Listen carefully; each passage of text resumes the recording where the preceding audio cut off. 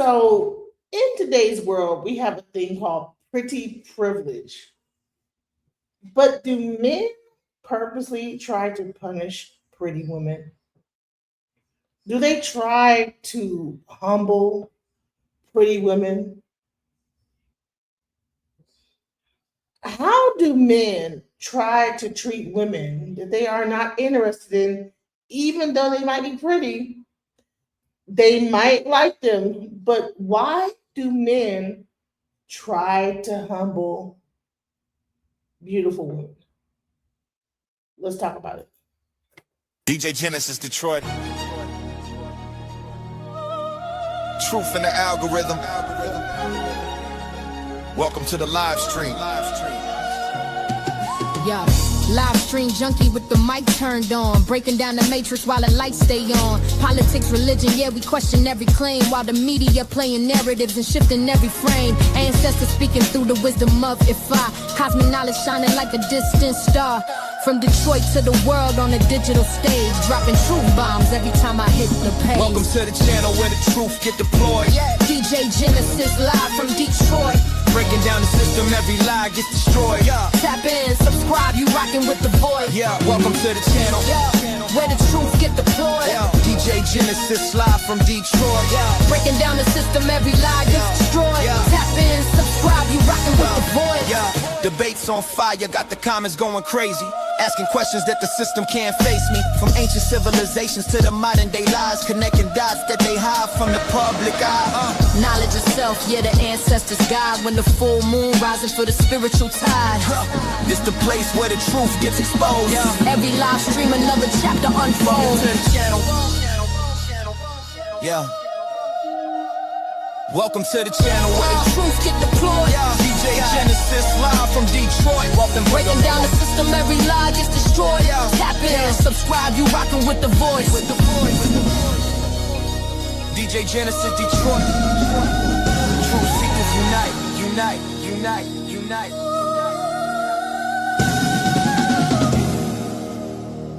Stay away, stay away, stay away. Stay questioning.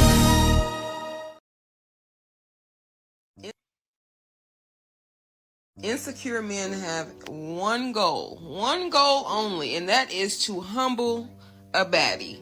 That is their favorite thing to do. These motherfuckers don't have no other hobbies but to love bomb a baddie, get her wrapped up in his lies and manipulation, and then drop her like a bad habit, only to humble her and bring her down to their low, disgusting level.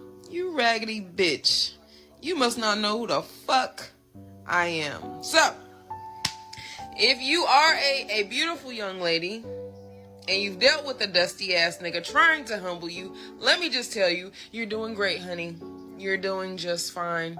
He's a fuck nigga and you're better off without him. Okay?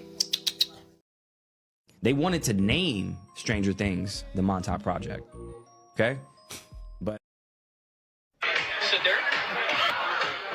don't be rude. Don't hate me because don't hate the player, hate the game. Why would you say something like that? Ain't coming off. She's a marker. I see you foundation. Where? Try again. This is the perfect example of what negging looks like. This man saw a confident, beautiful woman that he seemed too intimidated to even speak to, and he had to try to knock her down a couple of pegs. Just say you're intimidated by her beauty and wrap it up. I feel like men who argue and go back and forth with women who are pretty and confident, they know that's their only opportunity to speak with those women, so they take it. These are the kind of men that bother you after you've already said you don't want their number, or they want to sit next to you after you've asked them to leave, or they just keep bothering you after you already made it clear that you don't want them. They're always free to leave, but they don't because they want to go back and forth with you. It's the only contact they'll get. All he had to say was your freckles are beautiful. Are they natural? But no, he went straight to what he knows best, and that's trying to insult her first. I hate the fact that she was, trying to prove it to him and trying to wipe it off and trying to show him that they're real. They want you to prove things to them. They want you to show them you look good without makeup. They want to know if that's your real hair. What men like this are looking for is a reason to disqualify your beauty. They want you to help them come up with a reason for why you're not as beautiful as you think you are. If the freckles were fake, then it would have been like, well, I don't want women with fake freckles. Well, they are real, now what? He accused her of wearing foundation. She's not wearing foundation. Now what? See, they want you to help them come up with a reason for why you're not the baddie that you are. So, do men purposely treat beautiful women or women that they are attracted to like shit for no reason? You know? And I'm gonna like really bring this back to, let me bring my picture up here. I remember when, we were kids, right?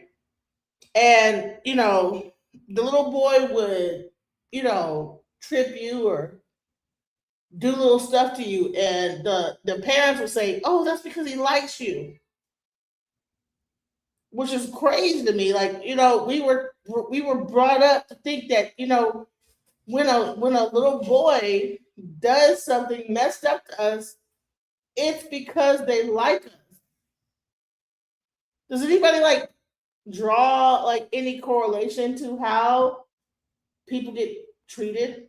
Like, is this normal?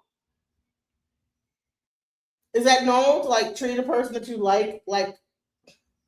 At what point is that behavior corrected? Is it ever corrected?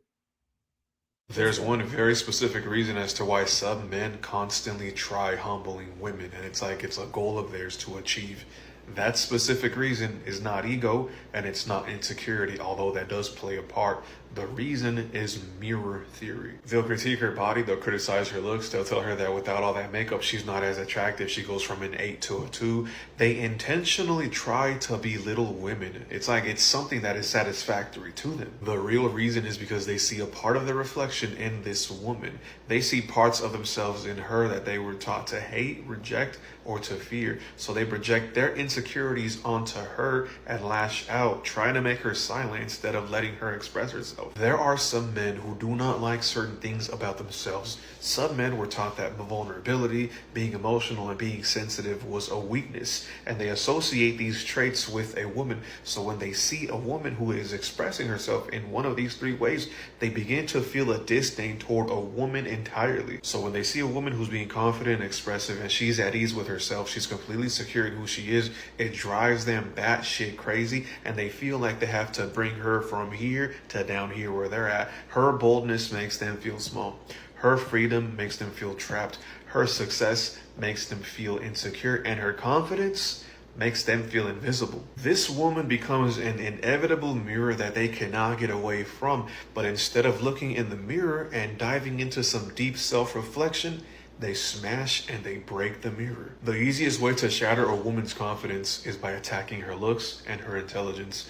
Men are not stupid, they're very calculated. That is exactly why they always try to strip down a woman's confidence by attacking her looks, critiquing her body, and making her feel ugly. Oh, she's way past her prime, she's expired, she's only for recreational use, she's damaged goods. These are all ways and things that men will typically say when they're trying to humble a woman. There's women with low self-esteem and low confidence, and then there's women with high self-esteem and high confidence. They're gonna target, guess who?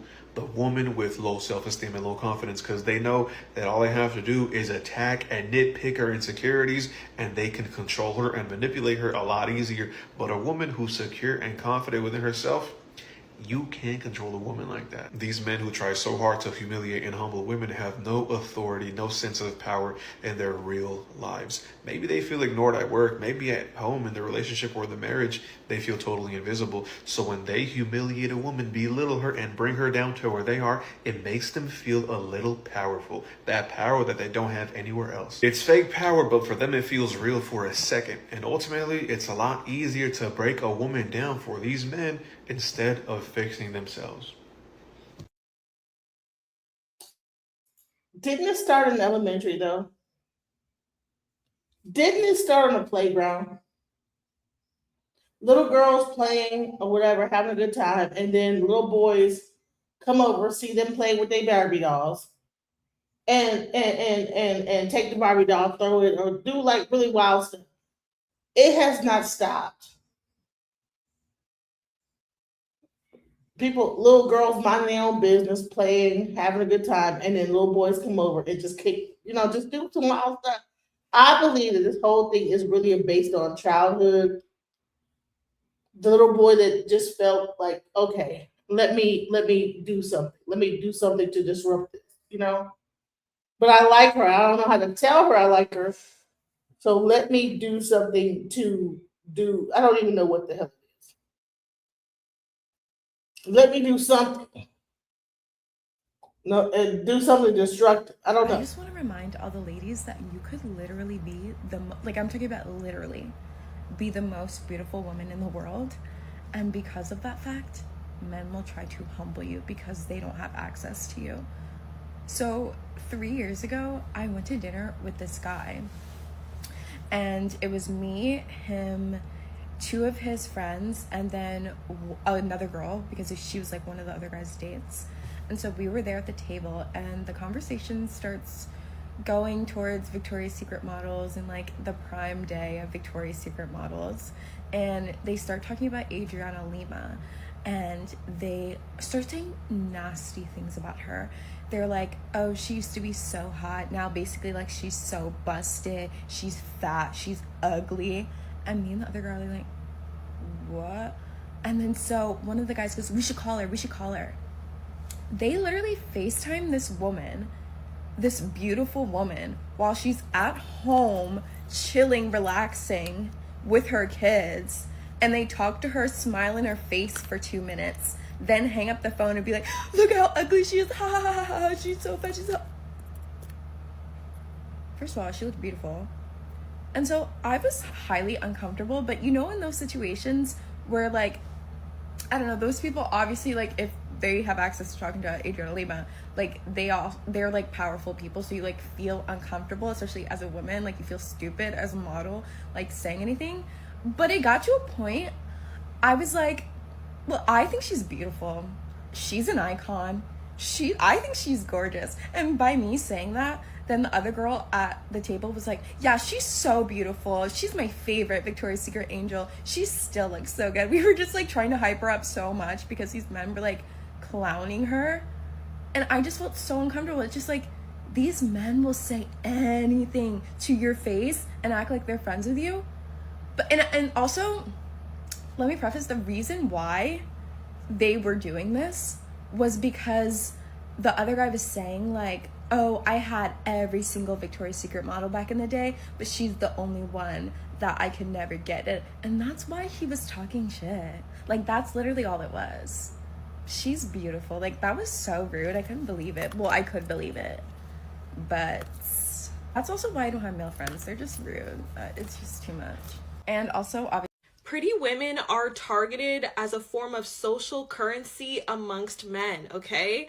When men see a woman who's very attractive, or the beauty standard in their community, or just in the world's view of what beauty is, they will make it their job to humiliate her, to hoodwink her, because it's a form of currency amongst men. A lot of men don't like that women's beauty and just women's being has so much control over them in terms of lust, and they resent women for that. And if you evoke that level of attraction or lust in a man, then he wants to humble you and make you seem as though you're not that important and you're not that special, and you know, you can't control his lust when you really can. Okay, a lot of men understand that, you know, women are the ones with the real power in terms of we control the population, which is why, you know, through legislation they're trying to control abortion, because they don't like the fact that we're the ones that give birth and we're the ones that determine whether or not his legacy persists. Okay, this is what you have to understand as a woman. And if you're somebody who's perceived as attractive, if you're somebody with a nice body, or if you're somebody who fits into a certain beauty standard, okay, you have to understand that you are in danger. Okay, you are in danger of being targeted.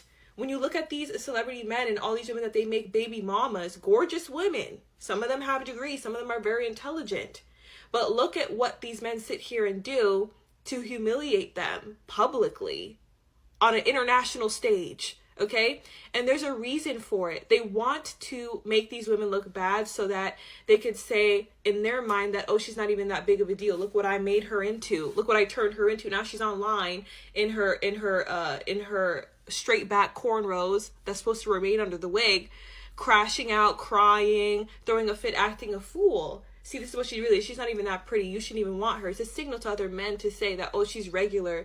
You shouldn't be nervous around her. She doesn't deserve, you know, her bills paid. She's not even that bad. Look at her, all this other stuff. They want to make you look crazy, okay? They want to make you look dumb. And a lot of women are out here looking so dumb, okay? Women who look like models, women who are gorgeous, women who have the currency in this world that's supposed to be able to get them into certain places.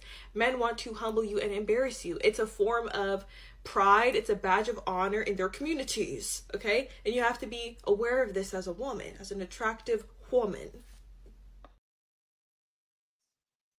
I just want to like make this a point is that, you know, a lot of times when you see these panels, they'll have a lot of beautiful women up there, but they'll be talking about women as hoes. And I mean, imagine like a panel like Fatty and Ilhan Ali, Anton Daniels, have all these beautiful women up there and they're talking about women like they are trash.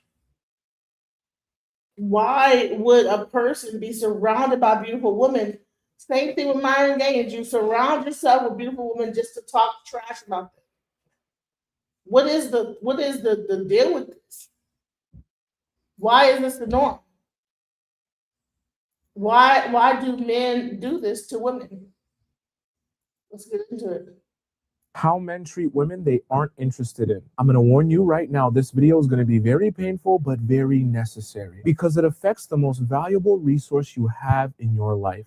Your time. If you are not hyper aware of exactly how men will treat you when they aren't interested in you, then you will waste so much of your time making excuses, being in limbo, and waiting for the relationship to change in ways that it never will. Which is exactly why on today's show, I'm going to be breaking down exactly what men will do to show you they're not interested without telling you they're not interested. Pay close attention to every single point because some of these will even feel like he's interested while you're experiencing it. And by the end of the show, you'll finally be able to take your life back because you won't spend another second of it on a man who isn't even interested in you. First, we're going to discuss bursts of attention because what I want you to be aware of is that men who aren't interested in you will not be able to sustain their attention for you in a way that lasts through intimacy. Let me explain exactly what I mean because it's very tragic. Let's say for the sake of example, it's a Saturday night and he's supposed to come over to your place. When he's at your place, he's telling you how sexy you are, the way that he's looking at you, the way that he's touching you. He's telling you how much he loves you. It's like he's completely mesmerized by you and you are feeling the love and feeling the desire from him. And then you guys get intimate and things take a complete change. After you get intimate, that intensity, that, oh my gosh, I've never seen anyone as beautiful as you are. I can't even imagine how much of your goddess you are standing in front of me. All of that energy seems to have subsided. Even to the point where it's not even just that he's not as intensely interested and have a deep burning desire for you. It's even that he seems to like be disinterested in you. Even maybe he like despises being around you and hates being around you and can't stand your presence. And you're sitting here thinking to yourself, how is it that someone can go from being so interested in me, giving me so much attention, and I feel so much desire from them, to literally the exact opposite of an extreme? It's because he was never actually interested in you. He was just interested in doing you. So when he gets that satisfied, all of a sudden he's like, okay, I'm chill now. I don't have to worry about anything. I don't have to give extensive amounts of energy and be fake, because all that intensity and that interest was about was pursuing the ability to be intimate. Once he gets the ability to be intimate, it doesn't feel like there's anything left to pursue. When he doesn't have that true interest in you, the person, he stops having a fixation on you. You notice even that he's looking at you different. He's touching you different. It just seems like a whole different person and a whole different type of energy that you're receiving from this man, which leads me to my next point, which is the switch up. Ooh, you're gonna hate this one. He'll show you interest when you and him are together alone. When you're at his place or when he's at yours and it's just the two of you and nobody's around to observe, he seems to be really interested in you. He's all over you. He's touching you. He loves PDA. He loves kissing you. He loves doing everything with you. And then you guys go out together, or you're hanging around friends together, or you're in public in general together. And all of a sudden you notice his desire to touch you, his desire to be around you, his desire to treat you like you're his woman, completely gone. And you'll be thinking to yourself, because it almost feels like he's embarrassed to be with you and to be seen with you. Because it's like when he goes out with you, he doesn't have the same energy of like holding your hand and wanting to be around you and hugging you and looking at you and looking in your eyes and giving you eye contact and the closeness. And it's like when you're around him now, he's kind of like looking around. He's kind of like disinterested in touching you. When you try to get close to him, he's backing up. He doesn't want to kiss you. The reason I want to make you aware of the fact that it is disinterest, he's not interested in you, is because if a man is truly interested in you, he's able to sustain his level of interest in you no matter the scenario. There is no ex that could come around that could change that. There is no family member that could come around that could change that. There's no friend. There's no place. There's no restaurant. There's no club party that could change how he shows you interest. So if he's someone who's really into kissing and touching you, he should be into kissing and touching you when he's out in public with you, unless his interest in you is very selective because he's trying to extract something from you. By the way, if you want to get my personal advice on your relationship or situationship and you're watching this on YouTube, go down to the first link in my description, submit your question to me, and I'll give you a detailed response via voice message. You'll know it's actually me because it's my voice within 7 days. For this next one, I know you feel it in your heart, but I'm here to confirm the truth. If a man is counting coins with you, he's not interested in you. If every time you guys go out, for example, he pays for your lunch and he's like, oh, your lunch was exactly $25.23. So I'm just going to keep track of that in my notes app so that I know for next time that you owe me exactly $25.23. I promise you that man is not interested in you. And I want you to be very aware of that, because when a man is truly interested in you as a woman, he's not going to be overly concerned with how much money he's spending on you. Let me explain to you exactly why, though. It's because he sees value in being able to be around you and having your presence present. And so when he sees value in that, he's not thinking, I need to get a return on my investment through the amount that I'm spending on her, or making sure that it's exactly 50-50. The only way that would be possible or that would be happening is if he felt like, well, her presence doesn't really interest me. I don't really like her that much. I'm not really extracting what I need from her just by being around her. So in order for me to get ROI, return on my investment, I need to make sure that I'm not overspending, okay? That I'm not putting too much into her, that I'm not investing in her, because as long as it's exactly 50-50, I can keep the investment at a bare minimum. Because why, as a man, if I'm not actually interested in a woman, would I want to be over investing in that woman? And so they start counting coins. Every single little thing, every bill, every dinner, every lunch, every snack, it doesn't matter. He wants to keep track of, you owe him exactly this, and you're gonna have to repay it, and he'll remind you of the fact that you gotta repay it. Okay, this is the point in the show where some of you are gonna feel very stupid. You're not stupid though, but this is very easy to fall for. I'm gonna explain. If a man is always asking you for favors, he is not interested in you. He always finds a new thing to ask of you for him. Oh, could I borrow some money? I just needed to do this business or to make this play. Oh, can I borrow your car? You know, because I don't have a car and it'll be easier for me to get there with your car. Oh, can I stay at your place? Because you know my place is a little further from where I'm trying to go tomorrow morning. If I could stay at yours, it would be much easier to get there from your place. And you start to notice a pattern that every time he's speaking to you, it's always a new favor. It's because he wants something. Let me just say this, all right? So conscious says, this man ain't doing breaking news. Women need to carry themselves like virgins and never talk to a man without a trusted person around you. Stop dating without bringing up your value as a wife. Well, listen, you know, I'm not sure how old you are, conscious, but I'm in my 40s, all right? So you're in an older person's, you know, ship here. So ain't no virgins of it. And to pretend to be a virgin is ridiculous. Like, so let's be real about that, you know? And never talk to a man without a trusted person around you. Stop dating without bringing up your value as a wife. Good point. That's a good point. But virgin, ain't nobody virgin. I have 2 kids. So I'm like 48. So you're on this is not like a 20-year-old's panel.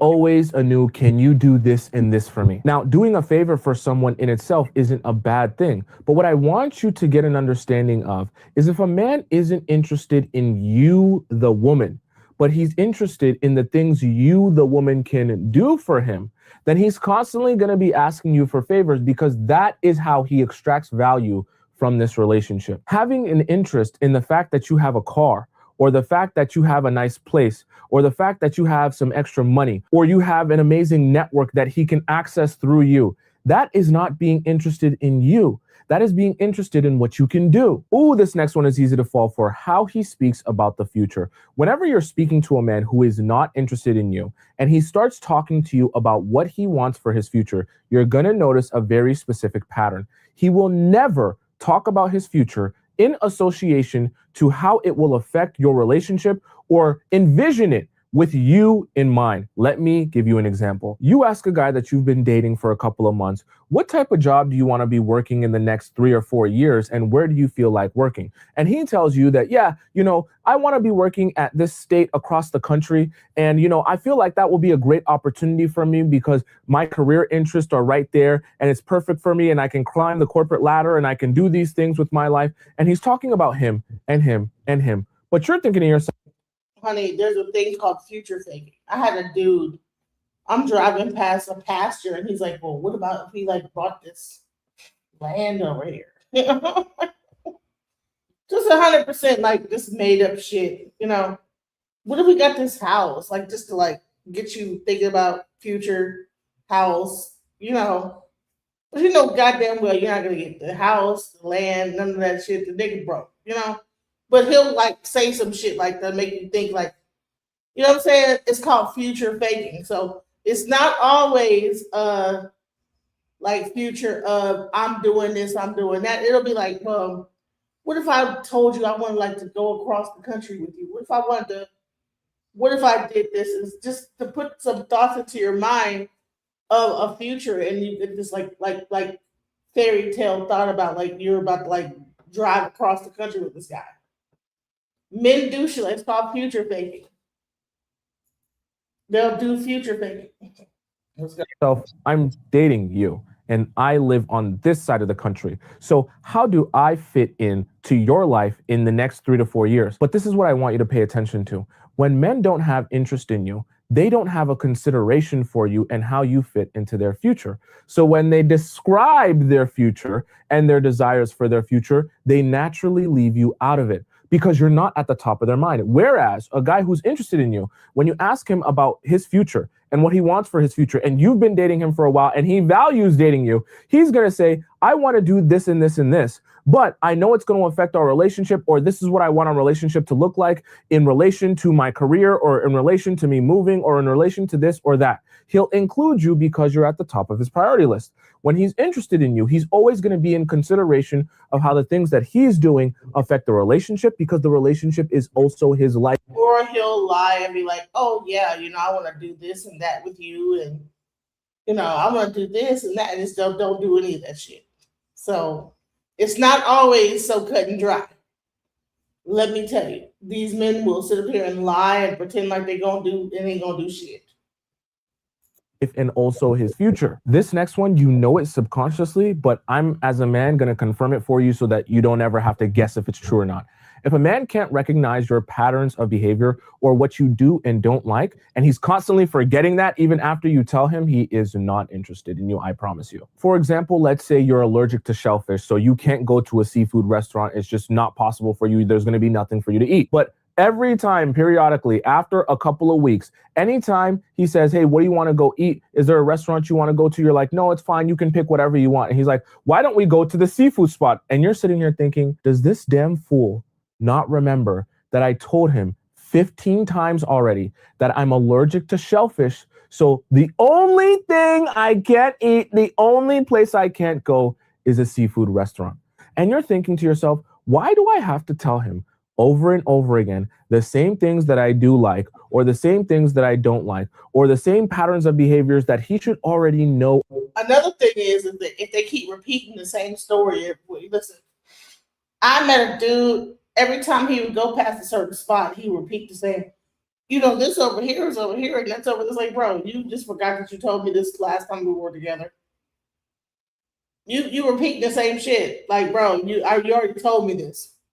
Well, this is over here and that's over there. And I'm like, okay, I've already heard this. Like, I'm not going to press like that you're smart. Okay, yeah, I get it. But like, no, you already did this. You already showed me this over here and that over there. And you're so busy like cycling women that you don't even realize who you ran this whole like personality down to, that you are intelligent enough to know what's going on around the city. Like that type of issue. Let's go.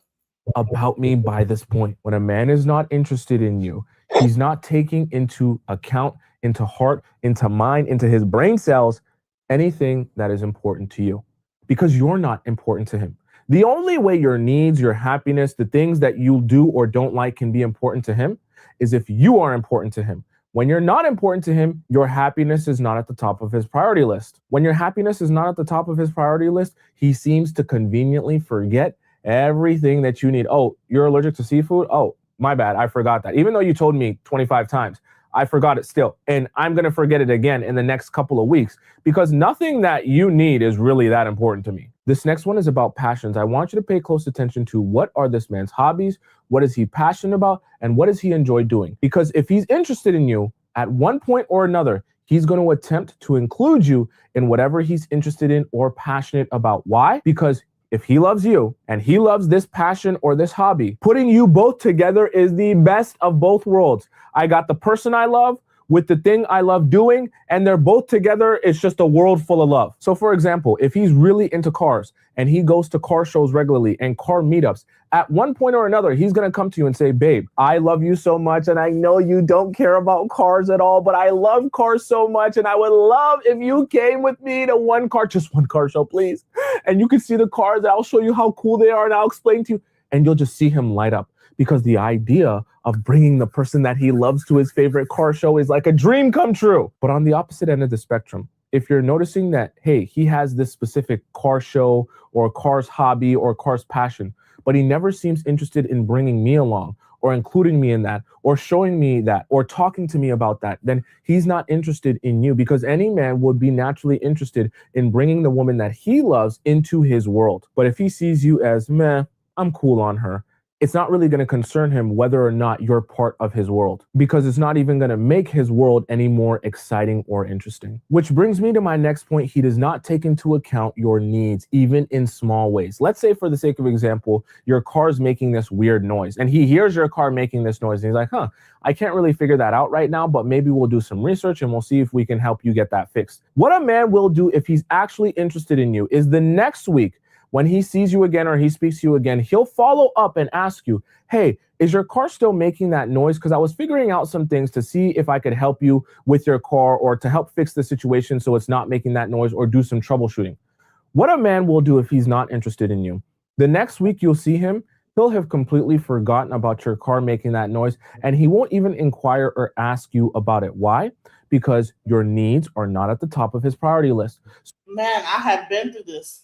Car fucked up, but will still ask me for a ride. I'm like, don't you hear my brakes screeching? Like, bro, can you ride me over here? Do you hear this? Do you hear my brakes? Hello? You know, I'm like, okay, and he just want to get to A to B. Whole like situation is like on some like just self-serving, I need you to get me here, and I don't give a fuck about your brakes. I don't give a fuck if your car breaks down on the way to me with your brakes. I don't care if your brakes fail. I just need a ride. You know, this type of shit. Like, I have been through this before, like with men, and people will say, oh, it's because you're fat, or you're like, nah, no, like whatever. You know what I'm saying? Because there's plenty of men that, even though I might be a bigger girl, that is not gonna do that to me. It's not gonna treat me like shit. That will see the beauty within me and love it, love all my fluffiness. You know what I'm saying? And please do not pretend like that bigger women don't have men that like love them. But there are men that like feel like a bigger woman is going to be a pushover and cater to them, and they want to take advantage of a woman because they feel like, oh, she can't get nobody else. Like, no, bro, I can get somebody else. Straight up. So even in small ways where he could increase the quality of your life, or just to be caring about the fact that, hey, how is your life going? What's going on with this? What's going on with that? I remember you told me this about your life. Give me an update on how that's going. When a man is curious about what's going on with you, what do you need? What's important to you? How's your life going? I want to know about this detail. I want to follow up on this. I want to follow up on that. That's a man that's interested in you because the details of your life are important to him. Whereas a man who's not interested in you, the details of your life are very unimportant to him. This next one's gonna make you uncomfortable. Okay, if a guy is grossed out by you in totality, he is not interested in you. Let me give you some reality here. If a man is interested in you, there will be virtually no part of you that is disgusting. I'm just telling you the truth. Your feet won't be nasty to him. Your farts won't be nasty to him. Your sweat won't be nasty to him. Your BO won't even be nasty to him. He'd love to smell your BO. I'm telling you how guys are when they're actually interested in a woman. In the opposite end of the spectrum, if a man is not interested in you, even the smallest little things will disgust him about you. Oh, I don't like how your toes look. Oh, why is your face looking like that? Oh, why do you smell like that? Oh, what is this? Like every single little thing will gross him out about you. That sounds gay as hell. That's when you know a dude is like kind of on the like gay spectrum. When you up there nitpicking about every little thing. Like, bro, that's gay.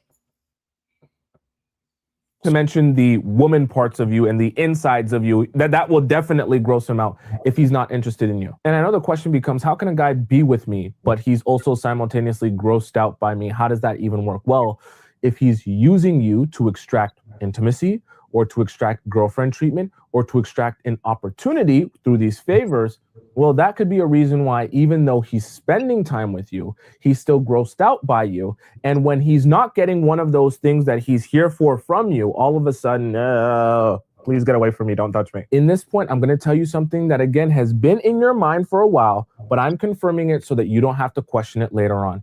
If you are fighting with the phone when you're in person with a guy, he is not interested in you. I don't care if you're fighting with the phone because of business. I don't care if you're fighting with the phone because he's scrolling through TikToks and Instagram Reels. I don't care if you're fighting with the phone because he's texting someone or a lot of people or a group chat. If you're fighting with the phone at all, when you are with him in person on a consistent basis, I guarantee you he's not interested in you. Let's just think about this logically. Imagine your man or the man you're talking to or thinking of or want to be with. Imagine if he was on a date with his celebrity crush or his favorite Instagram model or his favorite whatever, okay? His dream woman. Do you honestly think he would go on a date and get the small slimmer of an opportunity to be on a date with his dream woman, his perfect woman, and he'd be on his phone playing games or on his phone scrolling through social media? No. Why? Because if that's the dream woman, she is the be all and end all. There is no better opportunity than this woman. There is no greener grass than this woman. There is no more beautiful woman than this woman. So I treat it as such. I pay attention to her as such. She has my attention as such. Whereas if I feel like, I could take or leave this girl. She doesn't really matter that much. Who cares about what she thinks and what she feels? There's more interesting things going on my phone. I don't want you to gaslight yourself. It always means he's not interested in you. This next one you're going to want to deny, but it is true. If he's too... I'll give you an example. Was with this guy. Every time he'd get in my car, he'd be on the phone with somebody. Argue with them, talking to them, whatever. And I'm like, dude, why every time you get in my car, you're having a full-fledged, 30-minute conversation with somebody, but then telling me where to go, what to do, this, that, the other. Why couldn't you tell whoever the bitch you were on the phone with to pick you up? That type of shit. That type of stuff. This is what I'm fighting over the phone. Exactly. Tired to do anything with you, he is not interested in you. If every time you say, babe, but why don't we go out here? Why don't we try this? Oh, I seen this place on TikTok. Let's go here. Let's do this. And he's always like, oh, I'm so tired from work. I'm so tired from this. I'm so tired from being tired. I just woke up from a nap. I need another nap. If everything is I'm too tired, I promise you what he's really tired of is you. I'm not trying to be mean to you. I just want you to be aware. Men are never too tired to do things with women that they actually like and they're actually interested in. I promise you, no matter how busy his schedule, no matter how much work he's done at work, if he comes home to the woman of his dreams, and a woman of his dreams wants to go out and have fun with him and spend quality time with him, and he loves doing that with her, he will find the energy to go out with her and do things with her and spend time with her because he also feels like I'm receiving value from this experience. Exactly, bro. If a guy likes you, he's not going to tell you he's too busy. And I've been there. Listen, I've been there. I'm going through it right now. Guy, like, oh, he's just so goddamn busy. So busy doing what? So busy doing what? You know? Like, really? Like, no. Bye. Bye. This is the thing I want you to understand as well. With men, when they value experiences, they prioritize those experiences. When they feel like when he's with you, he's getting a lot out of the experience of being with you because of how much he likes you and how much he enjoys being around you, well, of course, he's going to want to continue to do that more. And as weird as it sounds, when he's not interested in you and he doesn't see a lot of value in spending time with you, then he's not going to be as enthusiastic at spending his energy on you. I got to break your heart a little bit with this next one. If a man is not planning with you ever at all, he is not interested in you. These men that will try to pretend like they're super spontaneous and the only time that they communicate with you is the day of, or literally a couple of hours or minutes even before they're trying to see you, or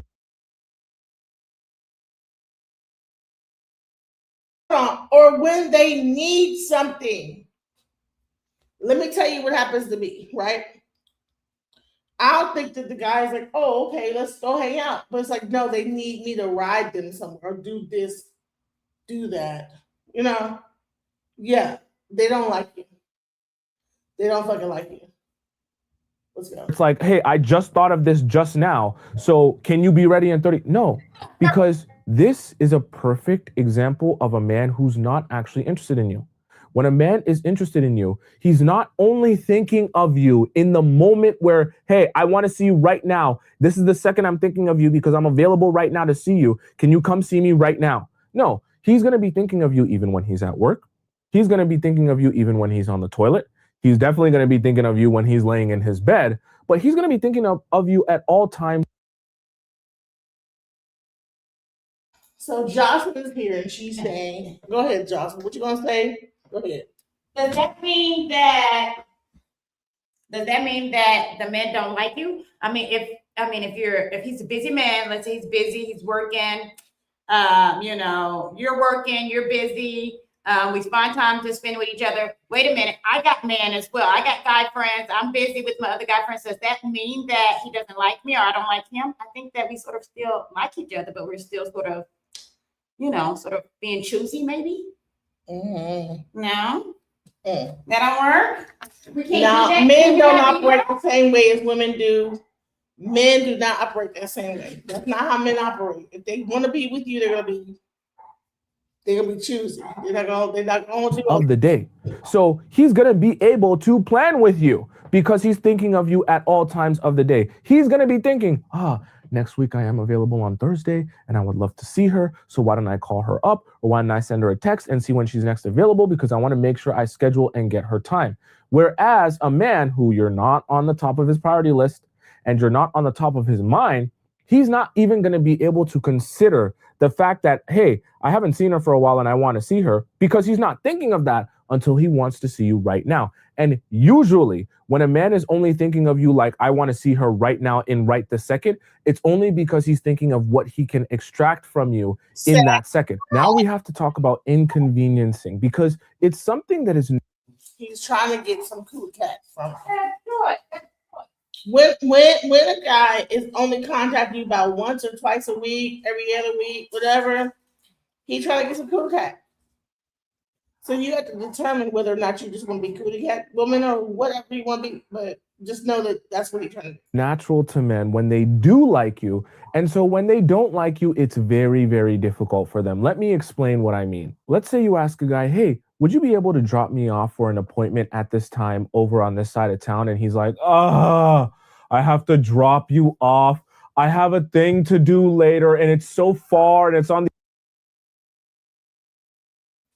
let me tell you something. I had a dude say, I'm going, like, I had like a colonoscopy. This nigga took 2 hours to pick me up from the damn colonoscopy.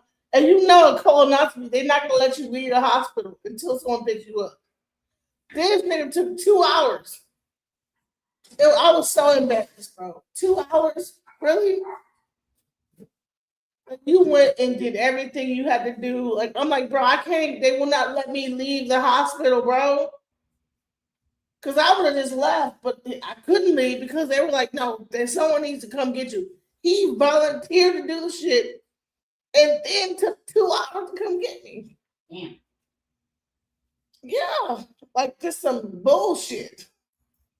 These niggas be doing some stupid ass bullshit, bro. The opposite side of town, and I'm gonna use so much gas, and I've got all this other stuff going on. But why would a man react that way? See, when he's not interested in you, the idea of inconveniencing himself for you, feeling like he's not getting any return on his investment because he doesn't have any affinity towards you, so he doesn't think he's gaining anything by taking action for you, feels very unnecessary to him. Because I never want you to forget this concept. Men know how to communicate how they feel.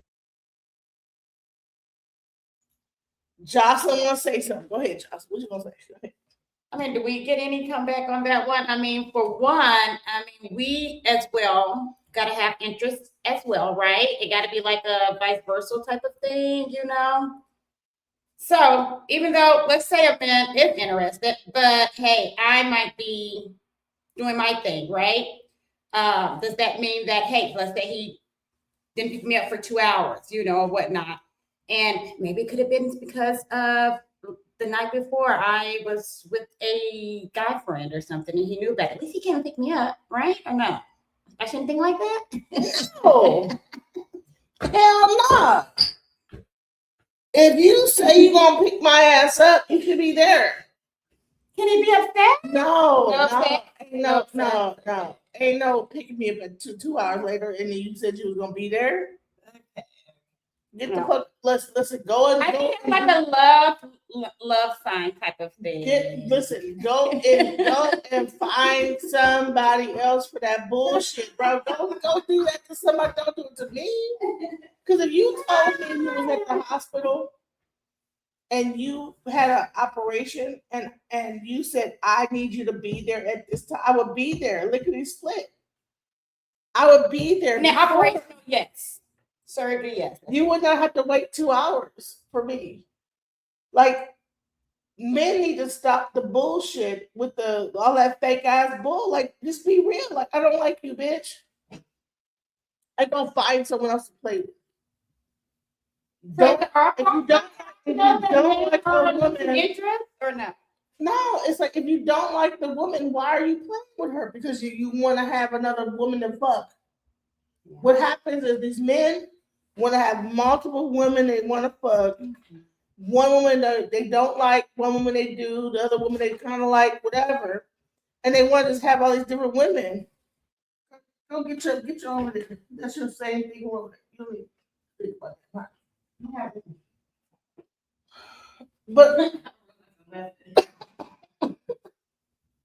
But at the end of the day, just say you don't like her. Why all this fake ass shit? Why are you faking like a person you don't even like? I don't get it. About a woman by taking action for them. Now, on the opposite end of the spectrum, if I don't feel romantic feelings or love towards a woman, it's going to be very difficult for me to get myself to take action for her, specifically inconvenience my life for that woman when I don't see value in that woman or I don't desire that woman. I gotta be really honest with you with this next one. If a man is not concerned about your safety or your whereabouts at any point in time, I guarantee you he is not interested in you. It is a natural occurrence for men to feel like, what is she doing? Who is she doing it with? And how long is she gonna be doing it for? Because I need to make sure, one, that she's A-okay and everything's good, especially if I'm not there. And I just have it on my mind because she's always at the top of my mind. I want to make sure she's safe. I want to make sure nobody's bothering her. I want to make sure nobody's taking advantage of her because I feel, even if I'm not present, and even if someone else is there looking after her, her girlfriends, her other friends are there, her coworkers are there, I still feel this need to protect her and make sure she's okay at all times. And so it becomes another thing that men do naturally when they're interested in you. And when they're not interested in you, it's something. I mean, I don't think this is a Black American man. He must be from Africa. Because I'm like, do they know niggas doing all that bullshit? Yeah, he sound either Caribbean or African because they know this is not even that they naturally just don't do. They're not going to inquire, hey. They have different things. They have, get green cards and stuff and Black men. So they have to be like green card, but I think that Black African men are different in relationships. Yeah. All those games and bullshit that the Black men play in America is not the same shit that like African men do. He sound like a person that's either Caribbean or African. Did you make it home safe? Hey, I want to walk you to the parking lot to make sure that you're all good because I know it's late at night and this area can be kind of sketchy at that time. Which leads me to this next one. He is unbothered by your silence. Please pay attention to this. There will be points in time in any relationship that you have with a man that you are going to have to let your silence speak for you. I think that's my problem. I hate like men out of my race, and they're here, and I'm still like enjoying the fact or older, enjoying the fact that I have those options. You know what I mean? They can't hear you. Come here and say it into the mic. So, just thinking of some of my problems as a woman, since I do date majority men that's out of my race, Black American, of course, for me, or let's just say foreign men or older men. And I think that's my problem, just having it sort of my way, that men might lose interest because, it might be me because I feel like I have those options available.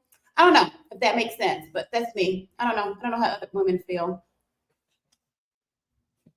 Do you think that more women, the black women need to like date out of their race?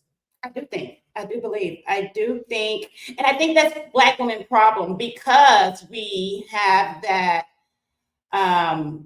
stigma about just dating our race, our Black men. So that's the reason we're like mad Black women. We're so angry towards the Black man when we should date all races. That way, we'll have our balance as well and know that those options are there. And sometimes let us fucking lose interest. I want to be the person that fucking loses interest. You know what I'm saying? Like, I want to be her, So anyway, so I think Black women should go more of that. Like, and I think that's why Black women are winning. You know what I mean? Because they fucking, they're dating the Black man and they're happy. Right? They're like not tripping. And the Black man is happy with her. And so you think we should like date more like what? I think we should date at a race. And I'm a foreign girl, so I want to date foreign. So I don't know. Just kudos to all women. I think you should go for it. Do it. Go foreign. Date like what Middle Eastern? What's the difference between Middle Eastern and a white and a Hispanic? What's the difference between those guys?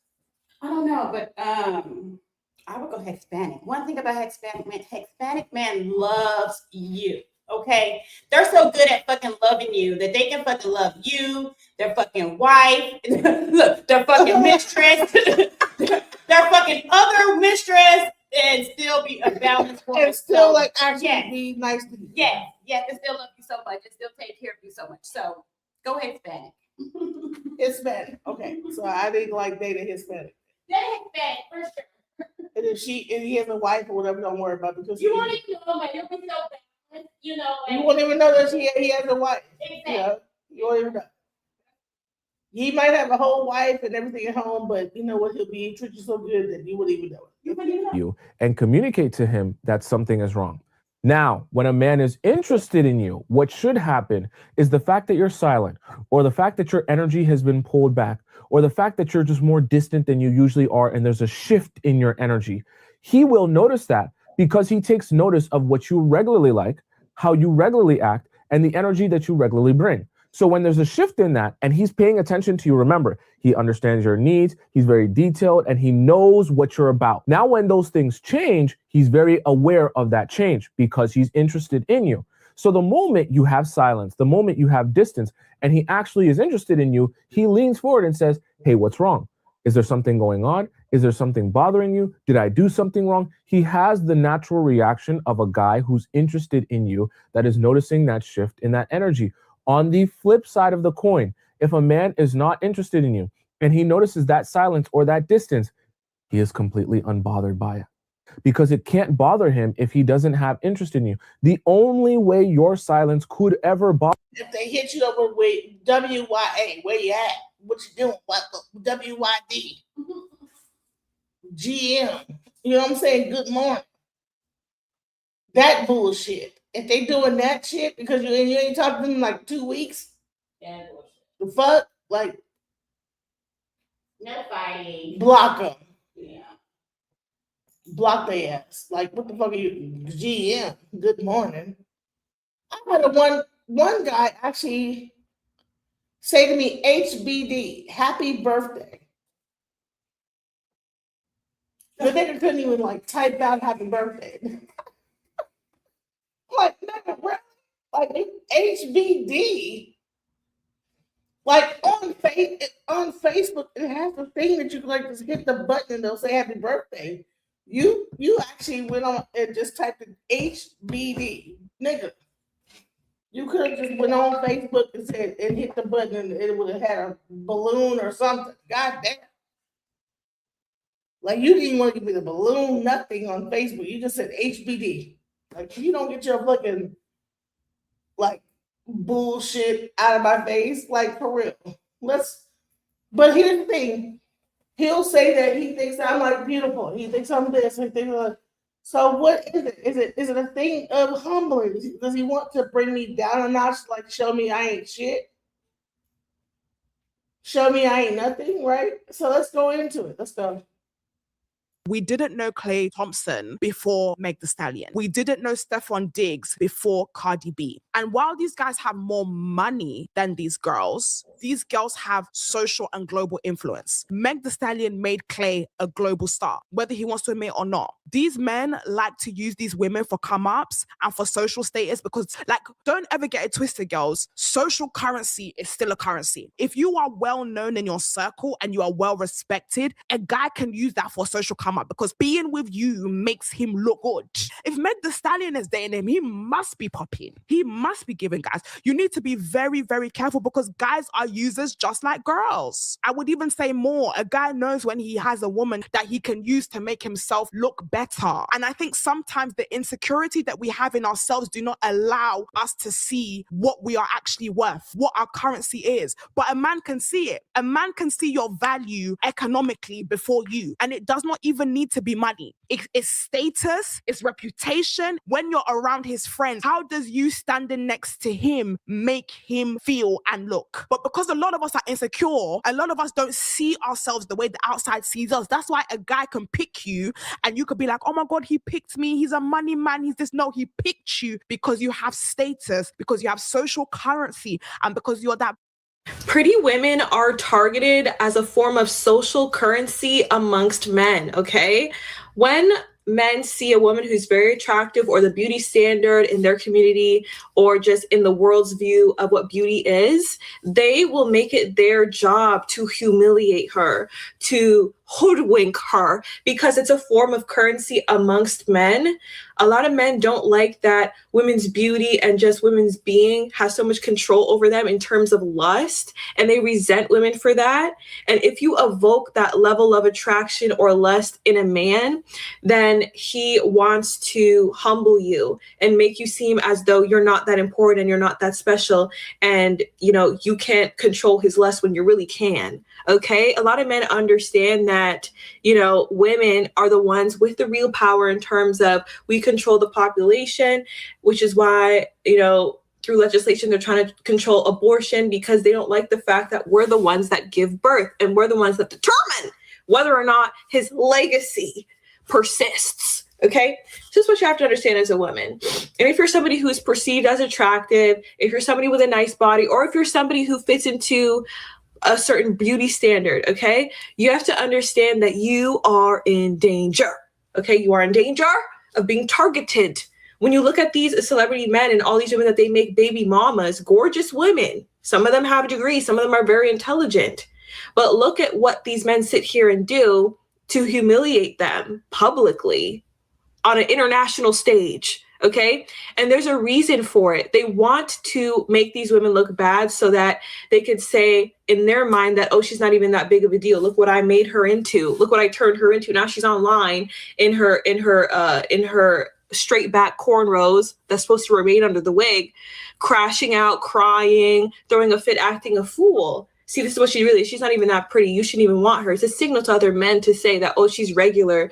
You shouldn't be nervous around her. She doesn't deserve, her bills paid. She's not even that bad. Look at her, all this other stuff. They want to make you look crazy. Okay. They want to make you look dumb.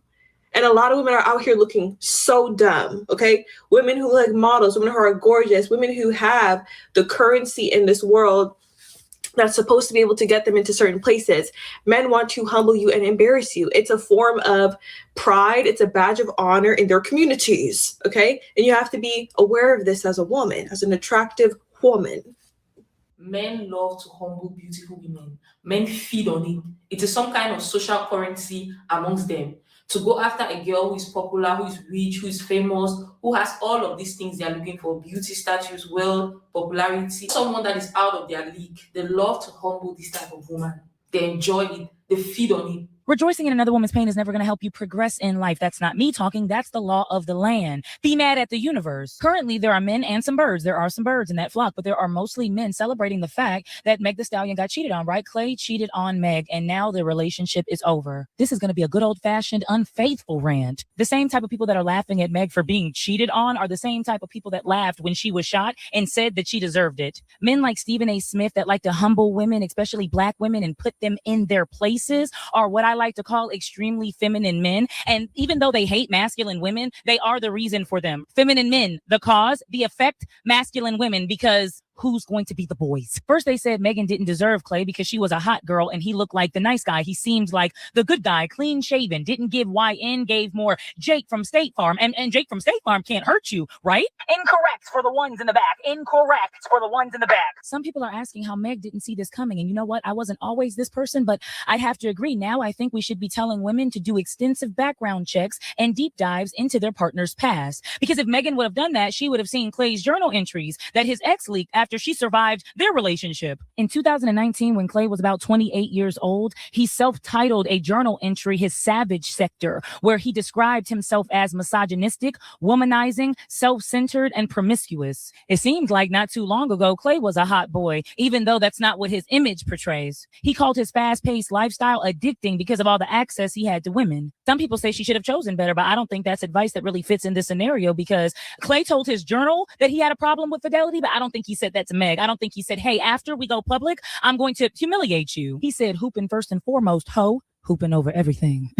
Period. It seems like a lot of people, including Megan's exes, are getting satisfaction off of her downfall, but leaving a cheater is never a downfall, right? People see it as a downfall because it's like you're losing something, but all you're losing is dead weight. Now all of your emotional energy can get poured back into you. Who needs a tragic life event when you're in love with somebody that's secretly sabotaging you? This is just my opinion, but committing to a cheater is like knowingly purchasing a car with a faulty engine and then acting surprised when it stops driving. Like, can you believe this is happening after just 2 days? Yes. Men and women will allow you to cook for them, clean for them, perform all the things that make people good partners. They'll allow you to meet their family and their kids. And when caught or confronted, these type of people, especially the avoidant types, will disappear. They'll pretend they don't know what you're talking about and they will move on to the next. And that's what Megan should do. Now, she says she's going to need a break from dating after this. And yeah, we can all understand why. No one likes the feeling of being lied to, disrespected, played, manipulated, finessed. No one likes that feeling, whether you're a man or a woman. A lot of women feel like they don't believe in cheating back because they're the bigger person. They have the better character, and that's all well and good. I agree. Walk away. Walk away from toxic situations. And that's exactly what Meg is choosing to do. But I will say this, if you play and I choose to stay, well, anything you can do, I can do better. I can do anything better than you. I know this isn't what we're told, but you don't have to feel embarrassed because somebody lied to you, because somebody lacked self-control, self-discipline, and self-love, because somebody couldn't hold to their commitments, because someone chose their addiction over you. Walking away and saving yourself time and heartbreak, even though you will still feel pain, is not a failure. What Meg is going through is tough, but it's not unique, unfortunately. Millions of people have experienced being cheated on. For that reason alone, I've been working on something incredibly special for all my roses. Stay tuned. Yes, we best start learning how to protect ourselves. Men can use proximity to women as social currency and social leverage amongst other men. Men's heterosexuality is homoerotic. Men date for men. I'm actually not doing this to hit that quote again. I've said this more than enough. I want people to go and watch JoJo's video. As you all know, I've said that phrase a lot. Men date for men. I've said this before, right? Men date for men. I've said we don't need to go down that rabbit hole. But the thing is, whenever I've talked about this, Men date for men. Wow. They want to have a person that other men find attractive to make themselves look good. Let's go. I've often only talked about it in the ways in which it affects men's happiness. Why dating for a kind of social approval only ever leads to like unhappiness in relationships, unhappy husbands, unhappy wives, unhappy boyfriends, unhappy girlfriends. And the idea of building your love life around social approval instead of connection is just a really dangerous thing to do. And the retort to that is like, well, women do this too. And I'm sure some women do. And I'm sure social approval is a part of women's lives too. I'm not debating that. But what JoJo has done, and I'm telling you that there are so many bars in that video that you need to go and see. JoJo has painted a picture of not only just that initial behavior of dating for social approval, but the way it takes over into like how you go to certain social events as well. And the way that certain men act online in the kind of build up to those. She paints an incredibly well-described picture of exactly how much darker this is for women. The way that men are navigating online discourse on the lead up to an event is turning the event space into an arena of sexual assault for women. I actually don't want to say more. I've already reposted the video, but I was just like, this needs way more eyes. And I went into the comments and it's just women wall to wall, like saying, this is really well articulated. Well, at least that's what my algorithm is showing me. And so I just think that like everybody needs to go and watch that video. Men, women, everyone. Particularly the articulation about who that kind of behavior to online, is a dog whistle for into engage in like really predatory behavior. That sends out a dog whistle to the worst kind of man, to a man that has the worst intentions for women. So yeah, I've been talking about why some of this like online rhetoric is bad for men, harmful for men, long-term not good for men. JoJo has incredibly articulated why this is so dangerous for women. So yeah, just go watch that video. Men do date women based on their social media popularity on social media or followers, whatever. Because in 2022, I was dating a basketball player. Mind you, I only had 2,000 followers on TikTok or Instagram. I wasn't even on TikTok. It was Instagram. And I met this basketball player. We hit it off. We were cool. He was young. So he was on the G League. He wasn't in the NBA, whatever. He was on the G League. So he was about to make it there. He was 21. I was like 23. So we were talking and chilling every single day. But I noticed he started like getting this. He was getting distant. So me being me, I'm just like, oh, whatever. I was already talking to another football player. So I didn't really care, but it seemed like he was going to make it bigger. So I was doing the same thing. Anyway, I noticed that he hid me from his Instagram story. So I went to my other Instagram page and I watched his story. He shared an Instagram model on his page.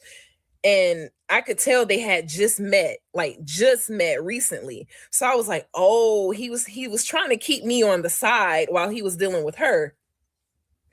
He wanted to deal with her. Like he wanted her to be known as his because of the followers that she had.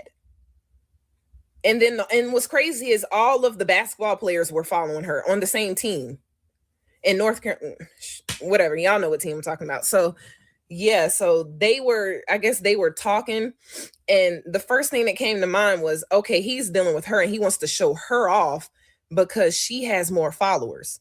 And he wants to keep me on the side, like just because I have 2,000 followers, I'm not worth being seen on social media with him because she's an Instagram model. So I'm like, okay, this is like a popularity thing, like a status thing. Like he wants everybody to know this is what I can pull and look how many followers she has. And then he broke his leg. So he didn't even make it. Y'all know who I'm talking about. In 2022, he broke his leg. right before the first game in Las Vegas, and he didn't even make it. Still to this day, she's still popular and he's a nobody. She has more followers than him.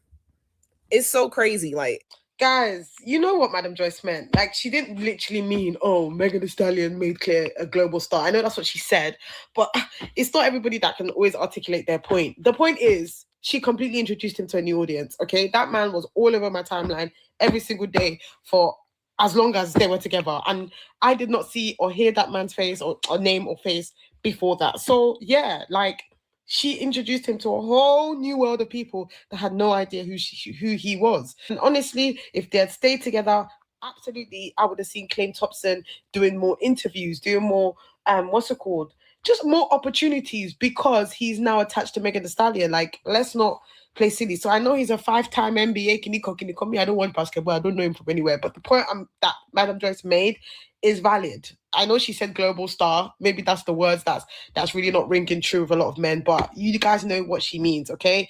A lot of people, no, when I say a lot of people, I mean millions of people did not know that man until he was with Megan Thee Stallion. And she has motion. The name Megan Thee Stallion rings, okay? There's people that have never heard her rap a single rap. I know exactly who she is. So let's not be obtuse today, guys. Come on. Some men.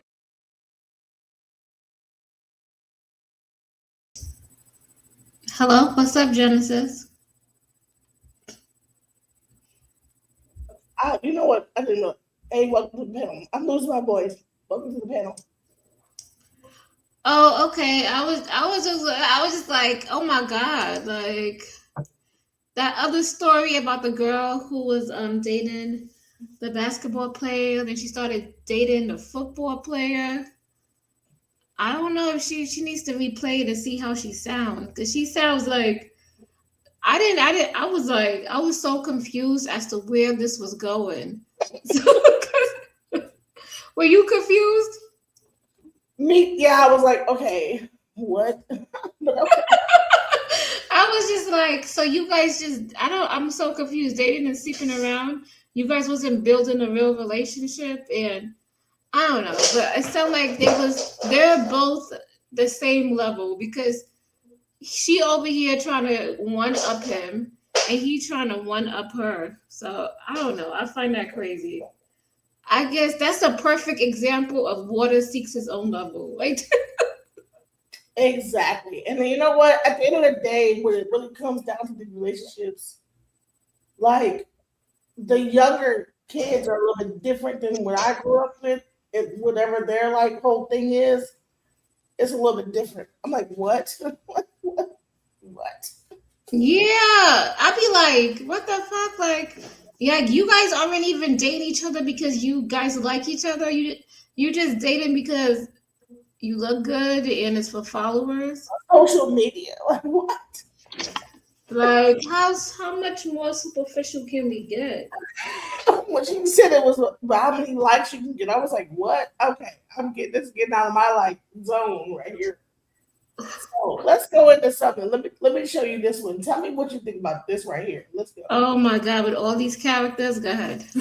Sometimes what you wear reflect exactly who you are. Then Athena stepped in with a completely different perspective, bringing a more conservative take. So women who dress like that make me uncomfortable. I don't understand why people are trying to defend something that's so blatantly immoral. And just let me just go further, because it's like they got that music on. And what was she booties wearing? doesn't mean that she's like, it's not equivalent to sending a DP. Hey, they're not you know what's saying, funny? I want to have sex with you. They're showing they're showing what they Y'all worked not out so on. bad. They're showing what they invested money on. And that's it. And if you don't like it, then keep your woman dressed in a beekeeper outfit and wrap her like a mummy, put her in a closet, bring her only out at night, make sure she has a box over her, and then you'll be okay. So that's all there is. And y'all, and that's a lie. Just like y'all get upset with young girls who can get the man you can't get anymore. You'll when you get 50 years old and your body, I'll about to let.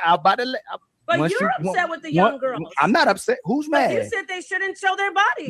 No. I'm not mad. Actually, y'all need to stop. You said they're whores and thoughts. You said it's the same as sending a vulgar DP. You are mad because you don't like it. You said, why don't we check them? Check them why? I think young women, because their bodies are beautiful, they definitely should wear body conscious because they're, like you said, they're not always going to be like that. So why should I get mad at a young woman with a beautiful body and tell her she's a thought when it's a good thing? So you're the one who's mad at young women, Ali. Y'all and flip you shouldn't flop. be because you're a No, heterosexual actually, man. when you get about 50, 1 second, Ali, 1 second. Napa, let him finish when he starts. Yo, I fully agree with her because I just, when I was growing up, they used to just be like, don't wear this because you're gonna look like a slut. Don't wear this. And I'm like, when I was 18, I never wore that. When I was 19, I never wore that because of what somebody said. When I was 20, I never wore that because of what somebody said. When I was 21, I did not wear that because of what somebody said. And I did that for like all of my 20s. And now I'm like, why the fuck am I listening to people when I can wear whatever the fuck I want to wear? Do I have to wait till I'm 60 to wear what the fuck I want to wear? Like, the thing is that he is trying to age shame her. Napa is beautiful. She has, her body is not fucked up. Why is he trying to bring up a 50-year-old woman? So he tried to bring it up at first. She talked over him. He said it again. He's trying to age shame her. And yes. Try to do the age shaming shit. Like, dude, you're gonna get older too, nigga. Exactly. Why you're like, oh, okay. Well, no, men get younger as they go. Like, if you don't get the fuck out young woman with a beautiful body and tell her she's a thought when it's a good thing. So you're the one who's mad at young women, Ali. Y'all and flip you flop. be because you're No, a heterosexual actually, man. when you get about 50, 1 second, Ali, 1 second. Napa, let him finish when he starts. Go ahead, I'm when you get about 50, she's 50. Who, that girl is 50? She's 50 or more. Yeah, she's beautiful. Oh my god, she look good. The fuck? If I was her, I'd be rocking whatever the fuck I want to wear. What's that? Fuck And what they- what are you talking about, bro? When you about 50, but he knows that she's 50, so he's trying to like jab her. But the bottom line is she's still beautiful at 50. So why in the hell is he trying to use her age? When y'all get about 50, what you gonna say? When you get about 50, then what? Let's go. Yeah, when you get 50, when you get 50, you gonna judge them too, because she gonna start taking attention to your man as well too. Just like y'all, you broke up, and you That's keep why I interrupting me if asked- I'm wrong. 1 second. That's why I asked if I let him finish his thought. You can reply afterwards. Go ahead. Y'all are liars. That He tryna- most of hold y'all, on, when y'all talk pause about it. young girls and try to make men out to be, He trying to put the morality on women. That's what these men want to do. They want to take all their excuses for the fuck shit that they do and put it on you and be like, it's because she was wearing that. That's why I did it. That's why I was looking at her. You're gonna be wishing that you, man, if you don't get the fuck out of here. All grown ass men is not trying to fuck like no 20-year-old woman. That might be what you're trying to do, but ain't no all grown ass 50, 60-year-old old men are not looking for a 20-year-old. That's fucking weird. That's what you're into. Let's go. predatory because an older man can pull her, you're actually jealous of her because you can't get those men anymore. Same way when you start losing your body and you start aging, you get old and you start becoming a so-called righteous woman that found God, you're only judging that girl because you can't do it anymore. Y'all lie. Y'all know exactly what y'all doing with your bodies every single day. It's not for righteous attention. It's not for God. It's not for a husband. It's not for looking like a good woman. It's to get that type of attention from men and to condemn the men when they gave you the attention that you're asking for. So we're just asking you this. If you're going to carry yourself and conduct yourself like that, don't get mad at us when we treat you just like you are. Y'all actually get mad. What do you mean by I didn't that? and you interrupted me again, right? And I thought you were cooperative, submissive woman but too. what do you mean when we treat you like what? Like horse and you are a predator? Oh yeah, y'all get mad. No, see, you said no, not predatory because you use for money and resources. Hold on, So you gonna treat the man like a though? Like what? How do you treat them when they haven't addressed like that? How do you treat them? it's hard to answer a question when you're asking the question and you interrupt me while I'm asking the question. You really don't want me to answer it. You want to interrupt me while you're asking the question, but you're supposed to be the submissive, the cooperative woman. I thought you were as well too, because I thought you was a kept wife and a woman as well too, and you get on women about how they move as well too. But when it comes to you having to actually conduct yourself that way too, you get upset at a man when he don't want to treat you like a wife or respect you because you don't respect yourself, women and when you they keep dress doing like it again. How do you treat women when they dress like that? Back to the, you said how we treat you. How do you treat women You when they treat dress him like she's. I actually let me answer this for you, right? Mhm. Hey, Napa, how do you treat a woman that dresses and posts like this? I would laugh if she's a dancer. I don't see anything wrong with it. She's stretching her legs. Okay. She's a dancer, clearly. If she knows how to do that, she's a dancer. It's because these men are like, they be watching porn all day, and this is they porn, and they mad at the women. I don't see why. How could you be mad? If you was a man, you should be like, damn, she look good, and just move along. But Why?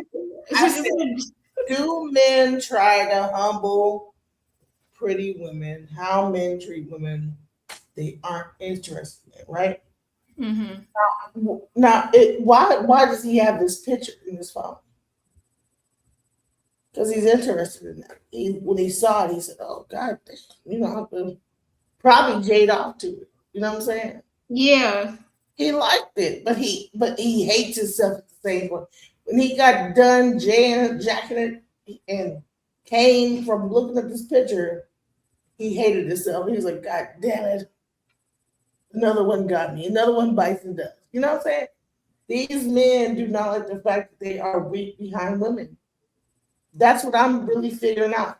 They don't like the fact that women make them weak. A weakness to them because of women's sexuality, sensuality, everything. And that's what this all boils down to. Let's go. if I saw somebody doing that. No, that's Comical. not the question. How do you treat a woman that dresses and posts like this? Well, how does a man treat this woman? with respect. Exactly. You see, how do you treat a woman that is posing in a ballerina pose? Like what? Don't you treat her with respect, with general respect? Nobody asking you to do even more. You treat her with respect, unless you're a fucking dog and you wasn't raised with respect or something. Something's My wrong. daughter is an acrobat in the circus. Oh, for real, she is? Yeah, she is very much. That's so. cool. Training to be an acrobat. So like things like this being like limber and like I could never imagine a person that would treat her bad because she's able to like do stuff like that. Like, what are you talking about? First of all, I think it's an AI picture. It looks weird. But second of all, if a woman has like dexterity, they normally have had to work towards that for a long time.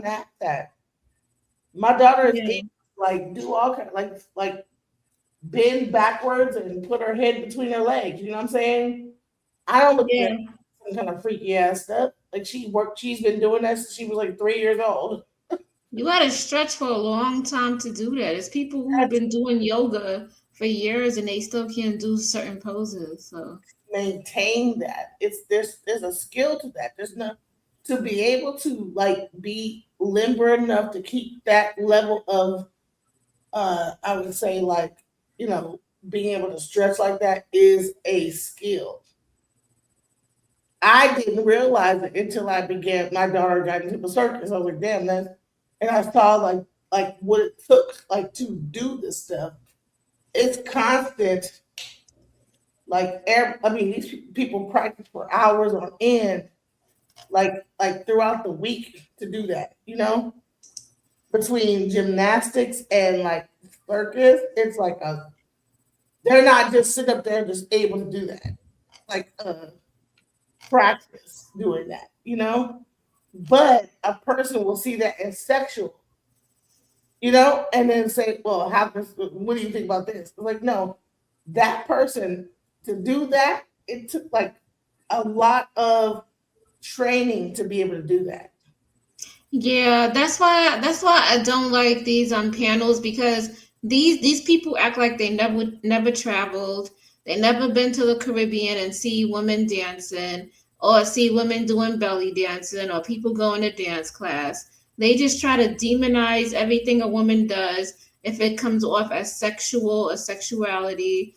I can't stand the shit. It's just like, I thought we're fighting for freedom of speech and freedom of expression.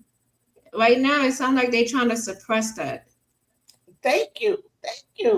Here we go. Hey, Fatty, hold on, ladies. You see how she can't say nothing about what a woman does? It's the same. Hold on, Napal. You the same woman that called a woman that gives her kid up for adoption a hero. So it's going to be very hard to take suggestion or advice from you and credibility on what a woman should do or shouldn't do. I don't think. I think it's you know why, Napal? Because there may be a time where you felt like you could do that, or you would still do it. That's why you don't want to say nothing about what she's doing. But you'll call a man a predator. You'll say. She says she can still do that, and he just gonna talk through that. Men will objectify women. You'll say men are sexual. You'll say men take advantage of women, but you won't say what women do to put themselves in certain situations, nor do you not talk about the women that you to get power and leverage from men and treat those men like that as well, to objectify men for their dollar as well. You see how they like ramble? And they wonder why we have feminists, because of shit like this. They objectify men for their money. It's like this is why women want to go work and have their own jobs, because of shit like this. Like, but I'm just saying, have you noticed that whenever the men get to talking, they're like just machine gun, like throwing stuff at people, like, and the woman's just like they're like just shaking her head. It's like, bro, you can't get a word in. But then when you say one thing, oh, you're interrupting me. Like, what's going on here? Like, this is gaslighting 101. You know why? Because he likes her, and he probably wished that he could be with her. And the girl that's down there in the chat with the glasses on, on the panel, she trying to agree with him. But he will never choose her in his life. Exactly. Let's go. Sexy, and her body is showing. He doesn't think she's a. He appreciates the beautiful body. He appreciates women because guess what? He isn't a predatory animal, and most men aren't. But you are trying to push that men can't control themselves just because they see sexy women, and that's what I'm against, my friend. Now I'll hand the mic to you. And y'all, I don't need to be long-winded. This is why Fatty was telling you women don't care about the truth. They're going to lie to themselves. So if you waste your time trying to convince a woman to tell her the truth, try to convince her to respect herself and conduct herself like a woman, she's still going to do whatever the hell she wants to do. And it's going to end up being a reflection of her husband a lot of times, or the man that she's with. That's why a lot of times men lose respect for those men. So again, the women you tell the truth to is the one who want to receive it. If they don't want to receive it, let them lie to themselves, just like Napad showed y'all evidence 101. I also think it's a little wild that men are expected to be gentlemen, but women aren't expected to be ladies. That's not ladylike. That absolutely, if you're wearing stuff like that, you're a 304 for the streets. Well, coming from you, Athena, you're a Bible thumper, and you're not a desirable. So of course you would say something like that, my love. But there's another side. Everybody has another side, okay? Yeah, she came for her element. Drag her. Where's the rope? We gotta pull her.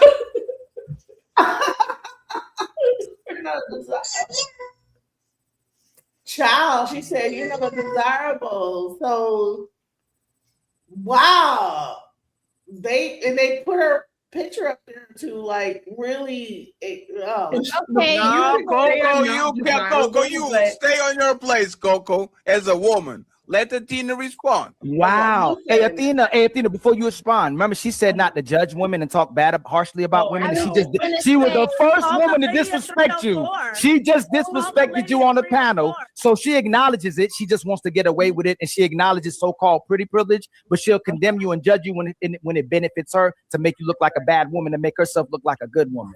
Okay. Yeah. Friends, we need members, friends. We need members, please. We need 7 members on my side and 18 members on Ali's side. It's so, nothing. Hey, what? Just one second. Just one second. ISO. 1 second, friend. Attacked Melanin, my sister, because she's gorgeous and she has cleavage and she's beautiful. We didn't so you attack guys her. hate that. No, it was nobody on this panel. It was nobody on this. Nobody that is on this panel. I'm not talking to her. I'm talking. No, nobody that was on this panel. The harder you try to make yourself look like a good woman, you're making yourself look bad. Just stop it. The harder you try to make yourself look good, the more you make yourself look bad, Napal. Just stop while. What is it about that they keep like talking over her? They're very bothered by her. Like, when a woman enters the panel and she's confident and you can knock her off a square, these men they just can't take it. They're like yelling and screaming over her, like, why? No, no, pop, blah, blah, no, pop. That's crazy. Like, why? Let's go. You ahead. Stop while you ahead is getting worse. Hey, man down, woman down. My bad. You're an emotional man, Uppy. We know. I know. I'm supposed to be. Didn't you want emotionally available, man? You brought it up. See, they don't even want you to be emotionally available, y'all. Do you hear how loud his mic is, bro?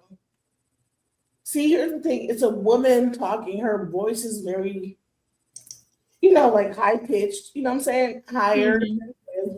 And he's booming through the mic.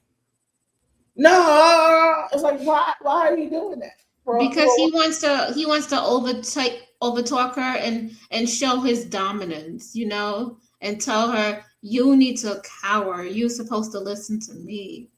You already know that's how it is. And all the men are gonna be like, yeah, he told her off. And then you have the women up there just like they're agreeing. You see this? She's laughing. It's like, no, that's not funny, bro. Don't show your heart. Show it to the right woman. You can't show your love to the right woman. You can't show your emotions to the right woman. She's showing y'all what she does.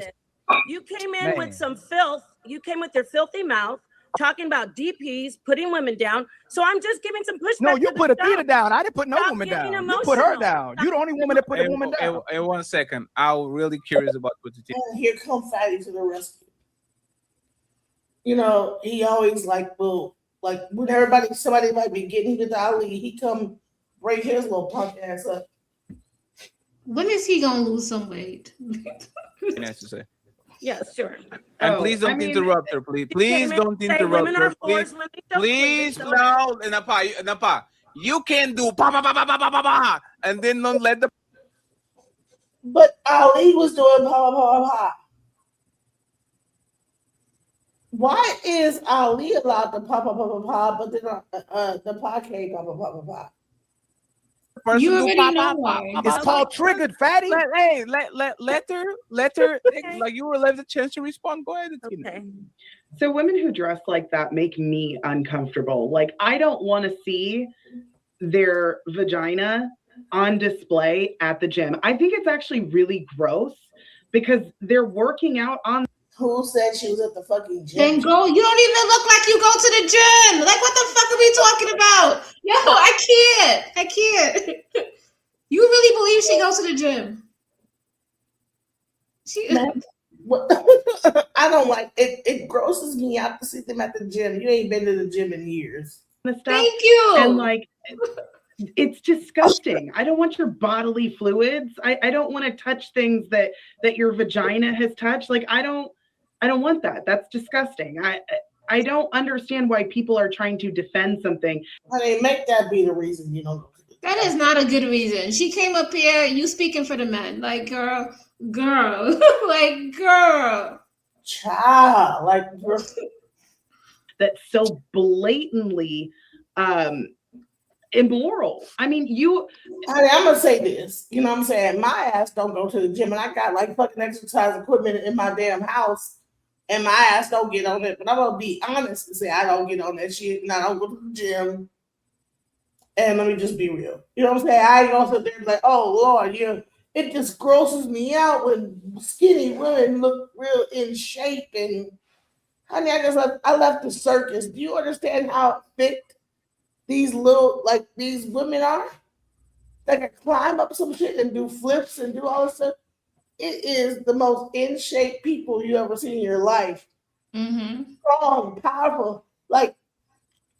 Can lift their the midsection, their whole core is flat.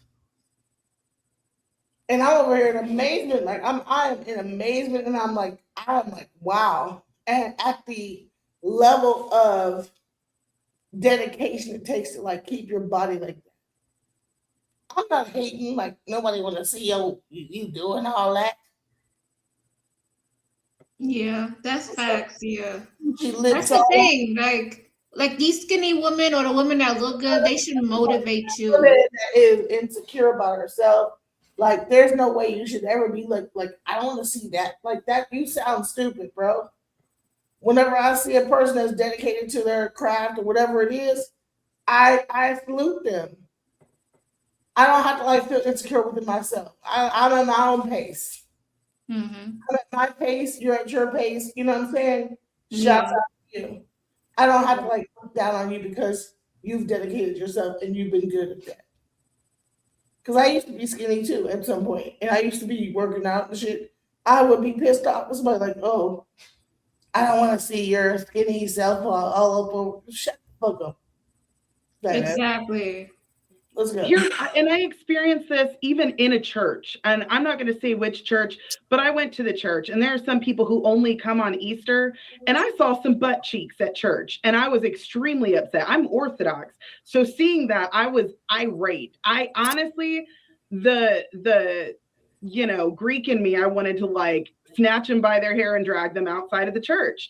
It's not appropriate. I don't want my son seeing that. He shouldn't be forced to see that in public. Cover your bodies. If you want to do that in private. I can't. Let's pause her. Like that. We live in a world where people could do whatever the fuck they want to do and wear whatever the fuck they want to wear. What do you mean? Like, if your son goes to public school and walks outside, She want to to see everything. Keon, come up here. Come up here, Keon. This people are talking crazy, Keon. Hit the link. Like, you're mad because a woman had like a tight dress on? So what? People are insecure within themselves and they like to try to project that onto other people. Exactly. Like these men don't need to go to the club. Don't go to the club. Don't go to no basement parties. Don't go to the beach. Just sit your ass and go to fucking church so you can see all the covered women. I hope you look at some boobs and security cat and like, because right now too many men are becoming gay anyway. I hope you see some titties. A little I'm gonna ass. tell them to join the fucking cult. Join the cult where that's what you see 24/7. I'm gonna be looking at this thing like, oh, ew. So she teaching her son to be like, oh. No, like that's you're a man and that's a woman and yeah, you know what I'm saying? For real. Like clubs and all of these whatever events, you can do it there. Like, don't do it just out in the street for everyone to see. We don't want to see it. Just period. And what Fatty said about how men aren't excited anymore about seeing those things, like that was extremely upsetting to hear. It's sad. Because they're gay. They're not excited to see a woman's body because they're fucking gay, bro. There's no heterosexual man that will look at a woman's body and not be excited. Yeah, I think something is wrong. Like, because I know a lot of men that have restraint, and I know a lot of men that don't be like looking at Instagram models. They be focused on their craft. They don't really engage in stuff like that. So it depends on the person. Like, come on. Ain't no dude gonna look at a woman's body that's straight and not be excited. Period.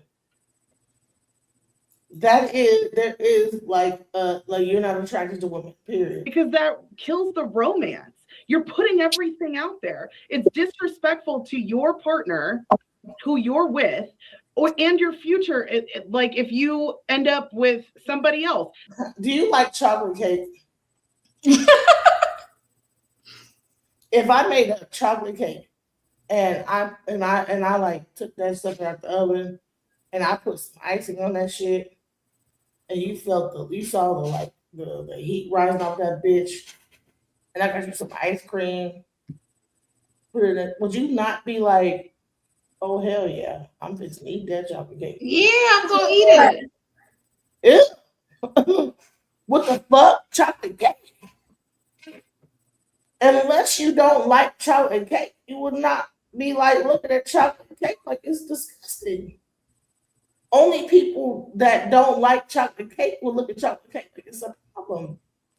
So when a man say that he saw a woman in her body and they're looking like it's disgusting them, it's because they don't like chocolate cake. You was funny. I think this is why I don't like the churches. And I don't even subscribe to the Bible because of chicks like this. Look. Overly. Listen. It's disrespectful to them. Mhm. And I'll land my plane there. And by But the telling way, her, hey, well, last, I'm quick. Telling a woman she disrespecting herself while she disrespecting herself is oppression because that's all she got. So that's what happens to a lot of women. When that's all they got, it's oppression. I can appreciate that we all have differences of opinion, but I think that, one thing my mom taught me is that, I'm not supposed to be up here talking about people's money, calling them broke. And I'm also not supposed to be up here talking about the way people look, if they are attractive or not. So That's good. that was just a pot shot. I think that was a little mean because what you might not find beautiful, somebody else does. She jumped up here. I and like first the way thing she was said that. Smell the to roses. the beautiful sisters, including her. I don't think she's not beautiful, but we're talking about. No, can't take that back. Only we ain't. You have to. Oh, hey, can we call him fatty fat? And they says no. Why is she trying to correct herself? Now they getting mad. It's like they want you to be this vicious person. Have to keep it going. Fatty's not fat. Fatty's just you can't keep do going. that. Not hearing me. You're Stand not on hearing it. me. See, this is what happens because I'm telling too much truth and it's Oh hurting. shit. This is the thing. She got up here. We were talking about society. The first thing she said, because she tends to do this, is women. She put it in the frame to agree with. I don't know what's wrong with Ali if he's got like issues with women. Damn, he's just laughing. Ali can't laugh. That's crazy. No, I'm trying to recap because you guys are acting like you were so mean to her. Because you weren't mean to her. You weren't mean to her. I'm not. This is what happened with Ali. That's why I had to get like this. Can I get this out? No, actually, you cut me off 10 times. That's why I had to get like how I got. This is Then what you I'm got to talking make sure you about. Right you here. got to follow the. I can't even speak. This is what it's about.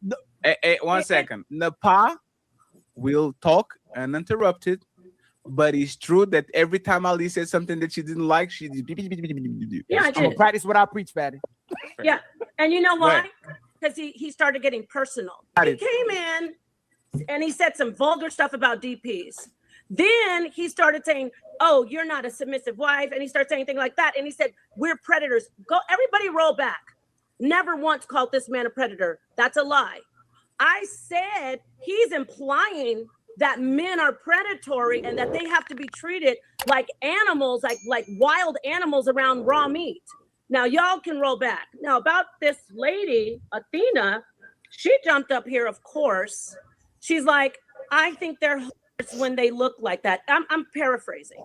She came right out the box and said, women who wear body conscious outfits are 304s. That is an insult to women. So Yeah. I said the truth, which isn't, the truth may hurt.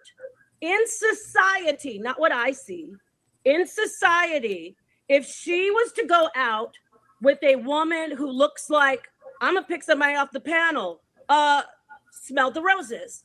People would look at Smell the Roses and think she's beautiful, and then they would wait and she'd be the last one picked. That's society.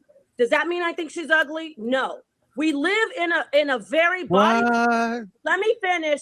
We live in a body conscious. You guys are being hypocrites.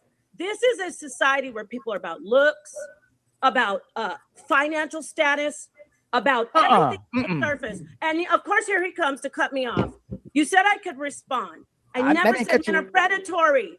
You came in saying DPs right there. You're disrespecting men, number one. You're making it like that's how you use that's the litmus. Oh, a DP. No, you came in with that. And I am a lady, but I'm on a panel and I know how to have discussions. And do you know what the DP is? I don't know. What is that? It's a D pic, a DICK pic. Oh, okay. I got what you're saying. Right. So that's what she's talking about, like DP, dick pics. So let's go. Debate. I thought, hold on. I don't want to She's see not Bede, but indecipherable, and she's a Bible thumper. And wait, go ahead. Say it again. I thought DP meant deep penetration. No, it meant like a D pic. So yeah. I know. Now you told me, but I thought it was deep penetration. Deep penetration. Anyway, go ahead. Let's show how our mind be just going into something. I know, right? I don't know. That's what I thought it was, but go ahead. DP and deep penetration. Not deep penetration. And she should just say a D pic. Everybody's like, okay, yeah. Or eggplant. He said double penetration. I said deep penetration. Not what happened? I thought you was hopping up here. The double and the deep penetration. Double penetration. What? You crazy? Yeah, why you drop down, bro? That's funny, bro. He said, you know what? That's funny as hell, bro. Let's go. I'm talking about society. Anybody sitting in that chat saying I'm mean is a liar. She would not be picked over somebody, like I said, and it's not a personal thing. You guys are acting like it's personal. She came in and said the 304 thing. She did. Like, and I'm gonna say this last thing. If she did a makeover and had a night and got her body all, I don't know how her body looks, but I'm assuming her body all nice, and she wouldn't be sitting there with just her face in the frame. First off, she'd be, like Spatty said, she'd be letting people see the hard work that she put into her looks. It's a society like that. So that's that. And I'm done. It's very ironic. You can point out the fact that you say, hold on real quick, Athena.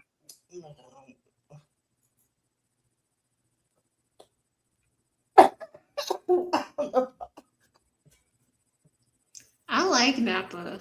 You know what? I love her.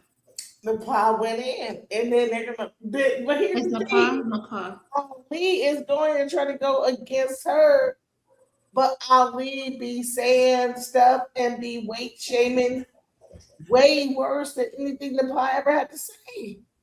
Yeah. Listen, I'm fixing to like just change. Let me just switch up the tempo right here. Let me just switch the tempo. Why you switch it? I wanted to see what the hell you about to switch. But go ahead.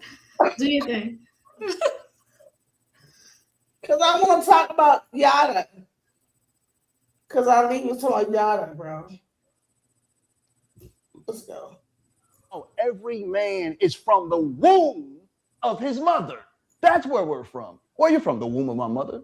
I don't care what landmass you were born on. We're all from the womb of our mothers, but we'll rather respect a religion more than we respect the feminine that births our beings into this world. Come on, man. We're sick. We're sick. Look, first of all, I need guys to... I gotta like drive it home. You know? I got to like get away from like the slander against female and feminine energy and bring it over into something positive. Yeah, I know what you mean. He likes to empower women. I give him that. He understands the feminine energy and how important it is. And he tries to uplift it. I give that to him. But he too is problematic. Right. There is a problem. But let's look at Jesus. And then look at Mary Magdalene. They try to label her as a prostitute. They try to call Mary Magdalene a prostitute when in truth, she was the closest one to Christ. Because they don't want women to know how great that they are. And then I want to talk to the Christians. I know the Christians would be mad at me right now. A lot of you that are claiming to be followers of Jesus are truly followers of Paul, not Christ. And Paul went against everything Jesus said. He told you not to listen to a woman. Jesus told you, you without sin cast the first stone. So who are we following? And I don't want to get into religion or the topic of religion because it can be debated because everybody has different beliefs. But if you can't believe in the woman that you see, how can you believe in a God that you can't? May all praises be to the Most High. May all praises be to the Most High. What are some takes that, sorry, when it comes to... I'll get your damn question. The question wasn't... No business outside trying to lead anybody. But we also built hospitals and clinics, you know, globally. We're working on building some birthing centers. So we don't own nothing. We just making money and giving it right back. How far have we come? We're still on the plantation picking all the cotton, but now they're paying us. And as soon as they pay us, we say, here, take it right back. I want that car. I want that jewelry. I want those clothes. Take it, take it, take it, take it, take it. Come on, man. This is the plantation. We are free. We are enslaved Negroes thinking we're free. Look how we treat our women like we're on the plantation. I'm gonna give you dingling, and I have to use the word dingling. Please don't laugh in the audience. Yeah, they are. I'm going to give you dingling. I'm going to mentally, emotionally abuse you, and then I'm gonna work you like a slave. Come on, man. And we don't even make love to our women no more because true love making starts in the mind. But anywho. Wait, Keanu, you from DC? Because you said Bama. That's some DC shit. He's a Bama, DC. Are you from DC or Maryland? He said y'all a whole Bama, DC. Are you from DC, Keon? Who, me? Hell no, I'm from Indiana. No, Bama is. Oh, Kenny Mack said that. I thought it said Keon. You from Minneapolis? Y'all is a whole Bama. That's some DC ass shit right there. Bama. Nothing but the tide, baby. He's from DC, Southeast. Yeah, he's a whole Bama. I ain't heard that in a long ass time, bro. That's funny as hell. Let's go. Do you got a book on this, bro? I mean, that sounds like a book. No, I do have. I've created, since I sing you, I've created about 10 books. Oh, okay. Let's go through them real quick. No. Oh, well, let's go through just one of the books that can help. Like you were just talking about men making love to their women. What is that book that you were talking about? You just said you had a book for this. Yeah. What is the name of that? I can't tell you that Okay, yet. but where can people go get your book? I can't tell them that yet. Either. Okay, all right. But just know, my boy, He gets free advertisement if you don't want to know. He got his advertisement down. Honey, he like, no, I'm gonna talk some more, and then I'll tell you what the book is. But let's, yeah. All truth be told, the greatest book is yourself. Yeah. But we don't want to turn the pages of our own minds because there's a lot of hurt and pain in there. But we have to realize the pain comes from God, and that pain teaches us something. So when we go through a hard experience, we're deeply in God's class, and God's saying, I love you. I know it's hard, but I got you. And you're going to make it through. And to the audience, every time you worried, every time you doubted, didn't you always make it through? Everything you were so worried about, didn't everything always work out? Listen, fall so deep in love with yourself that nothing else matters. I agree with that. That's a good Keon, go ahead. I know Keon got something to say. Man, look, I'm not trying to ruin the vibes. I'm trying to be a good husky tonight. You know what I mean? I'm not trying to ruin the vibes. You're not a good husky. I'm trying to be a good one. Husky. Oh, yeah, go ahead. I want to listen to some more of what he got to say. Go ahead. Okay, all right, let's go. All right, so question. Somebody in the chat asked about the Anton Daniels interview. I want to touch on that. That was a debate that y'all had, which is interesting. Man, listen, I don't want to discuss about that too much. Got you. It's old. Got you. It's old. Got you. It's not even important. Got you. All right. For you, right? Going into 2026, this year and beyond? What can we be looking forward to, Yada? Every time I look up, I feel like you're doing something. You're elevating. Yes.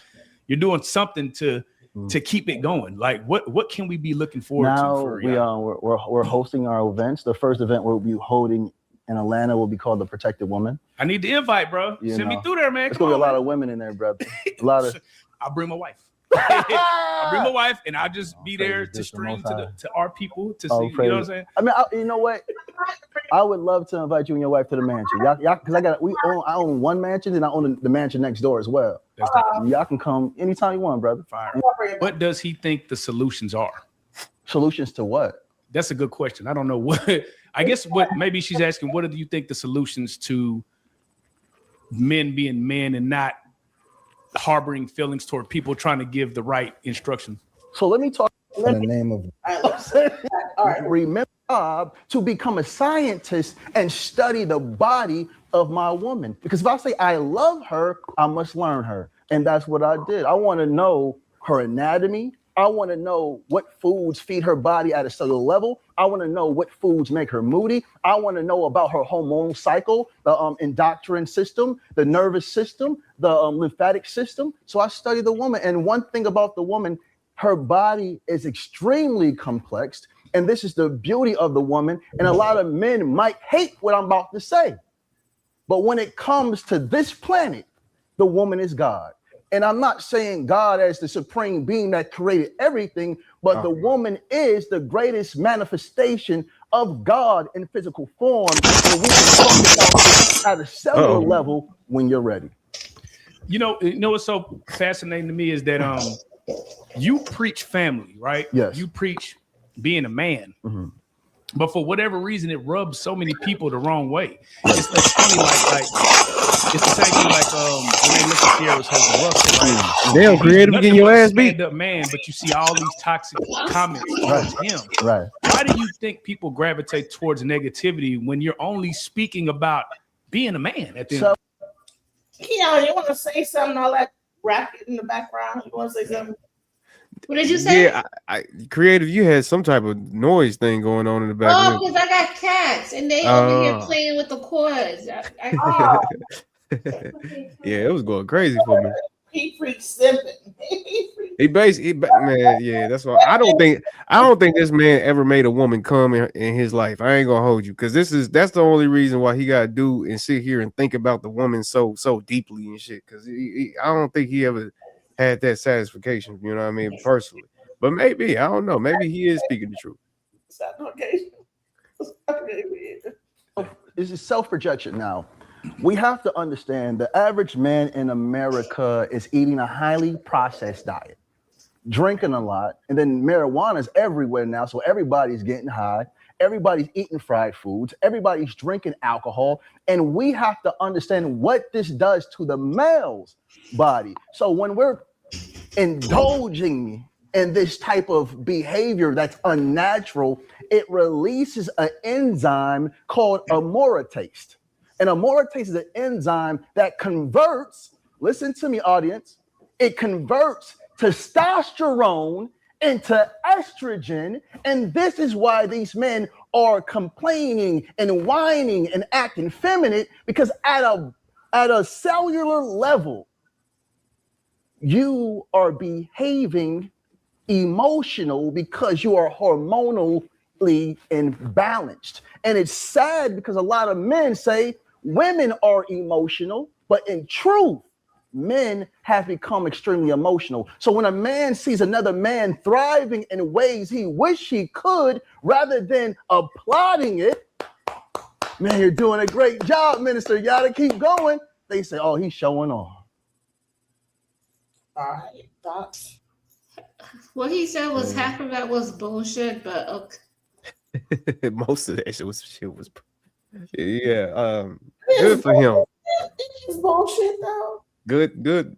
All I can say is good for him, man. He found a route, but you gotta be what's the word? Cautious of people that always tell you what you want to hear. That's how I kind of look at that. You know what I mean? Just be cautious of that type of stuff.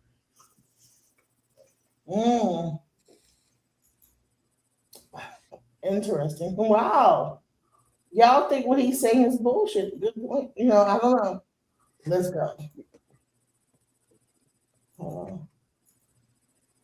Because that's crazy. I was like, okay, well. If we really want to understand the value of a woman, all we have to do is look at our mother. And sometimes our mother seemed unruly, but in truth, it was the world that brought her down, that broke her spirit. Because when a girl comes into the world, she comes pure. She comes a nurturer. Any man that has a daughter, when your mind is heavy as a father, your daughter's the first one to nurture you. Daddy, come here. Daddy, I love you. Here, Daddy. Mwah. And then what happens? She grows up, gets around these knuckleheaded boys, and they break her, or her father is the first one to let her down. Now, she doesn't even know that what a man is. And this is why so many women are going from man to man to man, because they've never seen a proper example of what a man is. And men have become emotional scam artists, or emotionally scamming women will make you fall in love. And after you fall in love, I'm going to run all over you. I'm a dog. I'm going to treat you like you nothing. I told you I only wanted you. I got you for a year. I got everything from you. Now I got 3 chicks on the side. And this is a woman that loves you. Brother, when I go to ministering in prisons and jails, when I go to the women's jails, their visitation system, empty. Nobody there. You might see 1 or 2 men or some parents in the visitation room. But when you go to visit men, full of women. Yeah. Full of women. And some of you women are so ignorant, you even jeopardizing your freedom to bring things into the. Come on, man.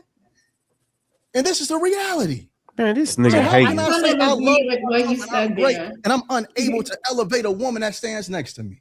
How can I call myself a man? Yeah, I have to agree. Motherfucker be willing though. Like who? It takes a lot of patience. And this is why. What? I thought it was on mute. Go ahead. Go ahead, Kieran. Nah, I was just saying, man, this nigga hating, man. Ain't no, man, you go to a woman prison, man. I had a couple females that was in prison, nigga, that I done visited my damn self. What is this nigga? Man, I don't know, bro. I don't know if that's all the way true. I it is. Some of it is true. I see a lot of women go out on a limb. And I see even in my family, like all these women, like when these guys go to jail, their mothers run after them, the cousins, they have all these women that support them when they go to jail. You don't think there's no man supporting the women? You don't think there's no man supporting the women? Not like that. Not like the support that we show men. That's why I always advocate for women to empower themselves, because 9 times out of 10, a man or a brother or a cousin, somebody's gonna ask that woman for help. Man, and all right, creative. All right, creative. What do you mean? All right, creative. Isn't the man supposed to be the provider in a relationship?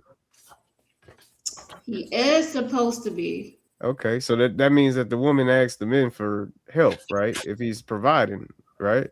Yes. Okay, so if the woman's asking the man for help, then that means it's not one-sided, right? Usually, I feel like if a woman could help a man or go visit a man in prison, when you think logically a man would probably go visit his woman in prison? I don't know. See, you on bullshit. The creative on bullshit. Go ahead. Hold on. So hold on. So do men just pick up and run? Yeah, a lot of these guys, as soon as they're done with their marriages, relationships, they be on to the next. Am I lying or straight up? Well, I mean, I don't know, man. It depends. A lot of these niggas, I don't think none of these niggas is about to let that girl go to prison and at least not go see her, or at least put some money in her books. Even if I am cheating, you know what I mean? I might be cheating on the outside, but I'm not just gonna leave you in here. That's a bogus ass nigga. that's a bogus ass nigga. Okay. I give you that, Keon. Something to it. Let's go. Men, you have to heal. Yeah. A man that's coming out these streets, a man that's coming from a broken home. We are broken. So when we look at our woman, we're truly looking at a mother figure. We want someone to raise us. Let me ask you something though. I get what you're saying. Let me ask you something. If I'm broken, right, and I fix myself, so it's my job to fix the woman? When a man has healed, he's going to attract a healed woman or a woman on the verge of healing. I agree with that. A broken man attract broken women. Yeah. So I know that ain't gonna never be fixed. A man that's healed, I know what I don't want. I know it's not for me. Why would I even entertain that? Yeah, real shit. Come on, nah, real shit. But now the brothers, a lot of brothers, they hate my message because a lot of you men aren't men. You're boys trapped in men's bodies, and you're holding resentment against your mothers for your fathers abandoning you. And that's why you get with these women and you abandon them mentally, physically, spiritually, emotionally. Then you abandon your children. How can they claim to be men? These aren't men. And especially when you coming from the streets. Look at the men in the streets today. Look at them. What they killing about? Emotions. And you men ain't killers. You men ain't no murderers. You men are emotional boys with guns. And that's why you break down when they give you a sentence. Because a real man, if he gonna go out there and do some dirt, he can take 50 on the chin. On the chin. Y'all crying about 5 years, 4 years because you're broken. And rather than blaming your fathers for not teaching you how to be men, you fought your mothers. And then you look at your baby mothers like they the problem, but you chose to lay with them. Come on, man. Come on. Thoughts. So I'm broken because I don't want to take 50 years in prison. Is that what I feel like that's what I heard. What he's saying is if you're a man and you do the crime, you already know what's about to happen. You already know you're about to go down for 20 or whatever years. So you're not gonna sit there and cry. But he's saying these younger cats, right, who be out here doing all this frivolous stuff, they probably do something petty and they give them like 4 or 5 years or 10 years and they be in there crying. See, and this is the problem, right? Because creative, DJ and creative, y'all not really listening to what this nigga saying. Y'all just like the fact that this nigga is making women, is giving women a positive light. And that's all y'all hearing. Y'all not really listening to every word this nigga is saying. That motherfucker just said that you are a broken man. He sound like the opposite of Cynthia G. No, that's a fact. That's a fact. This is the other side of the coin for sure. That's what he sounds like. But see, that's what I'm saying. Because this man literally said that you are a broken man if you don't take 50 years, man. That whole jail thing, I was like, nobody wants to go to jail. Why are we even talking about that? Go ahead, DJ. Do you feel like some women are just unteachable though? I asked you that, but I'm trying to hear the right only way for a woman to be teachable, she has to respect you. Fact. And a lot of these men are not worthy of respect. Nah, you're right. With you when you're right. With you when you're right, King. Turn it off for me, somebody. With you when you're right. So you saying basically, bro, you ain't even worthy of nobody respect. Wait, DJ, let me ask y'all this real quick. Can't even keep your what do you expect your man to teach you?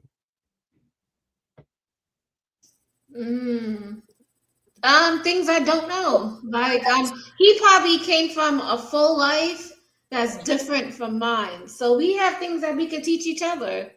Like he could see me doing something, he could be like, you know what? We've been doing this, or I've been doing this, and it's much easier. We could always learn something from somebody. I think that a man can come in and see things I'm doing and be like, there's a better way.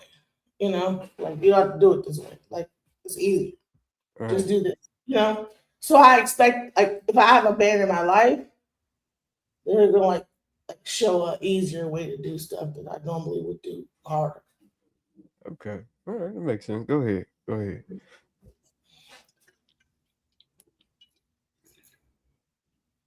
Men don't see it like that. Like that when they come into a woman's life, they're like actually like bringing.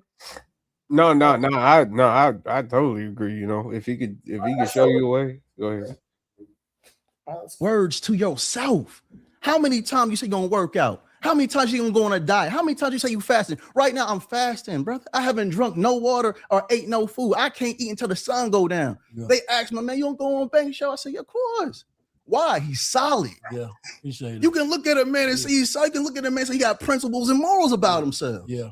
And then when you start to elevate, they look at you like you done changed. I don't give a you fuck. supposed to. Yeah, you better. Evolution. I'm trying to get to where you at though. I'm trying to look at women because I done been scarred.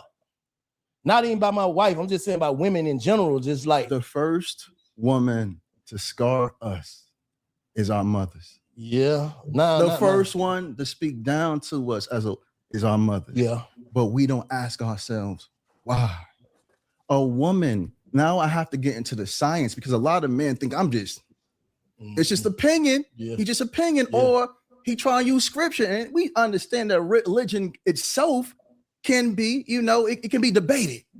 Because my belief and your belief. I just had that earlier with D1. I just had a debatable conversation. D1, I like D1. Yeah. I really enjoy D1, but D1 is trying to force his mentality on everybody. Bro, did I just that's tell not him righteous. That's what I just told him. That's not righteous. That's not righteous. That's bro. not righteous. I fought with you D1 100%, but bro, D1, I rock with you, but your ego and pride is leading you, and you're broken without being healed, and you think that's righteousness. A healed man can walk in a room. He don't care if they smoking weed, twerking. He don't walk and say all praises to the Most High because he understands everybody has a journey. Real shit. Everybody has a journey. I just told that man, and we ain't gonna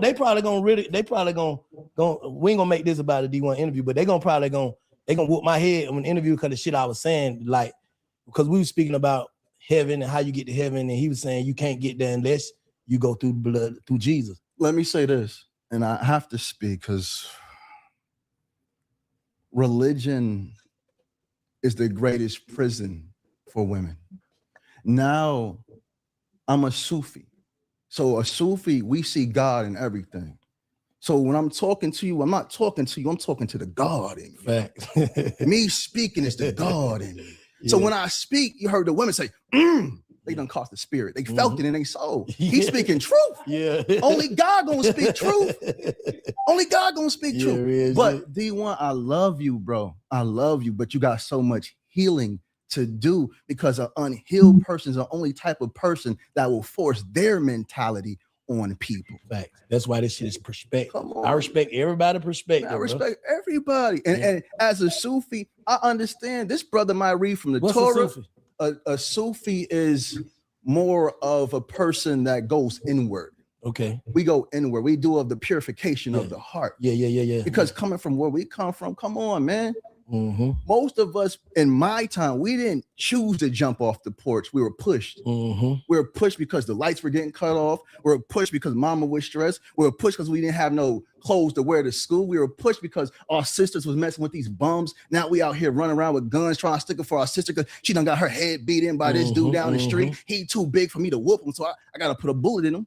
We're forced. And we're forced to do this because men have failed raising their sons.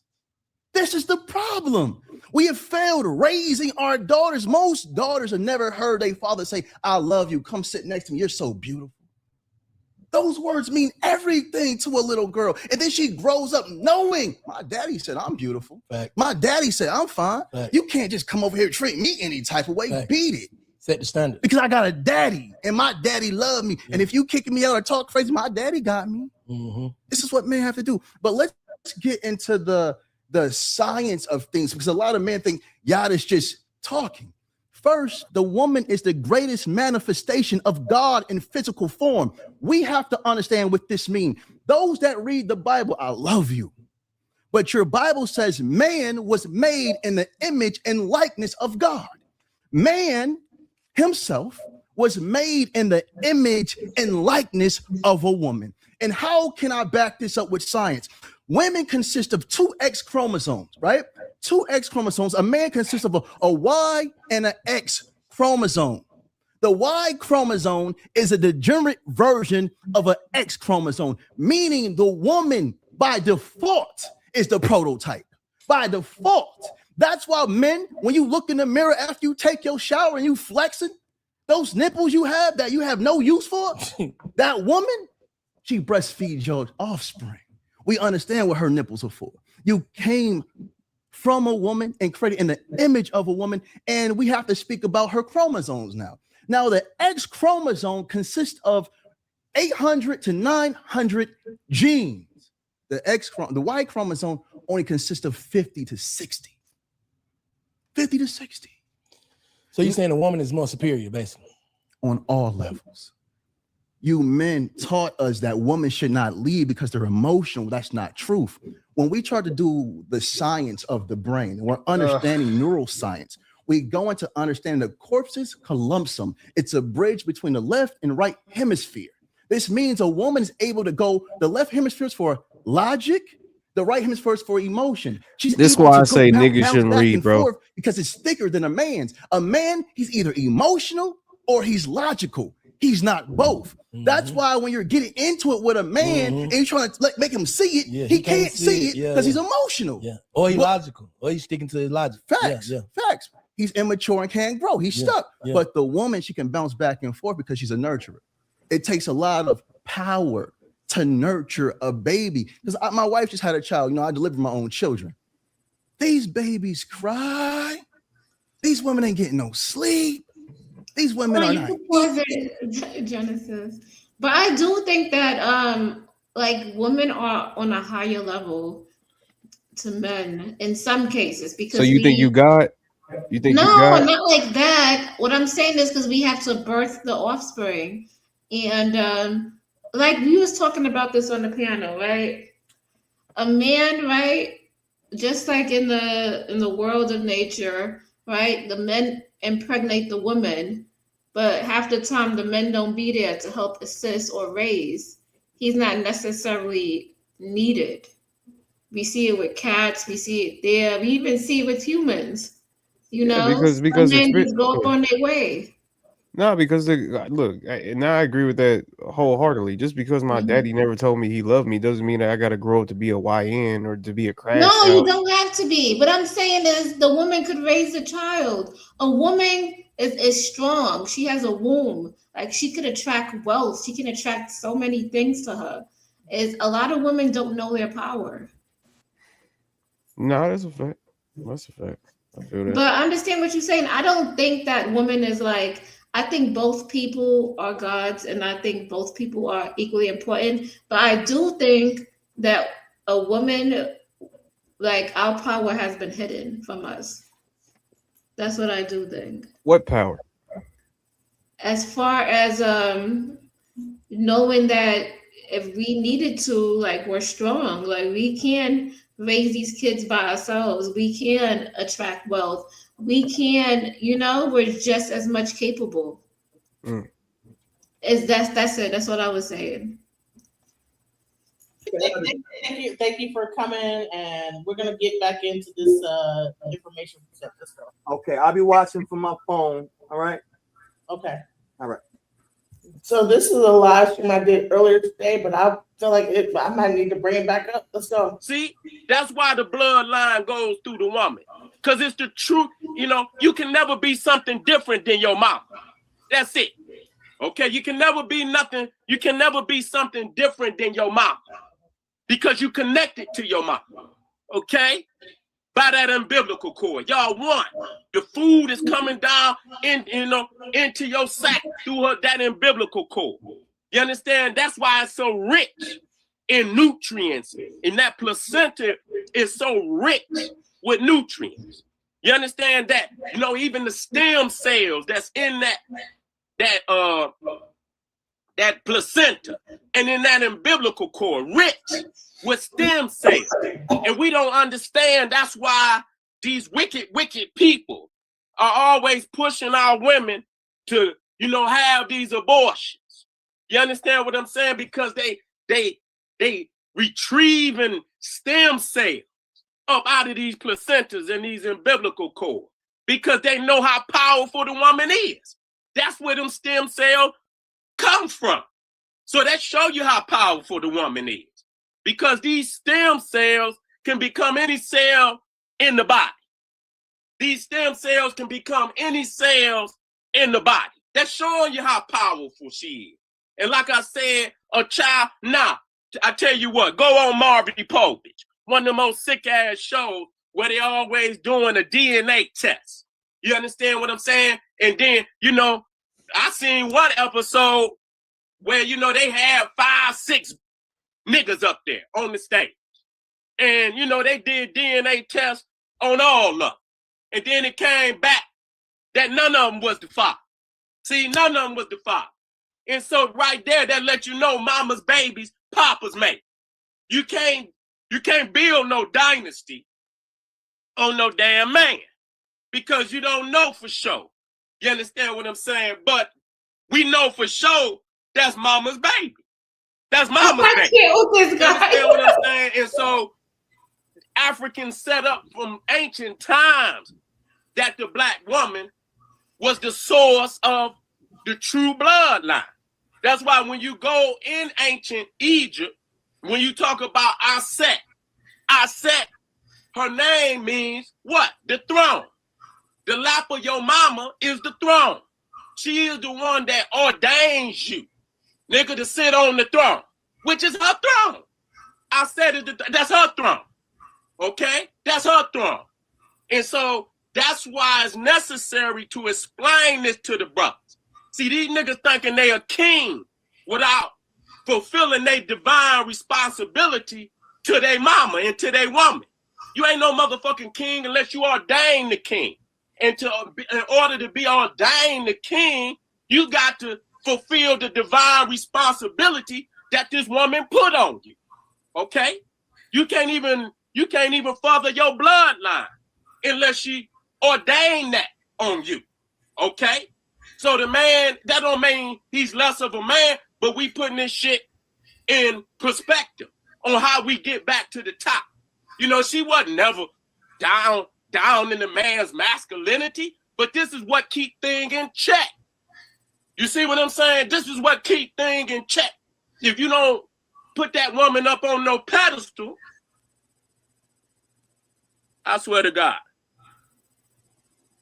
if these niggas don't stay off of my phone and let me be, you understand what I'm saying? I know they looking for me. That's what it is. Everybody looking for me. You understand what I'm saying? So these niggas is gods. These niggas is kings. But yet and still, they in default. They in default with fulfilling their divine responsibility to their woman. I look at all these religions. They fraudulent. They fraudulent in respect to the African woman. You understand what I'm saying? They calling the African woman all kind of crazy shit. They calling the African woman. He's a character, but what he's saying is I can see some truth to it.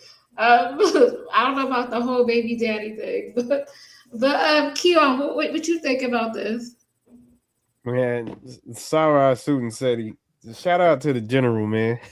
shout out to the general. He was definitely on the black woman is God stuff for a long time. Man, I look at the end of the day, I feel like everybody sucks. I don't think nobody's God. I don't think nobody is perfect. So when people start to preach either person, a man or a female is God, I kind of shut off. I ain't gonna hold you because it just my question is, do y'all feel like y'all need to be encouraged as women? Like, do y'all need to hear this? Like, Some women do because they feel like I think some women are suppressed, and I don't mean like down, but like they feel like they can't express themselves. Like they have to stay in certain situations where, you know, they have to stay underneath a man who treats them bad, or you know what I mean? So in some cases they need to be empowered, but I do think that one hand washes the other. I think both male and feminine energy, right? Well, both of these together, they feed each other and it's infinite. And I also think if you see like really good households, there's always a man and a woman, and the energy is infinite, and they always have abundance. And I feel like the purpose of the man is to provide. But so you say you never like see. that. Hold on, Keon. All right, but it's go to provide an enrichment environment, right? So that the feminine energy can fully be herself and express herself. And she's able to be that, you know, able to bloom like a flower. And with that, if she's able to do that, she can attract the abundance to the family that both of you guys need. So a woman can only be her natural feminine self if she has a man that take care of her like she's a child, is what you're telling me. No, she doesn't need a man to take care of her as a child, right? But the man can create that environment for her. She could do it for herself. She could. Okay. All right. Go ahead, DJ. I done seen it. You understand the positions that they put the woman in. No nation can rise higher than his woman. And when I said that, I had to look back at Luke, you know, because our ancestors put the African woman in the sky. She's the cosmos. You understand? That's where they get Miss Universe. She's Miss Universe. You understand what I'm saying? And no nation can rise higher than his woman. And why is that? Why is that? Because first and foremost, as we revert back and let every man is subordinate to his mama. She's the first doctor. Nigga, when you're sick, it's mama coming there. It's mama coming there. Give you all the herbs and whatnot. She's the first doctor because she had to know it in order to keep her children alive. This was long before any goddamn hospitals and all these sick ass doctors out here giving you all this goddamn poison. She's the first doctor. She's the first teacher. She knew mathematics before you knew it, nigga. But see, now these niggas is gods and now these niggas is kings. And they looking above as if they above their own mama. I got this one, I'm not going to show it today. I'm not going to show it today. You understand? Where the king Pepe, he's a full, you know, as you see, hey, Rue as a child sitting on Isis lap, Iset's lap. This man, this king is a full-grown man. And he's sitting on his mama's lap. He's sitting on, but he's smaller than his mama. Even though he is a full-grown man, he's subordinate to his mama. And that's showing you something. This is from the ancient, this is from the greatest civilization that ever existed on this planet. Okay? That taught the world how this shit should go. And it lasted 10,000 years without a hiccup. Until these foreigners start coming in and destroying the essence of what, you know, we laid down. You know, that was appropriate for us to build the great civilization that we built. And then we got people today that's coming in and they hoarding ancient Egypt. Everybody wants to eat off of ancient Egypt and teach some garbage that ain't got nothing. We see what's on the wall. And when you talking about the spirituality of ancient Egypt, okay? Damn near 95% of the spirituality of ancient Egypt is built around the woman.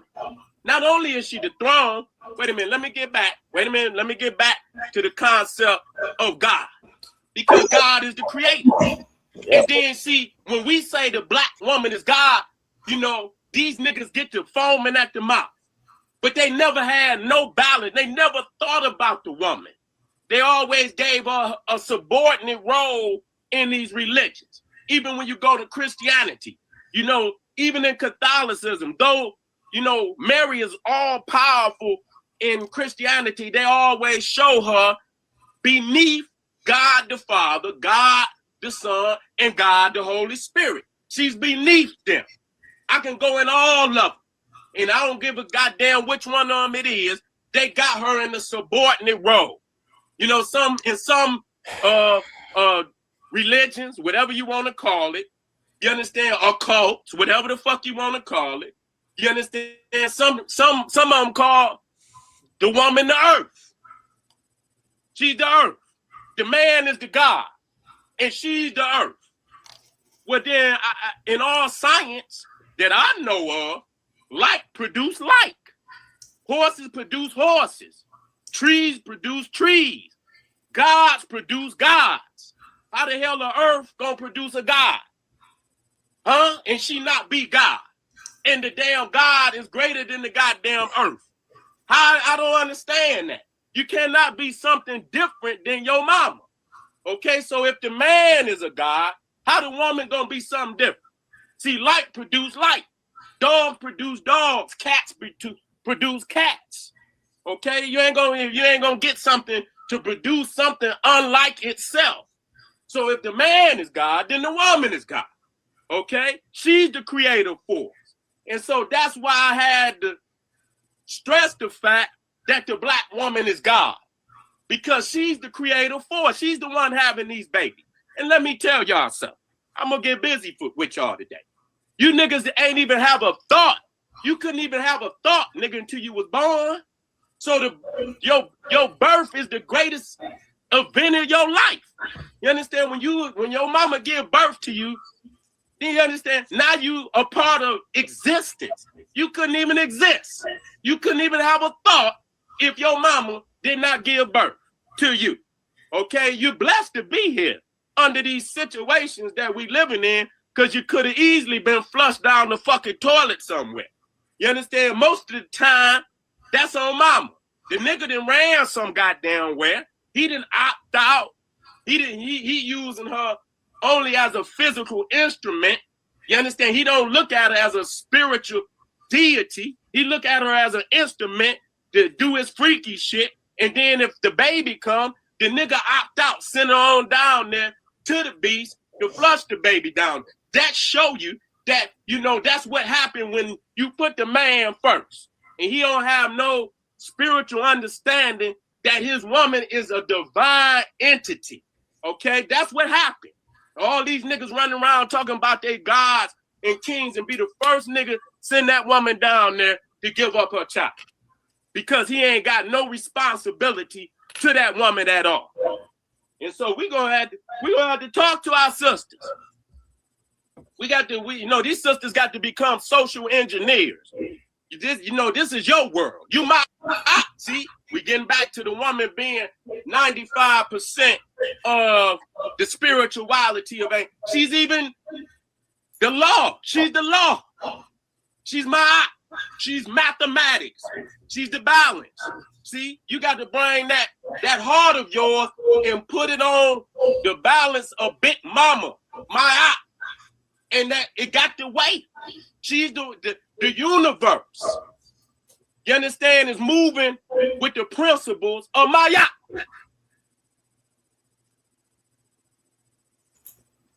I see you like unmuted your mic. Go ahead, Keon. What you want to say? Oh, my mic been unmuted. Shoot, I was just listening. Shout out to the black woman, man. The black woman is God, man. I ain't gonna lie to you. He done convinced me, you know.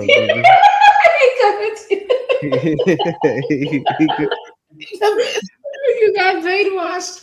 Yeah, I got brainwashed that quick, man. I ain't gonna hold you, man. I see it. What, nigga? Why did I know this earlier? Goddamn it! What the hell? Go ahead. But let me just also bring this to the table. Now there are different archetypes of women, right? Let's talk about the Ma'atian women, and then let's talk about the other archetypes. You have some archetypes of women that will work against themselves, against their own creation. Oh shit! Is this the video? That is where I did a show, and we talked about the woman's role in E5. Now E5. Hold on, let me just do this. Let me stop this because I watch how I break this back. Watch this. So in E5, there's a whole story about how like the women at some point, about seeing Odu. So let's go into, because like the priests of ancient Kemet, if you go into a book called Mami Wata, there's so many books that you can find out about the feminine principle and the feminine aspect of creation. But the thing is that femininity has been subdued in the current system that we live in. And but there's also archetypes of women. Let's go into the archetypes. Let's hear this. Let's go. Initiated to E5, not initiated to E5, but he's definitely married to me, Right. And so, I would have missed out on my blessing had I listened to, some of her words of wisdom. She also said the only thing that Ianifas can't do, or women in Isheshe can't do, are see Odu. Well, that's not true. Some women have seen Odu. Some women actually have Odu. And there's different types of initiations, for that. Also, so in Ifa, they have a thing called Odu, and that is the divining aspect. And Odu is really based on the woman's womb. So what happens is that Baba Lawos now will say a woman can't see Odu because she cannot see her own womb. because Odu is the symbolic thing of a womb, right? So let's go. Women can't wear masquerade unless you are initiated to like Gala Day. So, or Gala, I don't know how you pronounce that, but it's just the more you know, sis. But I appreciated her passion. I appreciated the information that she shared, because somebody coming in, that's good to start with that. But as they learn and as they actually work with Spirit and Arisha, and they grow and they evolve, some of those things that she said might not necessarily work for them. I'm trying to think of something else that she talked about. Oh yeah, so I really just want to stick to the point that I'm somebody that respects Yoruba culture as the culture that has been keeping Ifa alive for all this time. But I really like the technology of Ifa, and we have to. That's where my intent is. It's on the spiritual technology, the ancestral technology. Yeah, and so not so much into like the man-made things, because if you think about it, somebody created the initiation, somebody created the shrine, the beads, all those traditions, the culture. right, and I think it was men and women. I don't think it was just one sided. It definitely wasn't just one side, even though we as a people have always been matrilineal and matrifocal, and those things have changed. That's why, if you don't mind, I wanted to read some things from this book. Watch how she breaks it down. It's gonna be crazy. Would you like to- It's gonna break. I really want you guys to pay attention to what they say in this book. This is gonna go into the archetypes of women, right? There's different types of women, and I want you guys to check this story out. It's very interesting. Like for me, because my eyes. The first known, documenting women's mysteries in the tradition, which is Isheshe. The first known documentation came in 1915 from a woman anthropologist in her book called Women's Mysteries of a Primitive People, which I just happened to sell in Drop Squad Kitchen. By Amori Talbot. There she documents a trying tale of how men stole the mysteries of the women's secrets in societies in southeast Nigeria. The tale was recounted by 3 elder women who explained that in the old days, women used to outnumber men. As men grew, they became dissatisfied with their lot and began to conspire for more by asking for the women to share the secrets of the mysteries so that they would become strong as a society. Upon meeting, the women debated the suggestion with the elder women, stating emphatically to not do so. They did not trust the men in their plight. The younger women, however, fought on behalf of their husbands and suggested that the elder women cared only for things of yesterday and that it was a new day. Eventually, the old women overcame the elders and did share the mysteries with the full rights and every secret by means of which they had formerly held dominion. Shortly thereafter, new laws were created to forbid women to participate in their own ceremonies, including the ancestral plays. Instead, they would be taken over by men and become a men's society where women were forbidden. Further, if any woman would try to participate, witness, or practice, they would escort her to the market and behead her for all of the town to see, so that all other women would be dissuaded from participation. Now, since the men were stronger in limb and cruel, the women were forced to comply. Only 2 elder women remained who still practiced keeping their pots hidden in palm fronds in the ceiling, and one eventually was slashed by a machete. This forced the movement into the women's mysteries to go underground. The tale seemed to be one of the few remnants of women's stories and what happened to their mysteries, except a month after discovering this text, I met a woman who was Kikuyu from Kenya. Her name was Wangari, and she became a great source of knowledge about the Kikuyu women's traditions. Trained in the ways of the ancients by her mother and unfamiliar with the previous story above, she also recounted a similar tale of the history of the women's tradition in Kikuyu.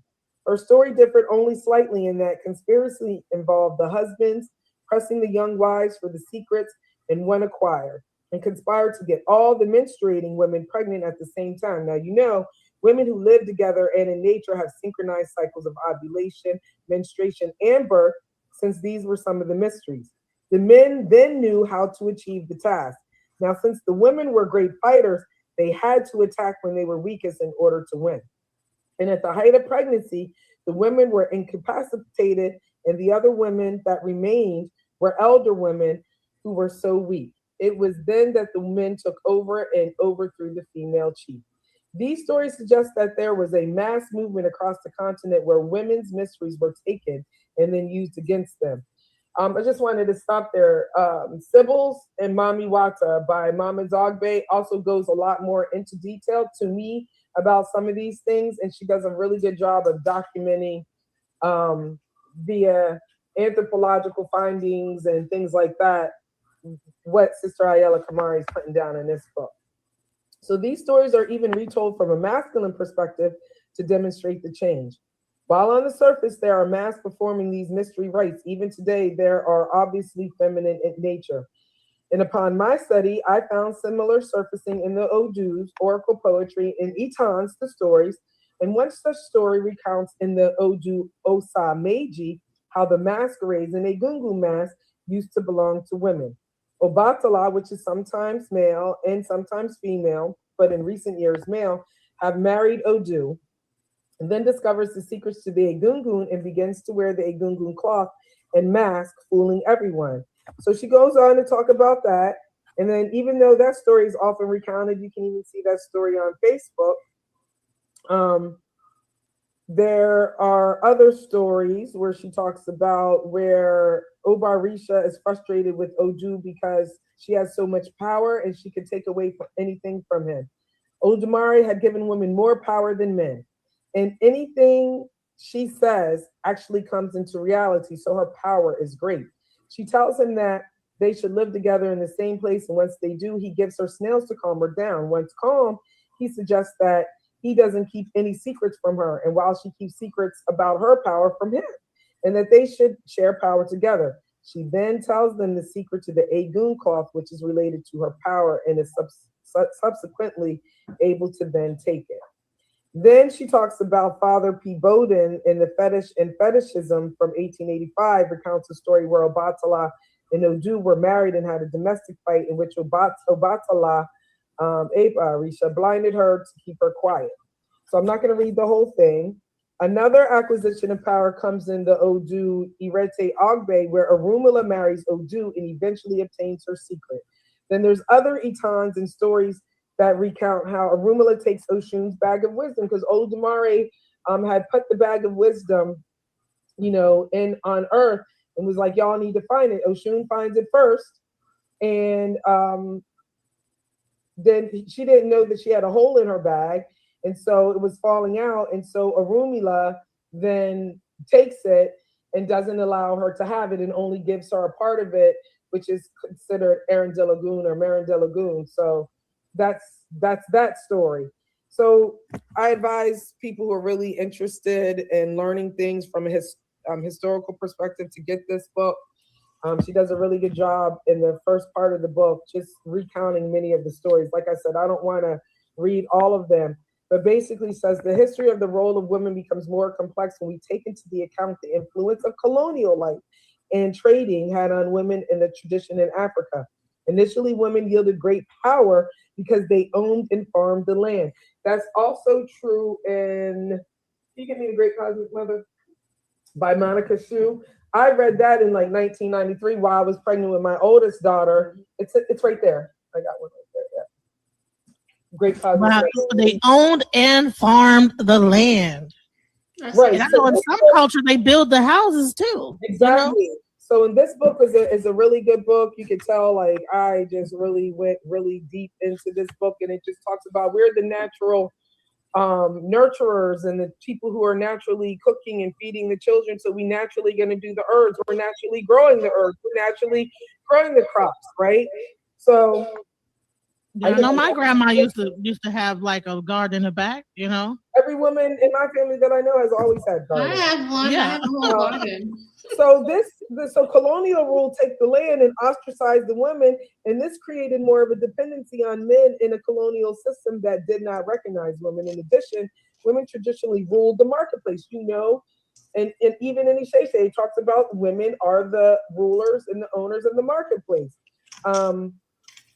So that yielded a lot of political and financial power through their markets. So, all of that was changed. And then you think about Ogboni, who's running Ogboni? It's Iyami, right? So they kind of made it illegal for those organizations to be existing in the traditional Yoruba cultures once it was colonized. So it's just so much information that's out there. These are some of the books that when people ask me about Ifa that I do suggest. But for any woman that is interested in becoming an Iyan Ifa, it's great that she has other women who have written in here and things like that. And she has an amazing lineage as far as the people who have taught her, and it shows up in here. So I would suggest people study that book. I've read that one. I've read Isheshe, Hand of Ifa, The Great Cosmic Mother. Now, I haven't read all of this. It's just kind of like you look for what you're looking for, and maybe you'll find it. It's, Wow. I mean, all right. So what it really boils down to, please go ahead and watch that video. She's gonna break down as far as even in Ifa, like the divine feminine. And let me show you guys what that video is, like how it looks. It's called Ifa and the Divine Feminine with a Budget's Child. Please go and watch that video, because what Steady is talking about is like when he's talking about like different African systems and how in Africa the woman was the main thing, and then it got overtaken by colonialism. And he's bringing up Egypt and this, that, the other. This is what he's talking about. Like not just only in Egypt, but West Africa, East Africa, all over the place. So let's go. This is what the ancients say. I don't give a goddamn what these ignorant ass niggas is saying today. These niggas ain't doing nothing else but crawling on their motherfucking knees for this beast. This beast is running rampant through the community. These niggas is gods and kings and all this other bullshit. These niggas is hoes. They won't even fight like men no more. Back when I was coming up, a man looked you in your goddamn eye. These niggas go on the internet with Twitter fingers and shit, trying to flag videos and shit. Won't see a man eye to eye. Nigga, you'll never beat me. The sisters love me. Not in no sense. They love me because they know I protect the throne. They know I'm the first one that's going to go up there and protect the throne, protect the temple, protect the laws of Big Mama, run this down like a priest from ancient Egypt supposed to. You niggas is delinquent. You niggas is delinquent. And when a nigga do try to give you the way to redeem yourself, nigga, you can't do it. You ain't got enough heart to do it. So, today we have to express to our babies and to our sister, she's the social engineer of this community. And if she want a better community, she gonna have to put down the blueprint, the law to these babies. Because I'm just gonna tell you, these niggas do not have the capacity. And the ancients already knew this. Willie Lynch already know this. It got to be in the mind of the woman. But she got to have some defense. These niggas got to step up while she putting the law down with the babies and defend her. I'm seeing women jumping, elders being jumped on all in the streets. And these niggas talking about they kings. They got armies and shit. And they try to boss up on their own people. And I ain't never seen these niggas not one time go out there and bang on this beast. Not one goddamn time. I don't hold my tongue. At least the truth is reverberating. It's reverberating through the universe. That's why they trying to stop me every goddamn chance. And I don't know no other way but to drop the truth raw. Because it's detrimental at this time. We losing too many of our people, too many of our family, too many of our children, too many of our brothers and sisters. We losing too many. So we have to put the goddamn truth. We ain't no time for no cut.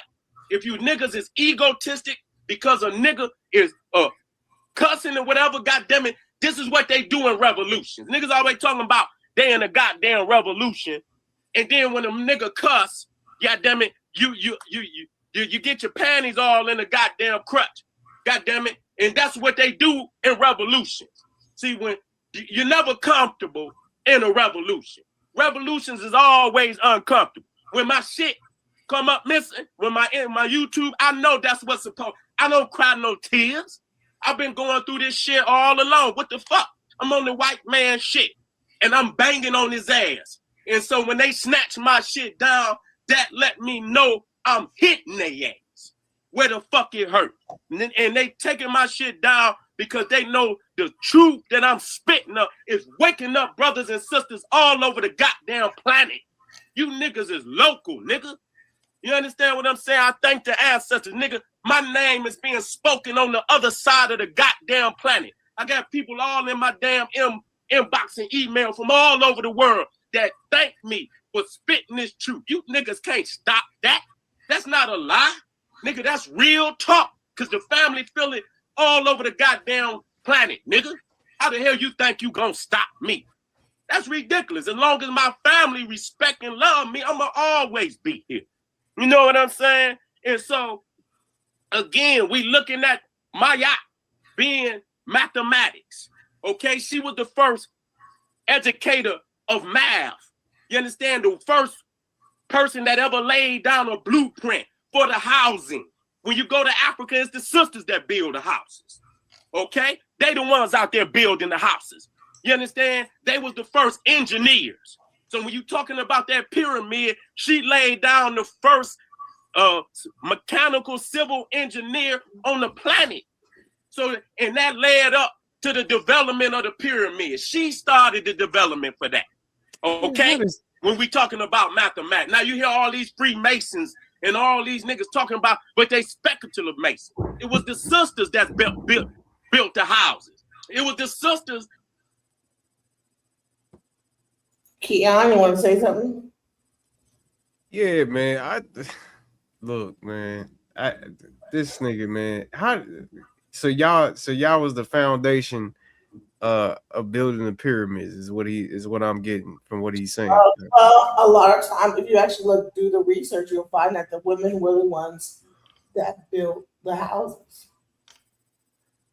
Man, So first houses were built by women because the men were out there hunting and gathering, like getting they were out there getting the food. The women were building the house.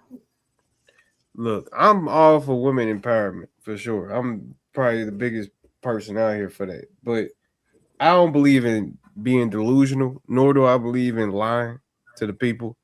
Because there's a lot of things that I feel like as women that y'all should be proud of without us telling y'all the building foundation of the pyramids in Egypt.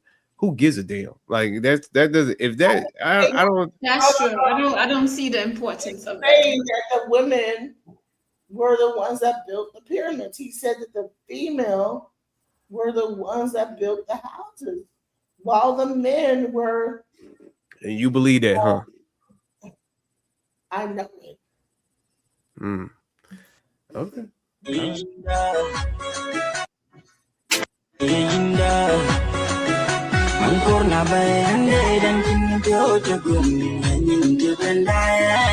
Women like building. I don't know. I was thinking about ordering that book, The Great Cosmic Mother. Yeah, I mean, the women were building houses. They still are. Nah, I would doubt it. I don't doubt that women was probably building houses, but you think mostly it was the women that was building houses? Is that men were hunting and gathering?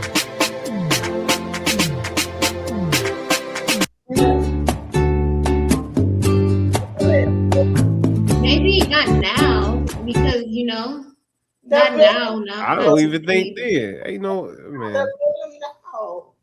I think our society is really just. I don't think nothing really changed. Like over the last 5,000 years of civilization. You don't think so? Hold on. I don't think so. I think how we are today, like our system and structure, I feel like it was an amplified version of it, but it was still basically the same thing. In my opinion, I feel like it was basically the same thing. Because how can you govern a body of people differently? Like, you know what I mean? Like, I guess you can have different ideas, but at the end of the day, you still a peasant and there's still a king. You know, regardless if you want to call him a president regardless if you want to call him a monarch, a dictator. There's still somebody that's in charge, and I that's how I think about women and men, socially. It's damn near really the same. All right, so I'm showing you a woman building a house. No, I never denied that a woman build houses. That's not what I'm denying. A common thing in society in Africa. The men are going out and getting the food. The women are building the houses. Mm. So yeah. Well, I don't know. I wasn't there. You wasn't there. I just think it's just something Happening that right now. It's not like it wasn't there. As we speak right now, the women are building the houses. This is not like a picture from ancient Egypt. This is a picture that's happening right now in Sudan. In the Nile Valley region, the woman is building that. So you got Negroes that was there building, that was slaves. They are there right now. The women are building the houses. Girl, I heard you. I know what you're talking about right now. I'm talking about in ancient Egypt, because that's what that nigga said. That nigga's talking about ancient Egypt. What he said was that it was the foundation. What does that mean? That it was, you say women was the foundation? What does that mean? It was the one that built the pyramids. He said that the building of the houses was the foundation. Let's go back. These niggas is gods and kings and all this other bullshit. These niggas is hoes. They won't even fight like men no more. Back when I was coming up, a man looked you in your goddamn eye. These niggas, I don't hold my tongue. At least the truth is reverberating. It's reverberating through the universe. That's why they trying to stop me every goddamn chance. And I don't know no other way but to drop the truth. Hitting their ass where the fuck it hurt. And they taking my civil engineer on the planet. So in that, looking at my yacht being mathematics. Okay, she was the first educator of math. You understand? The first person that ever laid down a blueprint for the housing.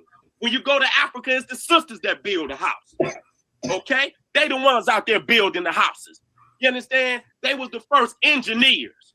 So when you talking about that pyramid, she laid down the first mechanical civil engineer on the planet. So, and that led up to the development of the pyramid. She started the development for that. Okay? See? Hold on. No, that's not saying that she built the pyramids. What she's saying is that her building of houses in the community was the blueprint of that, was the initial mechanical thing to actually that they used to build the pyramids. So you don't feel like none of this is like pandering? No. Why? Yeah, it Wow. is. It is. Wow. I think it is a little bit of pandering. Just maybe even a small amount. Like just, I'm not even saying it's all pandering. A woman would do it. No, I just feel like he's look, and there's nothing again, because look, creative told me that clearly there's women out here that needs this type of encouragement. But to me, you waking up as a black beautiful woman every single day is the only encouragement that you need. I don't need no motherfucker telling me that I come from Egypt. No, women do need. If a woman is being left with 3 kids by herself and she doesn't have the man there to help her and he's gone, you don't think she needs encouragement? No, not for being a woman. No, why do you need? She needs encouragement. She needs to be empowered so she can take care of those kids and herself. Why you don't have to do it regardless. If you watch this video or not, you're going to have to do it. Yeah, so why not empower her to do it? But why is it pandering to tell a story where black women were building houses? You're saying, oh no, that's pandering. Because I just don't believe. I don't know. I think he's. Believe that black women can build houses? No, I think he's overdoing the truth. If that makes sense, I don't think that he's telling the full story. I just showed you black women building houses in Sudan.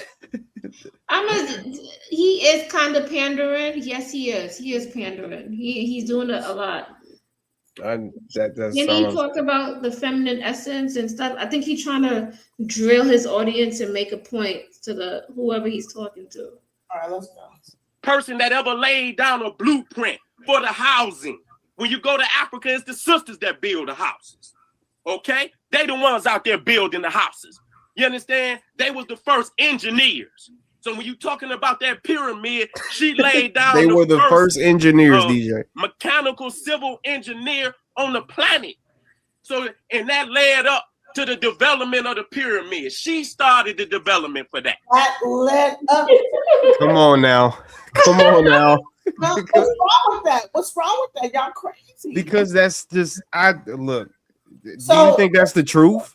That yes, I do. I believe that if Black women in their societies, I can show you how they were building like houses and huts and stuff like that, and how that eventually led up to something that might have been a pyramid. Yeah, I can see that. See, I don't know. The pyramids is like a mystery. Nobody really knows. I just showed you. Look at this. It's a mystery right there. What is this? I know, but the pyramid. You know how much those bricks weigh? One brick from the pyramid. Come on now. That you don't think how much skill would it take to create like something like this? Like that's good. It might But not, just logically though, DJ, would I rather have a bunch of women lifting up 2-ton bricks or pushing however the hell they did it, 2-ton bricks? that's not what he's saying. He's saying the groundwork was done The by groundwork. What does that mean? by building these structures like this. They were able to eventually build the pyramid. Like, what's the problem? Y'all want Do I think that women had something to do with the pyramids? Of course, I do. whatsoever, bro? Really? No, I do. Okay, let me say that. Do I think that women had something to do with it? Yes, I do. But they're the first architects. They're the foundation of the development. Like, these words have meanings, and that's not how you describe what the hell went down, in my opinion. Oh my God, let's go. Okay? When we talking about mathematics. Now you hear all these Freemasons and all these niggas talking about, but they speculative Masons. It was the sisters that built the houses. It was the sisters that developed agriculture. The man was the hunter. It was the sisters. I go back to Ashaka Musa Barashago. Y'all need to go listen to that, brother. I was listening to one of his lectures today. One of the most powerful teachers that we ever had. Okay, Ashaka Musa Barashago. Go look him up. I'm gonna put some of his lectures on my page today. You know, he speaks extensively about the Black woman. Okay, when we talking about agriculture, the man was the hunter gatherer. It was the sister that put the agriculture down. See, and now the significance of the agriculture is that, you know, if you hunting all the time, you're not developing the arts and sciences like you need to be. But see, when you got agriculture and you develop and your food is growing up out the ground, see, all you have to do is sit and study and think now. But if you out there hunting and gathering, you can't do that. So when that sister invented agriculture, that's what she did. She invented agriculture. That gave us the ability now, because our food is right there. All we had to do is put the seeds down, harvest it, and while we waiting on the crops to come up, we studying. We in the stars. We developing math. We developing science. We inventing alphabet. We inventing architecture and music and all other. You know, we was able to do that until she developed agriculture. We was just hunter and gatherers. Okay, she was the one that did that. She the one that built the houses. That's fact. You can go to Africa right now. It's the sisters out there building the houses. Have been building them since time immemorial. Okay. Now we need to look at. We need to look at what they call the fertility dial. They call them Venuses.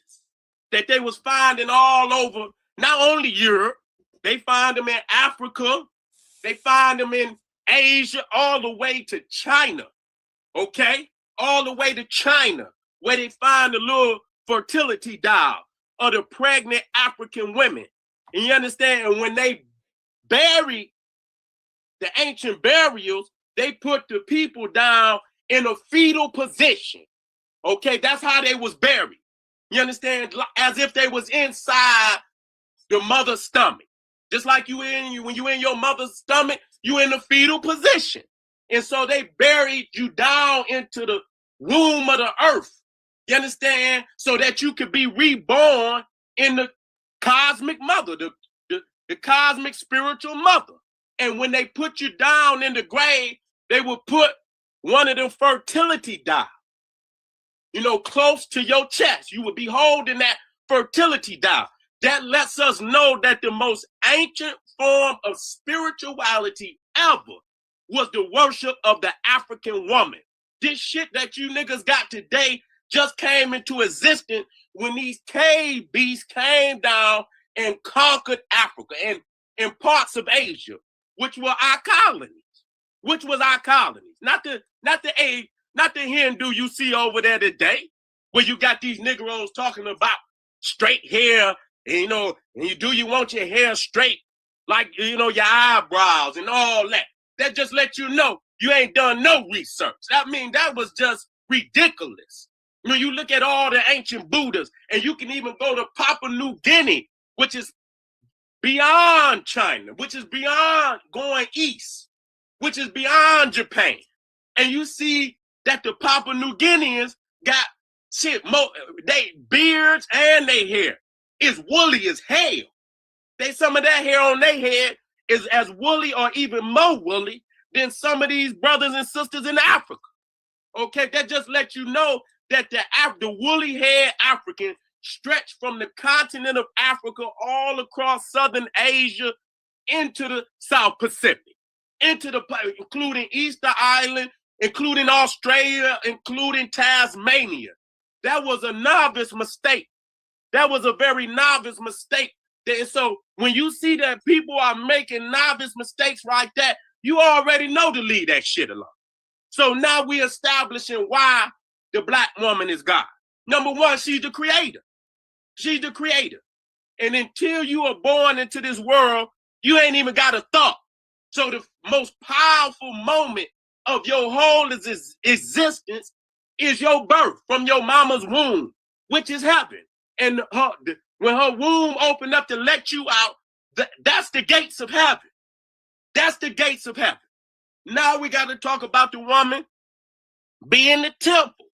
Because not only was she the throne, not only was she heaven, and that's why we say no nation can rise higher than its woman. Okay, when you looking at, and I'm gonna get to the temple. When you thinking about Nut, when you think about Nut as the heavens, being the mother of Ra, which is the sun, that's the cosmological aspect of Isis and Heru. It's the same story. Isis and Heru is anthropomorphic. It's the cosmological story of Nut and Ra told in human aspect. Okay? Our resurrection was patterned on the resurrection of the sun. Okay, so that's how we knew that we were going to be reborn again into the afterlife, because we saw the sun being resurrecting every day. And so we knew that if the sun resurrected, we resurrected. We didn't resurrect in the physical life, we resurrected in the spiritual life. Okay? And in order to be reborn, you had to be reborn through the cosmic womb.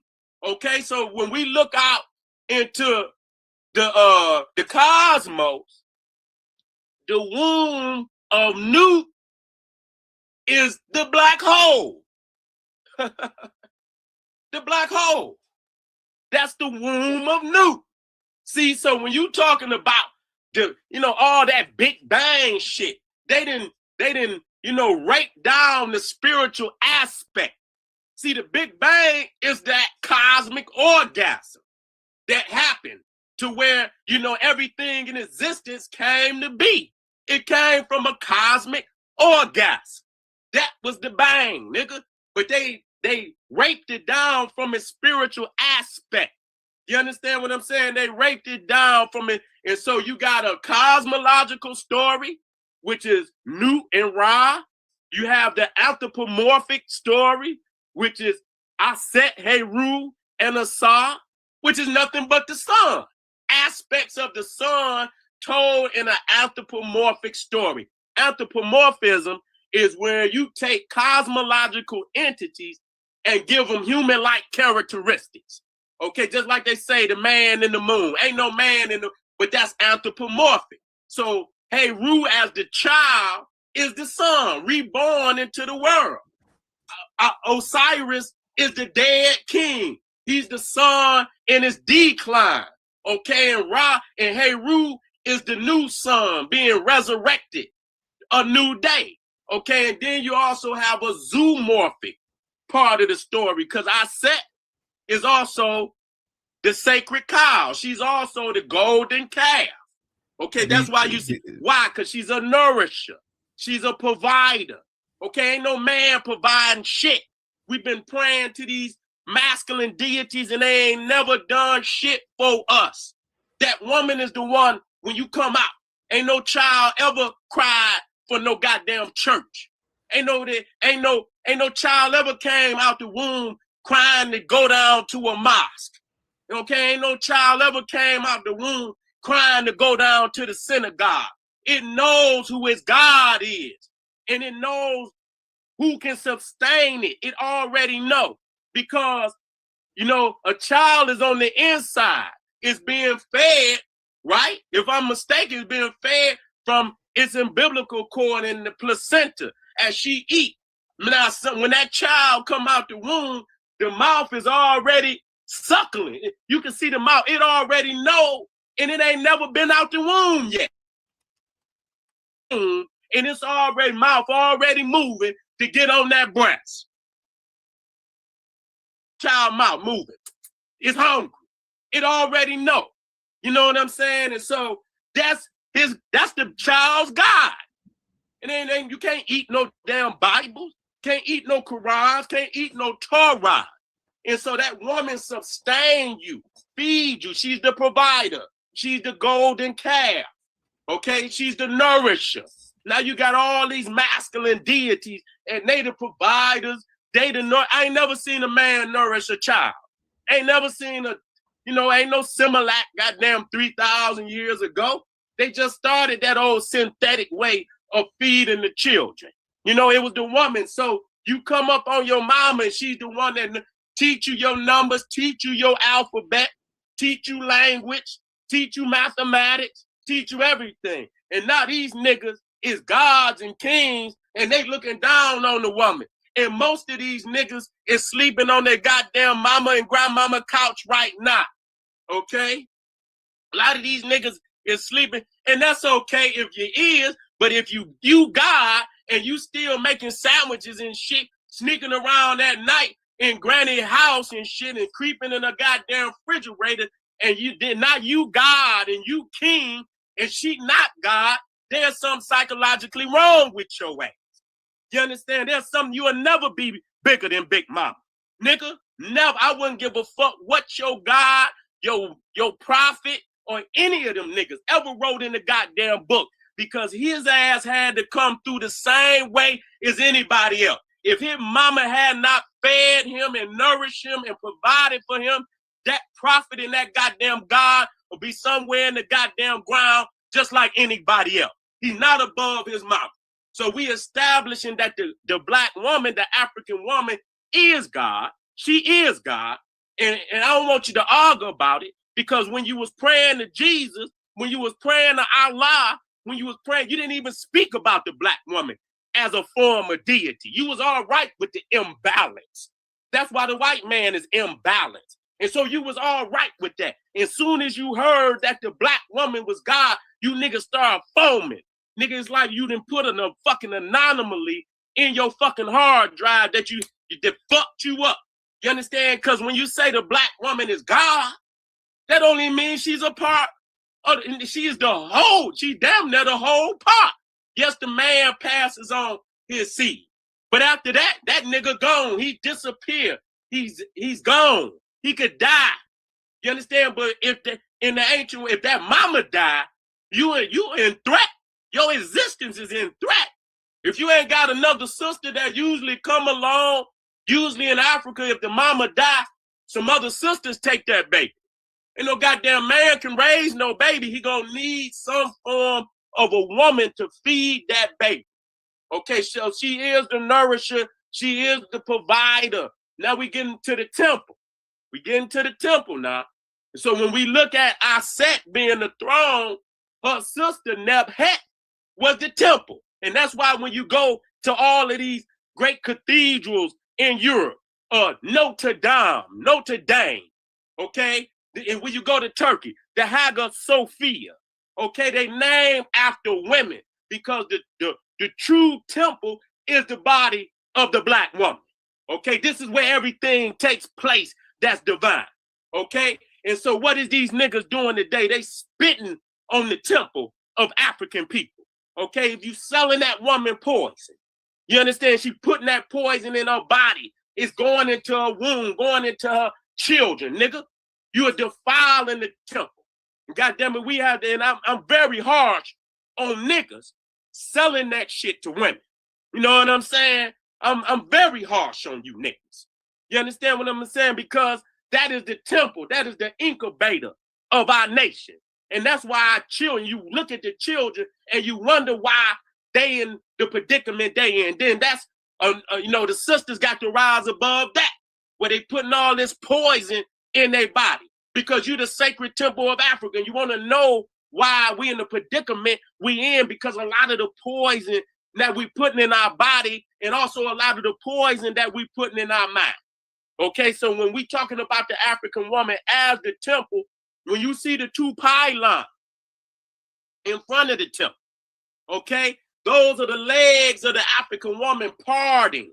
And then you see that one little piece in the middle. It's like an empty piece in front of the pylon. When the sun rise up and come up that pylon, because when you go into the Holy of Holies, that's the womb. When you go into the Holy, where the deities is in the Holy of Holies, that's the birthing house within the temple of the gods.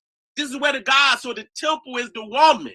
And when that sun come up, you'll see that when it rises in between them pylons, representing the sun being born into the world. Okay, so the temple is the woman. The temple is the woman. The throne is the woman. The law is the woman. The laws of the universe, how these planets are moving and, you know, they synchronize. You understand? Ain't nothing crashing. Everything is moving in divine order. That is the spirit of the African woman. Okay, y'all niggas got to get y'all mathematics together. Y'all didn't add that shit up right. Okay? Y'all need, and I see you niggas. You niggas is out there running around with Becky and Julie and all that other shit. Yes, she is. Yes, she is. Yes, she is. Yes, she is. That's what you're doing. You understand? You're running around out there with these other peoples, God damn it. You understand what I'm saying? And that you ordaining, you understand, the fall of your own family, God damn it, to lift another woman up that don't give a goddamn about your ass. Don't give a goddamn in sucking the life out of your ass. Okay?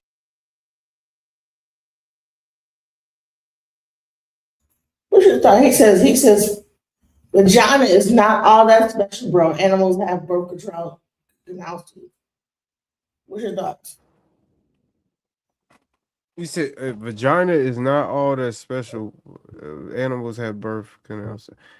Yeah, yeah, that's how I feel. That's why I don't like this type of rhetoric, because it just makes it seem as though that, like, he didn't. I think he said something like how men is kings is ordained by women. Like being a king is ordained by a woman. I'd be damned if I be ordained by anything and by anybody, whether it be a woman or a man, about how I feel about myself. But it just seems like I ain't gonna lie, like he putting pussy on the pedestal, to be honest with you. And I don't, but yeah, go ahead though.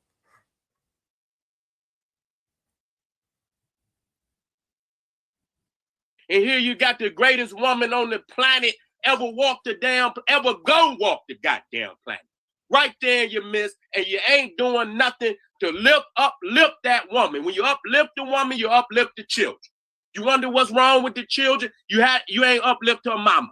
And these young brothers not gonna respect you as their father when you let this damn beast jump on his mama every day, and nigga, you jumping on with your weak ass. You jumping on her with your weak ass.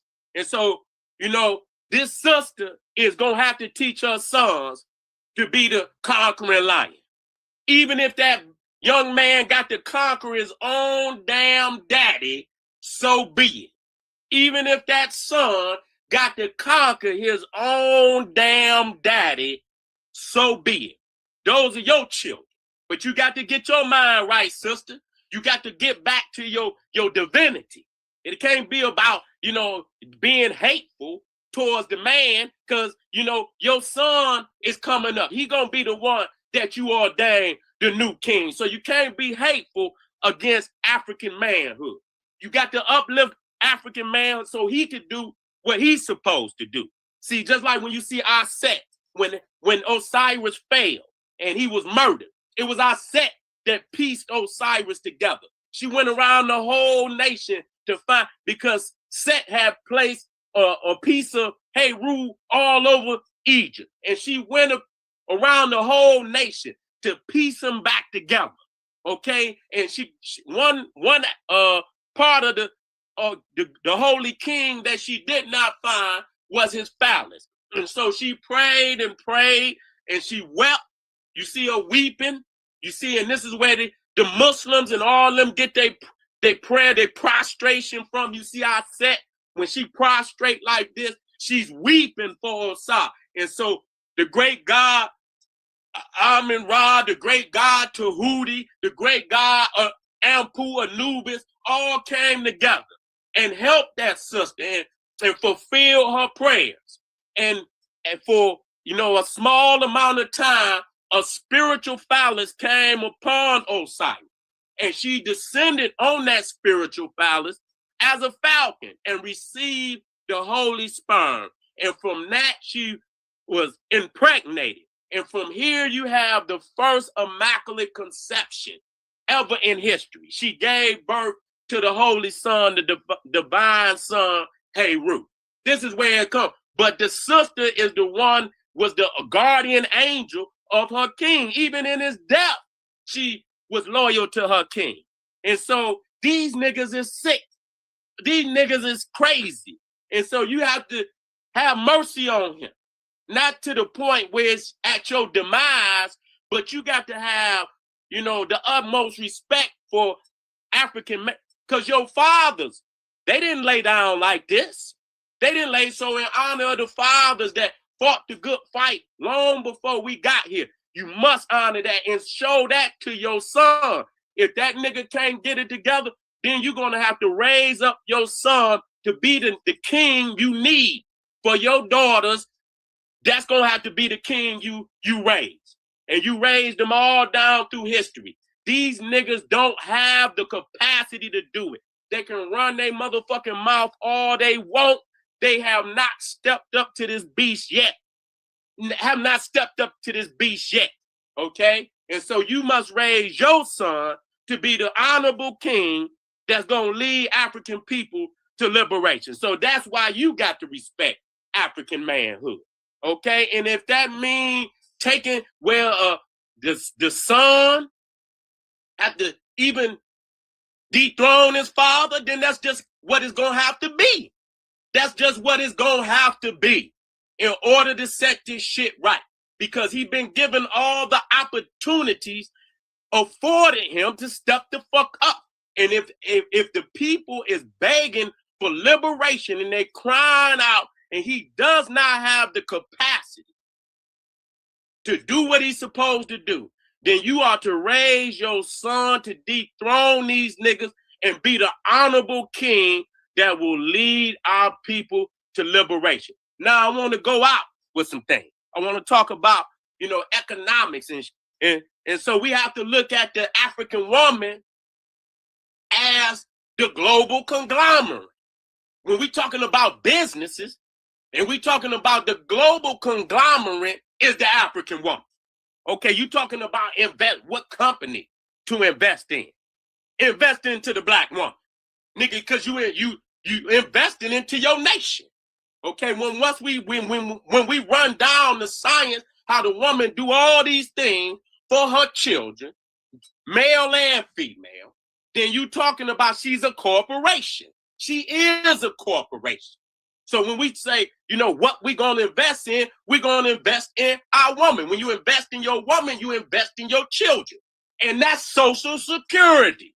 That's inheritance. That's Social Security. If you want the people of your society to have some security, you invest in your woman, which is investing in your children. When it comes time for them pockets, you get some money in, you take some of that money, and I'm not talking about giving this money to the woman so she could run down to Walmart, run to the Gucci store, run just to give it right back. We have to take that and put them resources in an area where we could get some residual back. See, we got to triple up. We got to double up. We need to triple, quadruple, and keep on quadrupling and we got to keep all our resources to ourselves. We are not in any position to give away any of our resources to any goddamn body. Our babies is out here right now with no hope, no future, no nothing. They ain't got no inheritance. They ain't got no Social Security. They ain't even got a goddamn nation that wants to educate them and give them a future by giving them careers. They trying to lock our damn babies up. They building these goddamn prison systems all over the goddamn country to lock our babies up. So we know what they got planned for our babies. And so if you see this going on, then you know that it is time to take all your resources that you got and invest them into the people, invest it into the woman.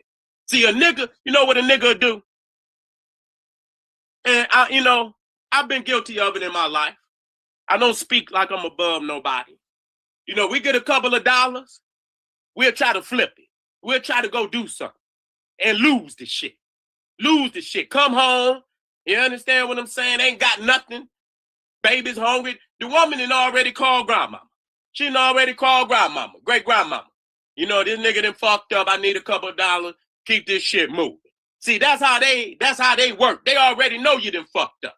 You understand what I'm saying? Instead of coming home, investing in your woman so she can take that money and put it where she needs. Now you looking stupid because you done fucked it up. You see, when you take some of that resource that you got and you buy and you establish yourself with something that's real, you putting that shit up for something that's real, you done got something that's real. Even when you broke, you ain't really broke because you can look back and see shit that you didn't establish. You know what I'm saying? That you got.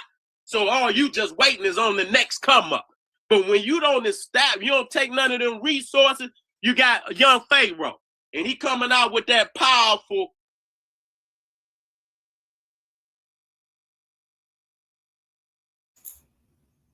All right. I'm gonna do one last thing about with the Yara, and I'm gonna end it at that because I'm sleepy. It sounds like it. Sounds like you something else too. I'm losing my voice. My daughter gave me a cold, so I went to gather myself when it came to healing because I was highly obese at one time, and me being short and being obese, I was looking like an Oompa Loompa. Like, it don't look right. You know what I'm saying? And I had diabetes. They said I had cancer, but I didn't want to claim that. So the first place I went was Djibouti, and it was a lady named Nana too. She was about 60, 70 years old, but she looked like she was like 30. And I remember asking her, I said, when do you plan on dying? She said, if I wanted to die, I would eat myself to death. I wasn't understanding what this meant. And then, because I'm eating like the average American. I want the pizza, the French fries. Back then, I'm not plant-based. Back then, I'm eating everything. Yeah, it tastes good. I'm eating shrimps. Then I find out they roaches of the sea. But so I went to visit 992, and then I went to Ecuador. Now I'm in Ecuador with the shamans. So now they're teaching me about this herb and that herb and this herb and that herb. And then I built a detox center in Ecuador. And then years later, I go to West Africa. Oh, okay. Yes, years later. Is the lady name you said Nana? 992. Oh, sorry, Nana too. Yes. Is she from America? She's from Djibouti. Djibouti. Where's Djibouti? Djibouti. Djibouti. Yeah, like your booty. Djibouti. Where's that? Africa, yeah. Africa. Yeah, it's called Djibouti. And there, see, we have to understand that the oldest body ever found is the body of a woman. A woman. When it comes to the Bible, I'm sure other religions too, but I'm just speaking on this one because I have a little more insight on that. Yes. People would say women came from a man rib. What's your take on that? So let's do this. That's an excellent question. Yeah. Thank you. Because I'm like. Okay, so now we have to understand that, and I need the world to understand this. Now, what I will say is this. Religion has its benefits. And religion was created for the male. That's why if you read the Bible, Quran, or Torah, God speaks directly to men. Stop doing this. Stop disrespecting your woman. Love your wife like Christ loved the church. Why? Because men were dogging their women. Why? We have to understand this. Why? Where did the hatred for women come from?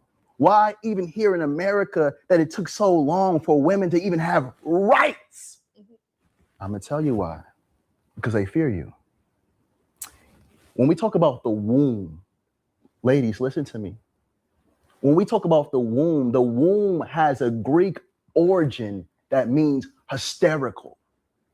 So they're saying anything with a womb cannot be trusted. Why? Where did this hatred come from? Women consist of 2 X chromosomes. 2 X chromosomes. An X chromosome holds about 800 to 900 genes. The Y chromosome is a degenerate version of an X chromosome. And a Y chromosome only holds 50 to 60 genes. They said that the X chromosome is so ancient, it does not have a starting point. But the Y chromosome is only 800 million years old. The Y comes from the X. Now, I need this to be understood too. Ladies, if you're struggling with giving birth, if you're getting sick all the time and every time you go to the hospital, they're saying you're fine, ask them, do I have an XO chromosome? XO mean you only have one X. You look like a woman, you're healthy, you're not getting sick, but you only have one X chromosome. A woman can live with just one X chromosome, but a man can't live with just a Y. So in the stomach, or in the womb, all life, as far as humans, start off as female until testosterone kicks in to convert him into a male. So truth, men are, excuse my language to anybody that has disabled children, but men are retarded versions of women. So who is supreme? Who is the first? Who is the prototype? So who came from whom? And I'm not trying to go against anybody's religion because I understand that religion does play a great role to elevating some people. But we have to understand that the woman is the prototype and the man is the carbon copy, because I understand her nipples can feed life. Your nipples do nothing because you were made, men, listen to me, ladies, listen to me, men, you were made in the image and likeness of God here on earth, which is the woman. See, look, you see how TikTok trying to bam us. They're trying to bam us, y'all. They giving out there. Someone said, shout out to Fit Black Woman, said, no one comes from a rib. Let's see. Let me ask you.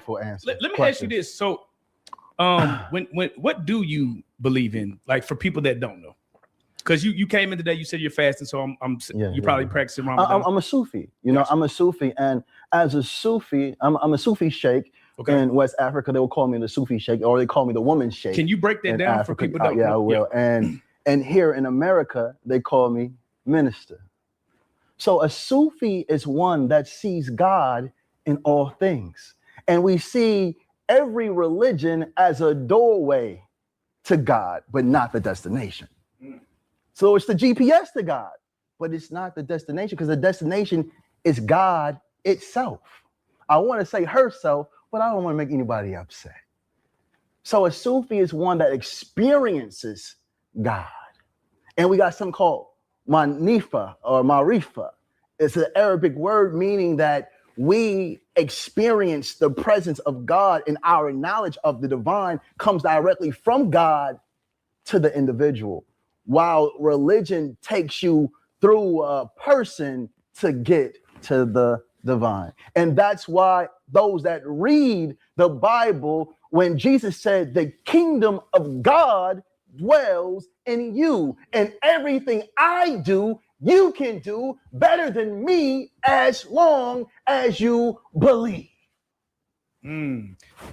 So I've never actually heard anybody come on the platform and talk about this. So can you break down, like, what are some of the core beliefs in Sufi, like for people that don't know? Oh, go ahead. Can you spell that too? SUFI. Over here taking them notes. See, this is why you gotta have women on the team. Oh, praise. Yeah, can you break that down for people that they might be there's people in there, but that might be they look at this interview and they might be like enlightened, like, oh, okay, let me dig into that. What are some of the core beliefs? So a Sufi is one that sees God in everything. Everything itself is a manifestation of God. Like with me sitting right here in this room, I see nothing but God. The camera is God. The chair is God. The water is God. I don't see nothing but God. And that's why I respect everybody for the path that they're on. So I tell the brothers as Christians, if you're a Christian, I'm here to make you a better Christian. If you're a Muslim, I'm here to make you a better Muslim, because a person that knows God doesn't argue about God. It's the ones that don't know God that have to keep trying to prove that their religion or their God is better than the next. We have one divine creator. But I'm going to tell you this. When you look at the woman, you're looking at the completeness of God in physical form. I mean, that's hey. Like I said, mind blown. So, let me ask you this, because we're actually seeing religion play out in this war, right? We have what's going on with Iran, Israel, America. Yes. And people are ready to die about their religion. You know what I mean? They take it very seriously. What is your take on that? I'm just curious. I try to stay away from. Got you. No. We can dip a little bit. we can't jump all the way in. Got you. But we have to understand these are doctrines that were passed down to us without us asking for it. So if my mother was a Christian, now I'm a Christian, even though I don't even understand the Bible. Or I'm a Muslim, even though I don't pray 5 times a day because my parents were Muslims. When you have people warring in the name of God, you are looking at people that are truly followers of the devil, because they're bombing children, women, Come on, man. The elderly. Why would God make us fight over an illusion of something that's not even real? It's an illusion, an invisible line that says, this is mine because my religion claims it. My religion claims it. No, every man is from the womb of his mother. That's where we're from. Where are you from? The womb of my mother. I don't care what landmass you were born on. We're all from the womb of our mothers, but we'll rather respect a religion more than we respect the feminine that births our beings into this world. Come on, man. We're sick. We're sick. Look, first of all, I need guys to look at Jesus and then look at Mary Magdalene. They try to label her as a prostitute. They try to call Mary Magdalene a prostitute when in truth, she was the closest one to Christ, because they don't want women to know how great that they are. And then I want to talk to the Christians. I know the Christians would be mad at me right now. A lot of you that are claiming to be followers of Jesus are truly followers of Paul, not Christ. And Paul went against everything Jesus said. He told you not to listen to a woman. Jesus told you, you without sin cast the first stone. So who are we following? And I don't want to get into religion or the topic of religion because it can be debated because everybody has different beliefs. But if you can't believe in the woman that you see, how can you believe in a God that you can't? And all praises be to the Most High. And all praises be to the Most High. What are some takes that, sorry, okay. When it comes to male, how, I try to, okay. For women, Yes.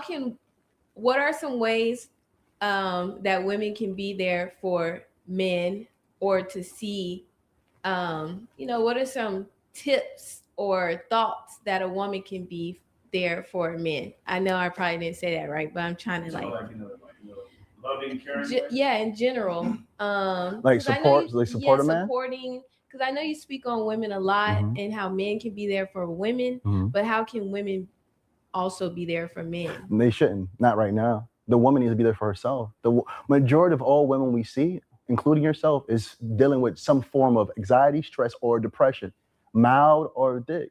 So the first thing you need to be there for is yourself, because we abandon you. We abandon you. We make you fall so deep in love with us. And then when times get hard, we abandon you. So the first thing you should do is get closer to yourself. And then when you get closer to yourself, you're going to attract a man that's close to himself. Now you don't have to say, how do I support you? You just know what to do because he's doing what he's doing. All right, y'all. How should a man approach when a man go out on a date with a woman and she get the begging right Hey, out the hold gate? on. Yeah. Hey, audience, if you can see how he's shaking his head behind his camera. Man goes on a date with a woman, she get the begging right out the gate, y'all. What should a man do, y'all? Hey, what's the question, brother? She start begging, hey, my light bill. First date, damn, mama, I don't even know you like that for real. Right. Yeah, That's what a do fact. you? That's a Yeah, fact. This is what I'm saying. Because in this era, right, I feel like we grew up in two different eras. Yes. Not. I'm saying I'm older too, but what I'm saying is the younger generation. Those they're different, bro. Yes. It ain't the same, No, dog. it's Like, different. you got to come with that paper. Right. So I'm like, how does an 18-year-old supposed to support this girl is Well, 20 an talking 18-year-old about a shouldn't be in a birthday bag, dog? relationship. An 18-year-old should be in a relationship. Our problem is we're getting into a relationship prematurely. But okay, wait. No, we're getting into relationships prematurely. And this is why young men are breaking young women early.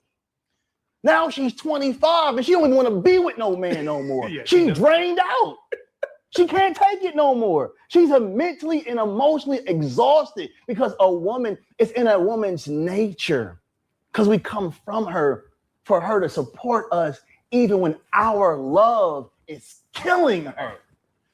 What do you say to like again, I work with a lot of Indians. Right. I work with a lot of Indians that were arranged marriage. Right. And they've been married for 30, 40 years. Right, but see, we're talking about a people that come from a culture, right, of mommy here, daddy here, right. Bring her in with her parents. I'm gonna sit y'all down.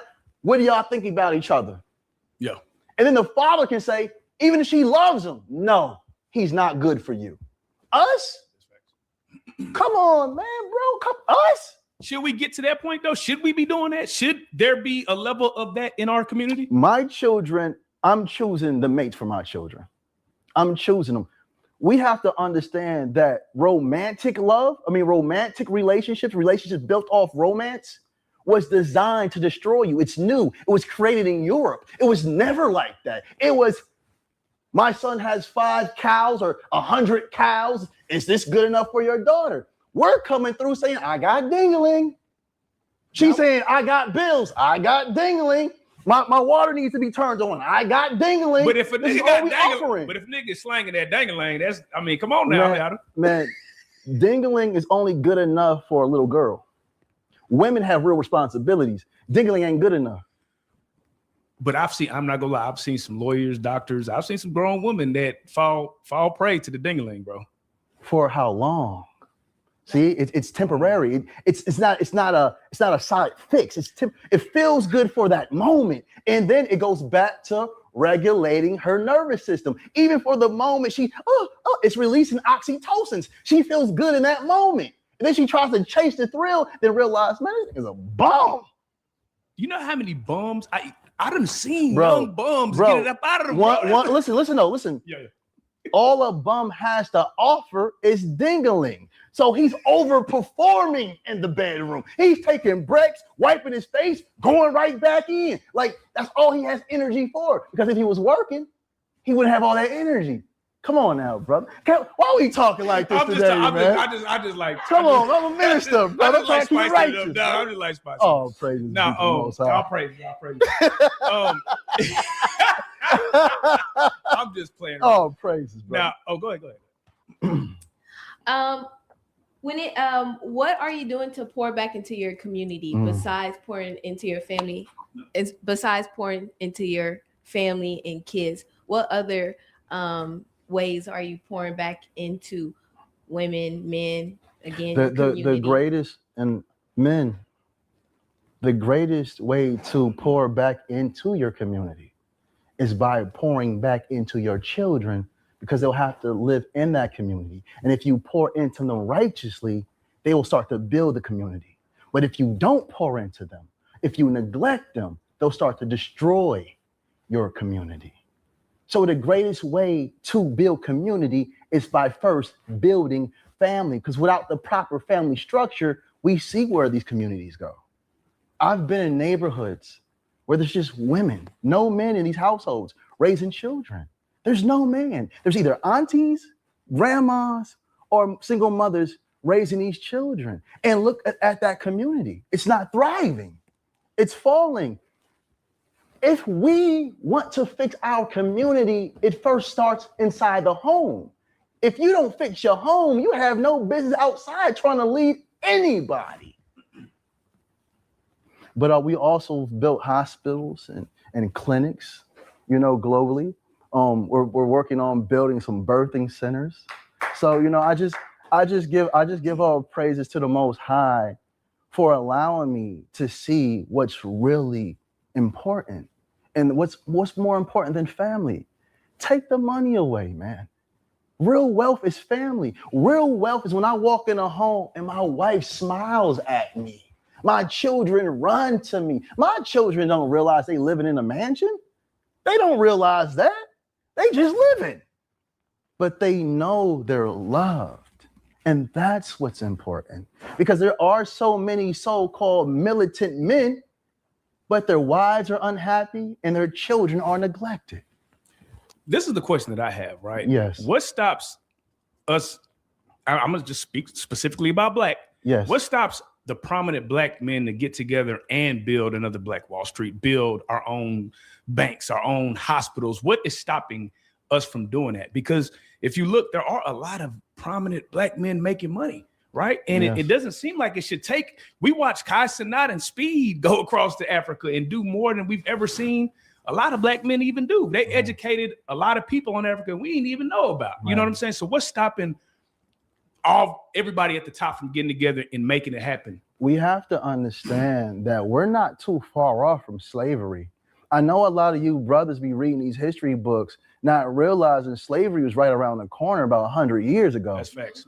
Come on, man. So we're still walking around with a slavery mentality. Like, you thriving, I'm thriving, but I want to outshine you. Yeah. I can't. And this goes back into the health world, right? You have all these holistic practitioners, but now it's, he's the scam, don't buy his stuff, but I got it for the low and I give it to the community. Like this is competition. You know what I'm saying? Or I'm gonna speak ill about him so they don't deal with him or get connected to him. Like this is a sickness. Right. And I'm speaking to the black men, but honestly, bro, it's not just the black men. This is a pandemic now of this going around the world I've been in. All races are going through this. Right. We no longer know how to connect to one another because our nervous systems is dysregulated. We are hormonally disrupted. And that's why when you look at your brother, rather than you seeing yourself, you're seeing your enemy, because when you look in the mirror, you first saw the enemy. Right. If you're not willing to even support yourself, how can you support your brother? So, brother, I want everybody to know we're not that far off the plantation, and that's why we still have the mentality of it. That's interesting, right? Because yeah, but do you feel like sometimes that could be an excuse too? Because it's like, yeah, we're not that far off, but look how far we've come. But how far have we come? We don't own nothing. We're just making money and giving it right back. How far have we come? We're still on the plantation picking all the cotton, but now they're paying us. And as soon as they pay us, we say, here, take it right back. I want that car. I want that jewelry. I want those clothes. Take it, take it, take it, take it, take it. Come on, man. This is the plantation. We are free. We are enslaved Negroes thinking we're free. Look how we treat our women, like we're on the plantation. I'm gonna give you dingling, and I have to use the word dingling. Please don't laugh in the audience. Yeah, they are. I'm going to give you dingling. I'm going to mentally, emotionally abuse you, and then I'm gonna work you like a slave. Come on, man. And we don't even make love to our women no more, because true love making starts in the mind. But anywho. Do you got a book on this, bro? I mean, that sounds like a book. I've created, since I sing you, I've created about 10 books. Oh, okay. Let's go through them real quick. No. Oh, well, let's go through just one of the books that can help. Like you were just talking about men making love to their women. What is that book that you were talking about? You just said you had a book for this. Yeah. What is the name of that? I can't tell you that okay, yet. but where can people go get your book? I can't tell them that yet. Either. Okay, all right. But just know, my boy Yada got some books. All truth be told, the greatest book is yourself. Yeah. But we don't want to turn the pages of our own minds because there's a lot of hurt and pain in there. But we have to realize the pain comes from God, and that pain teaches us something. So when we go through a hard experience, we're deeply in God's class, and God's saying, I love you. I know it's hard, but I got you. And you're going to make it through. And to the audience, every time you worried, every time you doubted, didn't you always make it through? Everything you were so worried about, didn't everything always work out? Listen, fall so deep in love with yourself that nothing else matters. All right, so question. Somebody in the chat asked about the Anton Daniels interview. I want to touch on that. That was a debate that y'all had, which is interesting. Man, listen, I don't want to discuss about that too much. Gotcha. It's old. Gotcha. It's old. Gotcha. Yeah, it's not even important. Gotcha. All right. For you, right? Going into 2026, this year and beyond, what can we be looking forward to, Yada? Every time I look up, I feel like you're doing something. You're elevating. Yes. You're doing something to keep it going. Like what can we be looking forward to? We're hosting our events. The first event we'll be holding in Atlanta will be called the Protected Woman. I need the invite, bro. Send me through there, man. There's gonna be a lot of women in there, brother. A lot of. I'll bring my wife. I'll bring my wife, and I'll just be there to stream to our people to see. You know what I'm saying? I mean, you know what? I would love to invite you and your wife to the mansion. Y'all, because I own one mansion and I own the mansion next door as well. That's dope. Y'all can come anytime you want, brother. Fire. Anytime you want. But yeah, man, we're building our ministries, Crowned in Covenant, and this is for the elevation of the woman. And it don't matter what religion you're a part of. It doesn't matter what race you are.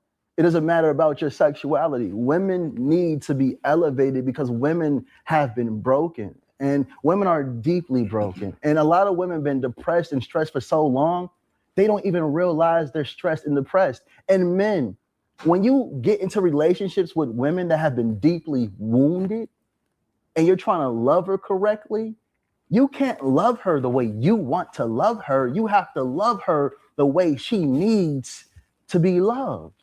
Because again, nervous system, I need y'all to remember nervous system, nervous system, nervous system, nervous system. Her nervous system has remembered every time she's been let down, hurt, scared, afraid, abandoned, abused. So you have to be very cautious on how you deal with these women because they're fragile, man. The first man that they trusted was their fathers, and the fathers were the first men to break their hearts and let them down. So if you're not mentally prepared to deal with a woman that's wounded, leave her alone and let her heal, because you trying to come into her life saying, oh, baby, I love you. Oh, baby, I'll never leave you. Oh, baby, I'll never hurt you. And then break her. You're a devil. You're a real devil in man form. But go ahead, brother. Fan question. Aries Love 86 says, do you have a place that heals people? Yeah, I have a place in Ecuador, and I'm also building a place in West Africa. And I want people, Ecuador is cool, got the fresh fruits and the mango trees and the banana trees and the orange trees, and the backdrop is a mountain when you look at it. But I'm building something in Africa because it's amazing. And the beautiful part about South America, though, everything that's closer to the equator, the sun feeds the body. Oh man, so beautifully. Yes. Anything in America? Mm-hmm. Do you have? Oh, do I have any place? Yeah, any like, places here in America? No. Yeah. And the reason why is because they've made it illegal. Yeah. Like there's a herb in Africa called iboga, right? And this herb, iboga, iboga, if I'm not mistaken, this herb can remove heroin out of your body in 72 hours. So you can meet a man that's been on heroin for 5 years. If he takes this herb in 2 days, he does not have the addiction no more. And this is why they've made it illegal here in America, because they would rather pump prescription medication down the throat of an addict because they can tax that. They can't tax what God creates. And then every medication that has been developed, the base of it comes from nature.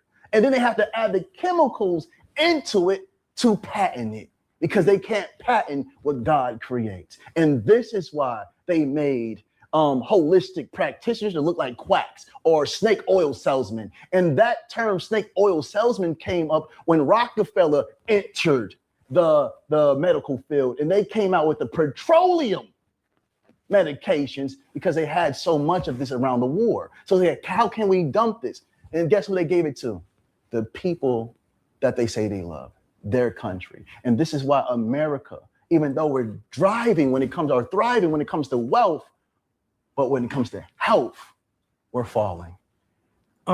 Quick question, like how long does it take somebody's body to heal from something like diabetes or high blood pressure if they do it the holistic way? It's simple. The first thing, and that's a beautiful question. The first thing an individual must do when I'm working with a person is, are you ready to give up what causes it? And a lot of these illnesses in men are predominantly from foods and alcohol. Women, majority of their diseases or their illnesses come from stress. Yo, DJ. Stress related, because the stress hormone cortisol shuts down your immune system completely. And when a woman becomes overly stressed, it goes into her tissue. Remember, the nervous system, again, is interconnected deeply into Yeah, I every think she went to sleep. organ inside the woman.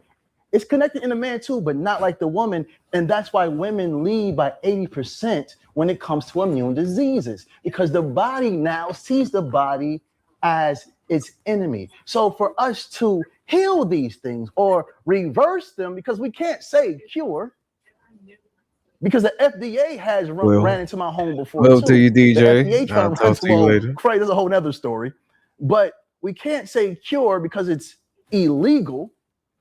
But for us to reverse sickness, I need you guys to understand this. If you have a parent with cancer right now, or a person battling with autoimmune diseases, I'm gonna tell you this simple thing. Remove the garbage. If it's not created by God, don't eat it. If it doesn't have a seed, don't eat it. I'm talking about fruits now, family. Listen to me.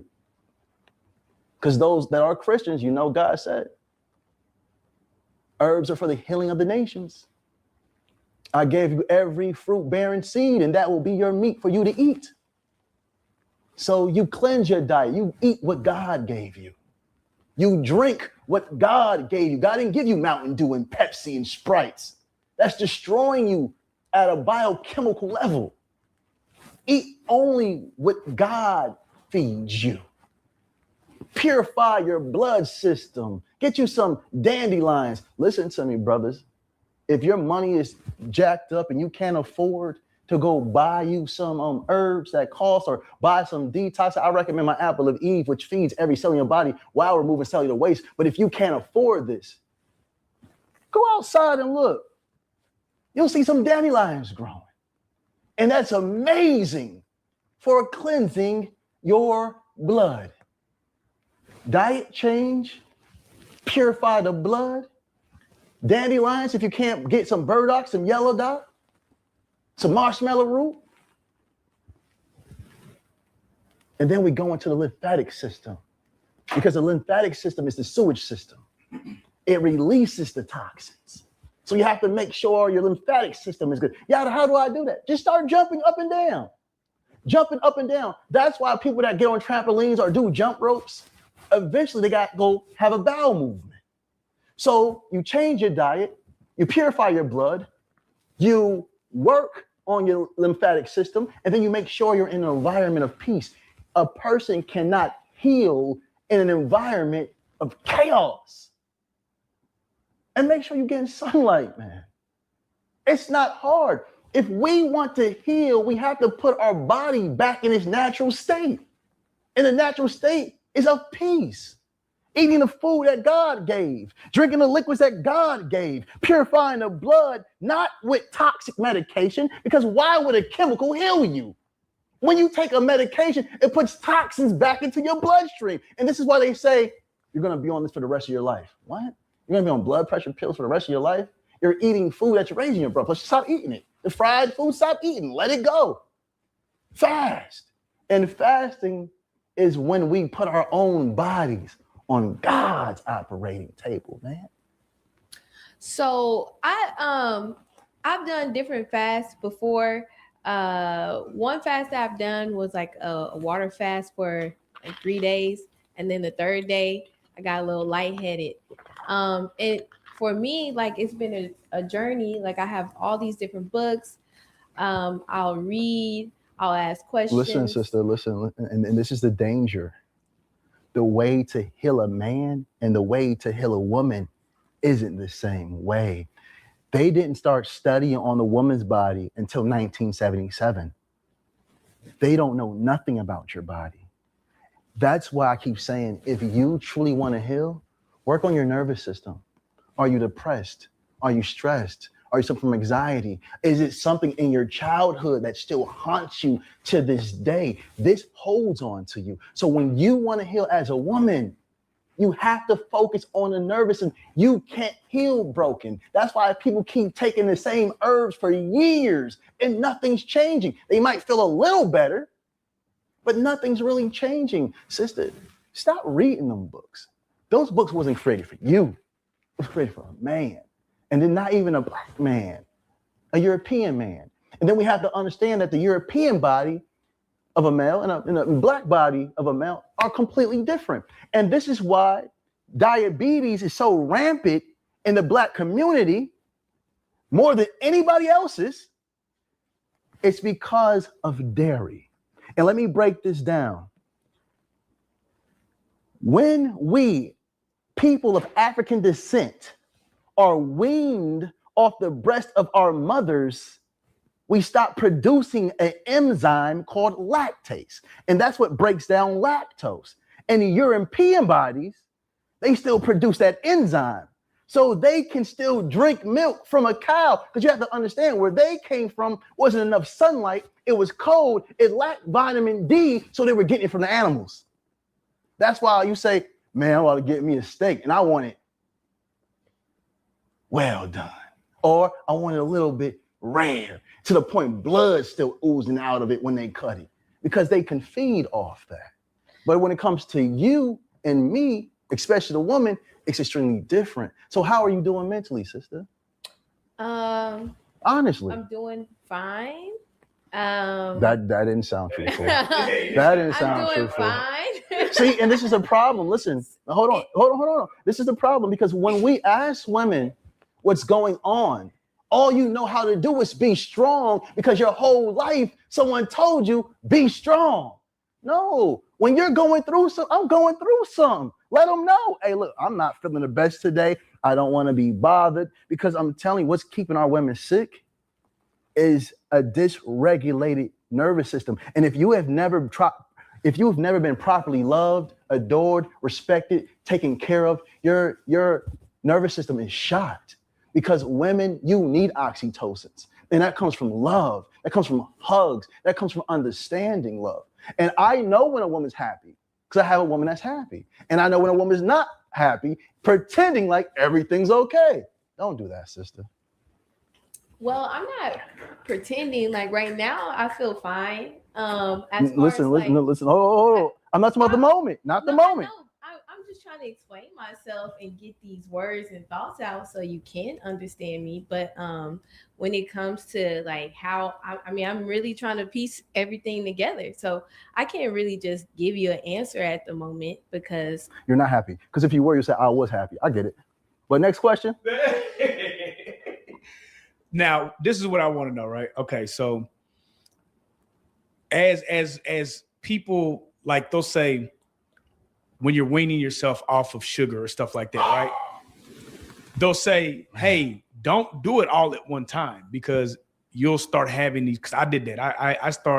I deal with a lot of healers now. So, okay, let me try this fruit diet. Right. And then I start having the craziest migraines, dog. Yes. And then they were saying, you can't just jump straight off of sugar. That's not true. Okay, so tell me. That's like telling a crackhead, just smoke crack every other day. Don't smoke crack. Don't give up crack all the way, because you're going to go through it physically.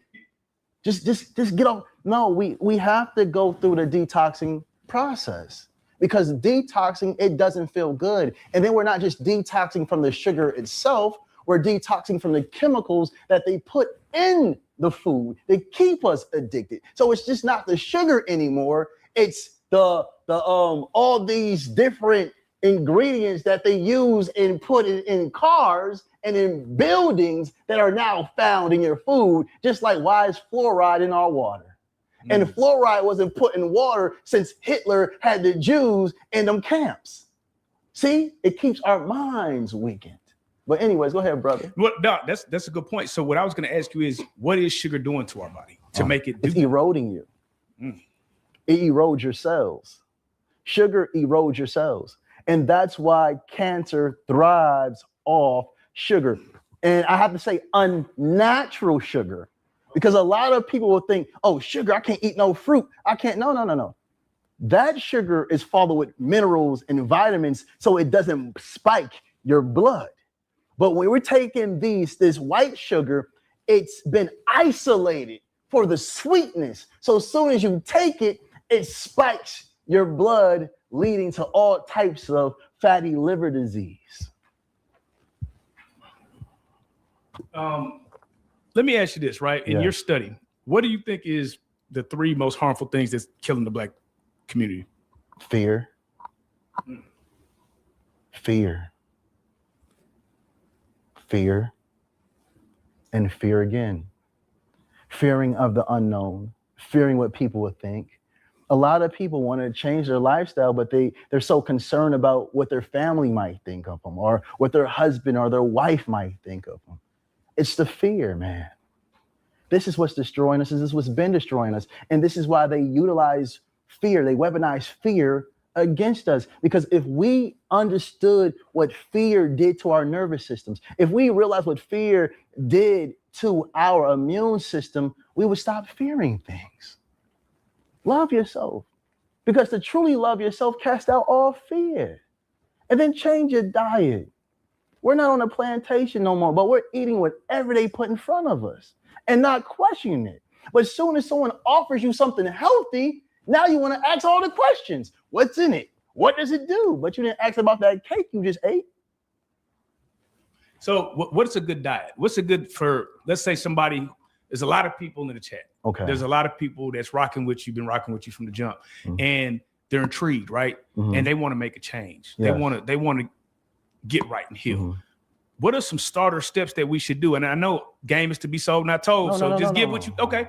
But you know, like what are some, because it is tough, you know what I mean? Especially when you've been eating, you know, bad foods and hey, take me through stage one of trying to heal. So transitioning, stage one is to find every plant or mushroom that tastes like the food you used to eat. Like, okay, you love chicken. Get you some oyster mushrooms. You can season them, you can flour them, you can fry them, and when you eat it, it tastes just like chicken. So just find things that you can do. Now that's the first step. Okay. You know. But the next step is let me fast for 1 day or 2 days. Let me remove just breakfast. I won't eat breakfast no more. I'll just eat lunch and dinner. Okay. But when you want to really get to the real nitty-gritty of healing, you have to become a watertarian. You have to understand, and I'm telling you what a watertarian is, but you have to understand that our body consists of 70% to 80% water.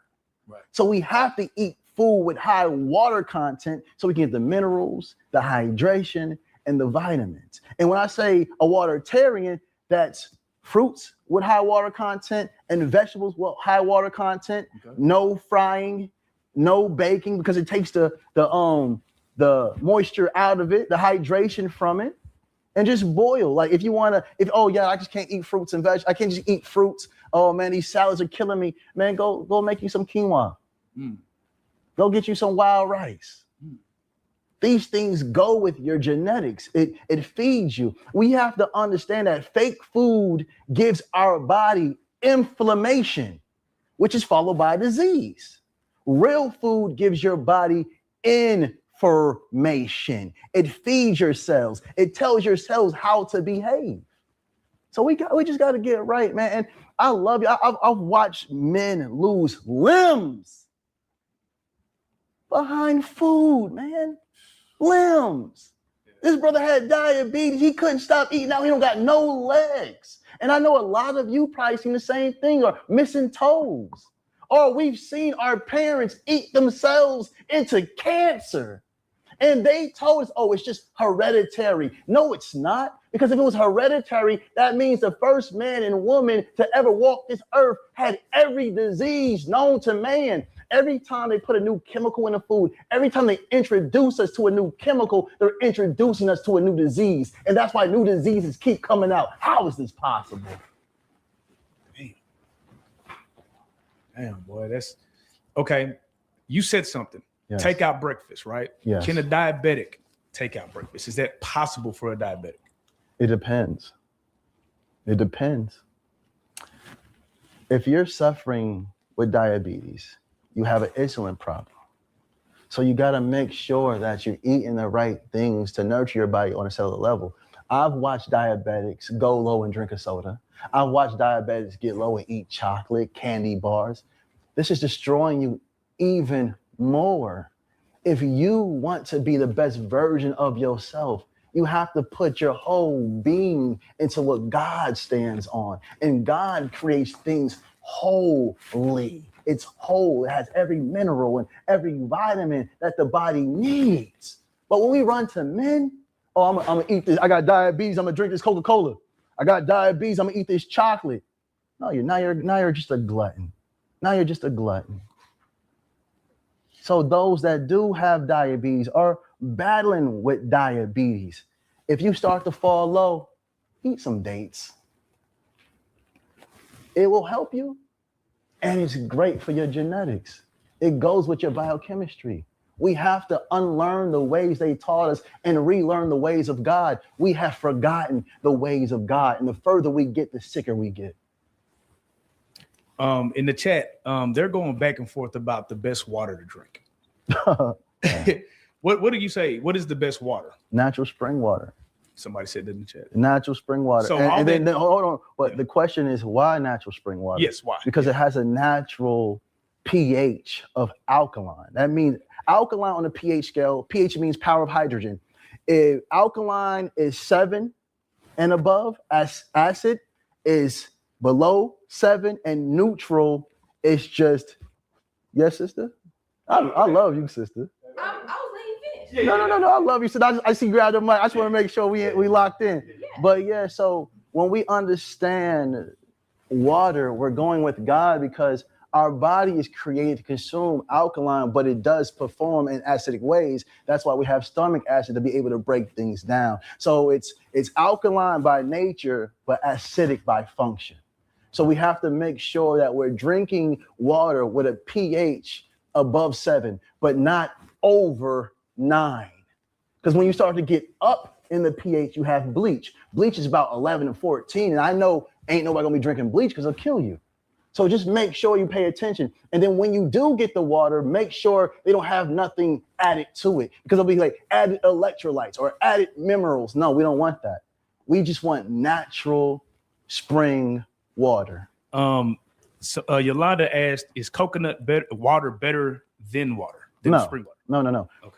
And I want to answer that because I see a lot of people saying this, right? But you have to understand now, coconut water is good. But what type of water makes the coconut tree grow? It's not coconut water, it's natural water. So natural water is always good, but coconut water is also amazing because it's great for your blood. Do you know anything about living water? Living water. Yes. Explain that to me. So we had a guest come last month and they talked about how water dies after 3 days. So that they get the water from a creek or spring, and then after 3 days, it becomes dead water. So they call it living water. And that's the first time I heard about anyone talking about living water. So I want to know if you heard of that or if you know anything about living water. First and foremost, I'm not sure who mentioned that. And I don't want to feel like I'm attacking anyone's source of knowledge, because you know what a person believes to be true is their right to believe that. But water doesn't die. Water is the source of life. So that's like me going to a spring and saying, oh, this spring's been here for 30 years. It's all dead water. Like, no, because we know anywhere water flows, life is. And that's why when a woman gives birth, the first thing you see is what? What breaks? The water. The water. Because you are a reflection of this. Yeah, so yeah, I mean, I think this is a great conversation. Again, like I'm really just learning, taking things in because, you know, my surrounding doesn't embody these things. Well, let me say this to you, my beautiful sister, because I can see pain in your eyes. You hide it real good, though. You hide it real good, and it makes me sad that those that are close to you don't see that you be going through things mentally that you might not even speak on. But I have to go back to the nervous system, oxytocins. And I'm not sure if you've ever been sexually assaulted or anything, but sometimes if a woman's been sexually assaulted, someone touching them disrupts their nervous system even more. So if you're alone or you're listening to your greatest song or some poetry, just get yourself and just start rubbing on yourself. Because if we notice when children try to self-regulate, they just start going into just touching, just touch yourself, rub yourself. Oh, trust me, I do. And people are like, "Are you okay?" And I'm like, I mean, I feel great. Like when I rub on my You're regulating your nervous system. All praises. Beautiful. So All praises. I gotta ask. All praises. Man, Yada, you're a wealth of knowledge, bro. For you, right? Like I said, it's a lot of people dealing with a lot of different diseases, right? Yeah, man. And when we do these live chats, the reason why we do them is because we like to give them the space and opportunity to ask you questions because these people are they're in pain. Yes. One person asked, "Hey, they want to pull up to your facility. Is it a ticket? How do they go about doing it?" All right, just tell them to message the DM me on my Instagram at Yada YADA_awakening, and one of my assistants will get to you. And you can even there's even a link where you can speak to me directly, because I know when we're dealing with a lot of illnesses, some of them we're ashamed of. Right. Some of them are ashamed of. And my first clients that really came to me had herpes and HIV. Those are the first clients I ever had. And you were able to. All praises due to the Most High. Man. All praises to the Most High. And that's why those that really took my product serious, you don't hear them talking about me. Right. Ain't no hate. No, there's people in here co-signing the Apple of Eve on TikTok Shop. They say it's on TikTok Shop. There's people in here co-signing the Apple of Eve. Can you talk about that supplement? Are you still selling the Apple of Eve? The Apple of Eve feeds every cell in your body while removing cellular waste. When my mother got bone cancer, she cried and cried and cried. She didn't tell me, she told my brother. My brother told me. I was scared. I told my mom, come. She said, son, I don't want to die. I said, Mom, you're not going to die. I gave her the Apple of Eve. I changed her environment. So she came to my home. I changed her diet. My mom's an old school woman. The pork chops smothered in gravy, the cornbread with the sugar in it. I had to remove all this. But the Apple of Eve will feed every cell in your body while removing cell waste. My wife uses Apple of Eve religiously. She used it during every pregnancy, while breastfeeding, and after. Now my son, he's 7 years old, testing at an 11th grade level. The body is interconnected. So if you want the Apple of Eve, all praises be to the Most High. But if you don't want it, you just need the knowledge, this is what I'm giving to you right now. Praises. Another question from the chat, shout out Aries Love 86. She said, do you believe in taking placenta pills from afterbirth? No. Listen, my beautiful family, we are not animals. So if we see a dog give birth and a dog eat the placenta or eat the umbilical cord, is because that dog knows from a mother's understanding, because she's about to have to give milk to her puppies or to the kittens or to the cubs or whatever it is. She's eating that because animals have been domesticated and we're feeding them processed foods. And that's why your animals are getting cancer, diabetes, liver failure, kidney failure. Why are the animals suffering from the same things we are? Because we have been domesticated. But my beautiful sister, don't put that in your body. But if I was you, if you do have the placenta from your birth, save it, freeze it, because your child might need it. Okay. Hey, this is question Q&A time, baby. So before we get out of here, if y'all got any more questions, make sure y'all drop them in the chat. Please. Yeah. Let me ask you this, not to be controversial, right? But if you do see, first question I ask, what is the most misinformation you've seen in the healing space? Let's start there. The alkaline diet. Okay, explain that. Now, again, I give all praises to the master teacher, Dr. Sebi, because he is a master teacher. And when he came out in his time, no one knew anything about nothing. So he said alkaline diet. Again, it's impossible for us to alkaline the entire body because the body has to be acidic. Just in certain areas, just like the woman's vagina. And I'm not trying to be perverted, but the woman's vagina is acidic. A man's sperm is supposed to be alkaline, but we're eating food that's messing with our body at a cellular level. Now our sperm has become acidic. Now we're making love to our women with an acidic vagina. Now when you're done, she's scratching. She got yeast infection. Like, come on, man. So it's just the alkaline diet is off. When I hear the brothers talk about H3O2, and again, this is not an attack on anybody's source of knowledge. I'm just answering a question because I'm hearing brothers, and the first persons I heard this was some European brothers say this. They said that H3O2 is better than water. And how is that possible? Because to grow fruit, you have to use water. So where do you think the moisture and the hydration is coming from for the fruits? So I just want us to get a better understanding of what the alkaline diet is, because we should eat alkaline things, but for us, just God created all these fruits, like a lemon. It's acidic, but when you digest a lemon, it turns alkaline. But a lot of people don't know that. Or people say, don't take garlic, it's acidic. But garlic is amazing at destroying bacteria. So I just need us to study our own bodies. And to all the women out there, please understand, your bodies are not designed like men, because what we need for our nervous system is dopamine. So us doing an ice plunge or running 6 miles, it benefits us.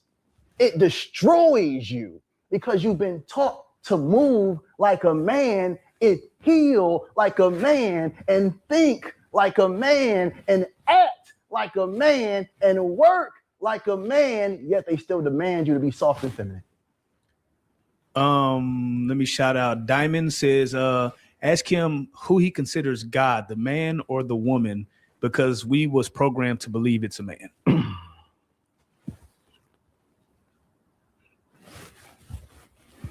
When we look at the woman, and I want to break this down at a biochemical level, right? And we did it earlier in the show, so I'm not sure if she's coming in late, yeah. Right. A woman consists of 2 X chromosomes, and an X chromosome consists of about 800 to 900 genes. And when they try to put a date on the X chromosome is ancient. They can't come up with a date for it. Now, males consist of an X and a Y chromosome. A Y chromosome is a degenerate version or a retarded version of a X chromosome. And this is why when you look at a man's nipples, we know milk doesn't come from it.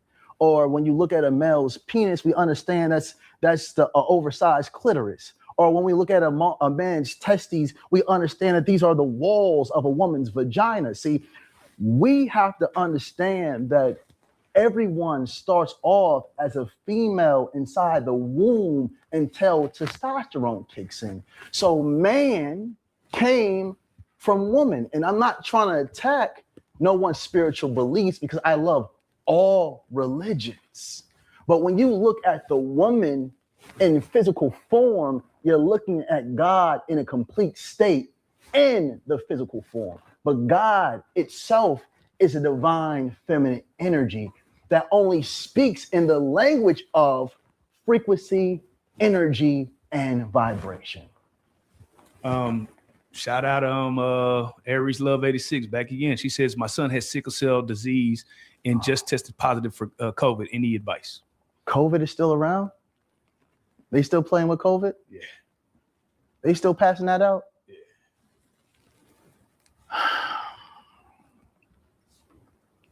First, I want to ask you, sister, are you a single parent? If you don't mind, you can answer real fast. Yeah, answer Aries if you're in the chat. Are you a single person? She said yes. Stress. And a lot of parents, probably even including her when she was a child, a lot of parents, when their children were going through depression, they didn't look at it as depression. They just, oh, you're a child, you don't have nothing to worry about. But he's only getting half of himself, meaning that he has this beautiful mother. And if she's a single parent, she's working overly hard. I know you're tired. I know you're exhausted, but I also understand that you are doing your best at what you can do. So to make sure your son is healing properly, make sure he's not stressed. Ask him, how was school? Are you talking to a girl? Are you being bullied? How is mommy treating you? Is mommy good? And do I take my stress out on you? Because mothers tend to do that, not personally, but you're going to work. So your job is get all your patience, because you know, even though you don't like these people, you have to work to make sure your lights come on and there's food on the table. So ask them these questions, and then please put him on a good diet, not the diet that he craves, but a diet that you know will make him better. Because we have to make sure the liver is functioning properly, because there's so many children dealing with fatty livers, and fatty livers come from the toxicity that we're getting from the foods and the drinks and the stressful environments. So if you want to bring your son back to his proper health, I'm not sure how old he is, but make sure he's being loved on and guided, but not overly loved, because girls need to overlove. Boys, they need challenges. So you have to make sure he's challenged, but be there when he does need support, but make sure his support is truly needed and not because he just doesn't want to do it. We have Tiff DFW says, is menopause normal or a sign of something deep? Nope. Menopause is a sign of an overworked nervous system. Ladies, I want to talk about menstrual cycles, and this is something that a lot of people, men, healer in the healing field, don't address. The way you women bleed isn't natural. You're not supposed to bleed for 7 days. Some of you are bleeding for 14 days. Some of you are even bleeding for months. Why? Because your body is trying so hard to cleanse itself. That's why the blood stinks. That's why it's dark. Some of you women are soaking up pads. You have to put 2 pads on because your body will fight for you until your last breath, and you are sacred. So you got to watch the men that enter you and the food that enter you, because you're sacred. And I want to add this too for the women that don't understand. Write this word down: microchimerism. Microchimerism. I'm going to say it again. Microchimerism. This means that a man's DNA can live in your body for up to 50 years. So be mindful. When they say you're a receiver, you don't understand what that truly means. So please learn who you are, not what the men tell you. Because these textbooks were written for men. These are patriarchal books for men's upbringing. But you women, you're the matriarch, the power, the first to walk this earth. So cleanse your bodies of toxic food, toxic men, and toxic thoughts. Microchimerism. Kissing these men, laying with these men, their genetics will live inside of you. We have a fan question by Nikki. I have lupus. What can I do to avoid lupus attacks? The lupus was diagnosed in Discord. Affect the skin. Listen. It's a nervous. Sister. I know wherever you are, I know you've probably been in a deep toxic relationship. You've probably not been properly loved by your parents. And the reason why I say this, because no one is born with lupus. No one is born with lupus. And then what is lupus? Lupus is when your immune system sees your own body as a stranger. Why? Because you've been overloaded with stress, overloaded with toxic food, overloaded with pain and hurt. Now your body doesn't even recognize itself. And in truth be told, you don't even recognize yourself. So what should you do? Purify your blood. Can we reverse this? Yes, we can. Yes, we can. Purify your bloodstream. Connect and understand properly how your lymphatic system works. Remove yourself from stressful relationships. Stop eating food that stresses your body at a cellular level. Get herbs that's good for cleansing the blood. I always like burdock and yellow dock. They're very bitter, very strong, but very powerful. And drink plenty of water. And tell yourself daily, I love myself. Because love is the highest frequency known to man. So please stop believing that these things cannot be reversed, because the person that created your body was God, not a man. And God doesn't make error. Man does. And then this goes into a book that I wrote called The Misdiagnosed Woman, because majority of the women walking this planet have been misdiagnosed. Ask them what lupus is. Where did it come from? How did it start? And they'll say, I don't know. So if they don't know what causes it, how can they remove it from your body? So my beautiful, beautiful, beautiful sister, eat to live, think to live, because this is your birthright. Brianna says, what if you, hold on, let me get her question real quick. She says, what if you still feel weak even if you're eating mushrooms and eating your fruits and vegetables? And it goes right back to what I was saying. A woman cannot heal properly in a stressful environment. A woman will not heal if her nervous system has not been regulated. Women, you are the only ones on this planet that no one takes serious.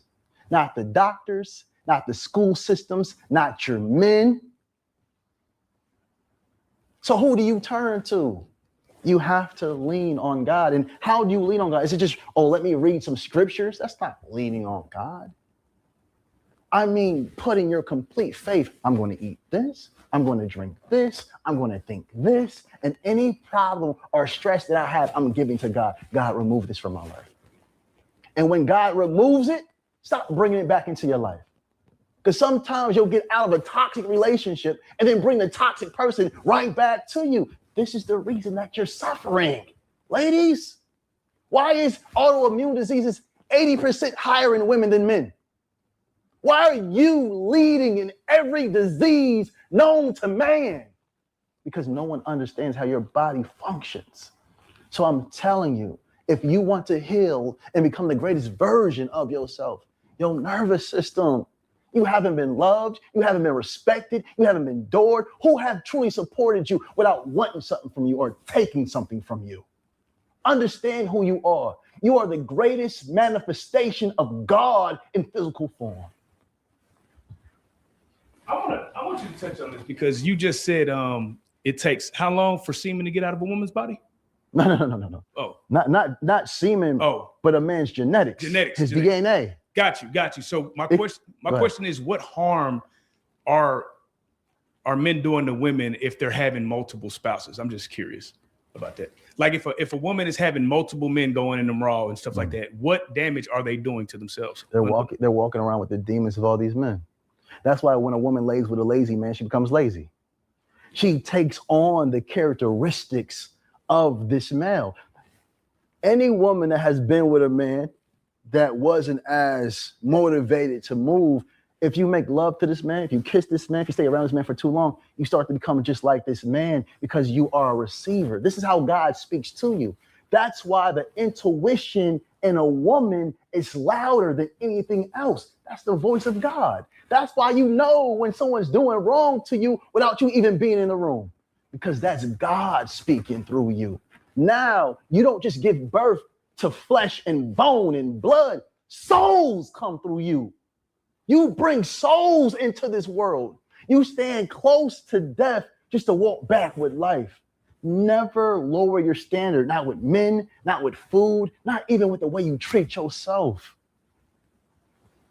But to answer this question, and it's called, the term is microchimerism. Microchimerism. Look it up. Microchimerism.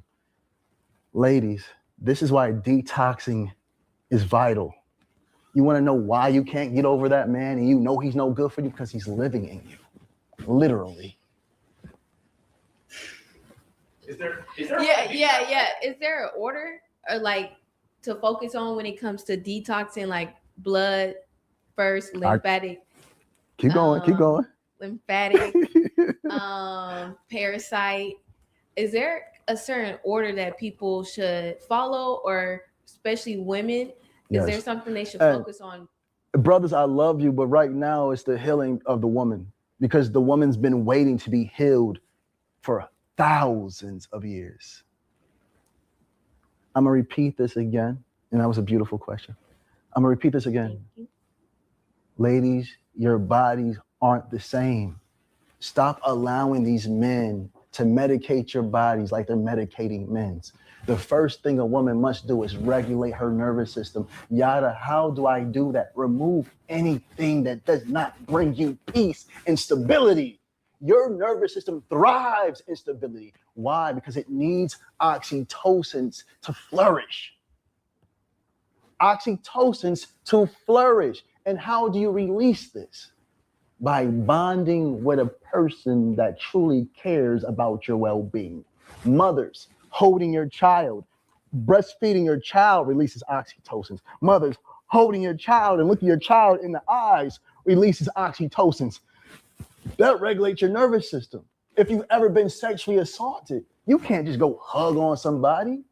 You got to start to hug on yourself, because it will start to mess with your nervous system. So you get your nervous system right, and then you focus on the bloodstream, and then you focus on the lymphatic system, and then you focus on making sure the food is righteous. So the first thing is food and nervous system, then the cleansing of the blood.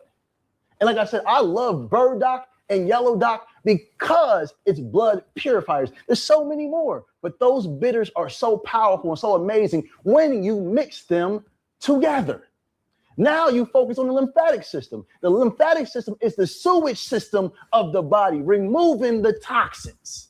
And one thing that I tell people, man, get you one of those little trampolines. I have one in my house, a little trampoline that come on a board. You can stand in your house and jump on it. It's amazing for your lymphatic system.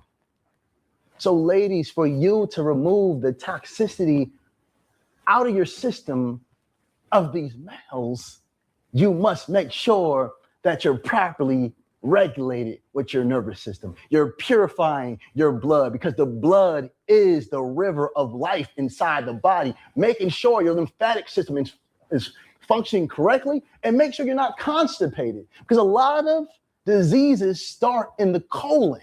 So make sure your colon is right. And this comes with eating food that is high in fiber. When you eat processed food, it has no fiber, and that's why so many people are constipated. And when you become constipated, which is a disease, constipation is a disease, it leaks into your bloodstream. Now you got sewage leaking into your bloodstream. Come on, man. Wealth of information. I got one more fan question, and then we're gonna get up out of here. Praises. They're asking about how to reverse hair loss. Ooh. That's a great question. It's a man or a woman? It's a woman. Okay, so let's do it for both though. Is that a nervous? Goes back to the nervous system. Everything goes back to the nervous system. Have we not figured out why the world has tried to stress us out so much? Yeah, Everything we're watching, it causes some form of stress to the point you don't even walk outside no more. But copper is amazing for gray hair. If you're getting premature grays, because we were taught it was wisdom. They said gray hair is a form of wisdom, but that's not true, because we see in babies come out with these deficiencies, and they come out with patches of gray. So that doesn't come with age. It comes with deficiencies, and that's a copper deficiency. Now, if this is a woman, I'm not trying to keep selling my products now. I want to sell my products. But you work hard for but this. all praises due to the Most High. But our apple of Eve feeds every cell in our body. We cannot eat processed foods and expect to be healthy. We can't eat processed food and expect to have a head full of hair. No, our hair is going to start thinning because it's dying. That's what it is. But anything that dies can be resurrected when it's in the body. When we still have oxygen and blood flowing, anything in the body can be resurrected. I need you to understand, the blood is the life. The life is in the blood. Understand these things. So when you start to put the right minerals into your body, your hair will not just grow back, but it'll grow back thicker and shinier. Have we ever looked at a person, they just looked ashy? They weren't ashy, they just looked dull, like they weren't vibrant. Right. It's just like a plant.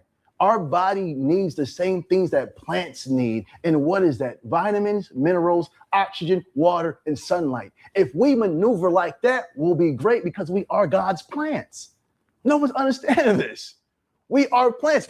That's why the same things in the soil is the same things in our body. The same things in the water, the same things in our body. The same things in the fruits and vegetables is the same things in our body. Why is that? Because God's saying, flesh of my flesh, blood of my blood. And God's blood on this earth is the water. And that water is a source of life. And just like the earth is 80%, 70% to 80% water, so is the human body. So we have to get more in tune with ourselves. But I want to put you guys onto something. Baobab. Baobab. Baobab. Baobab. If anybody's ever heard of it, it's extremely powerful fruit that will elevate you. When I walk through Africa, it grows from something called a tree of life. And Africa is extremely hot. So this tree's trunk holds gallons of water in a hot heat. And then these fruits drop from it. And you can eat the whole fruit.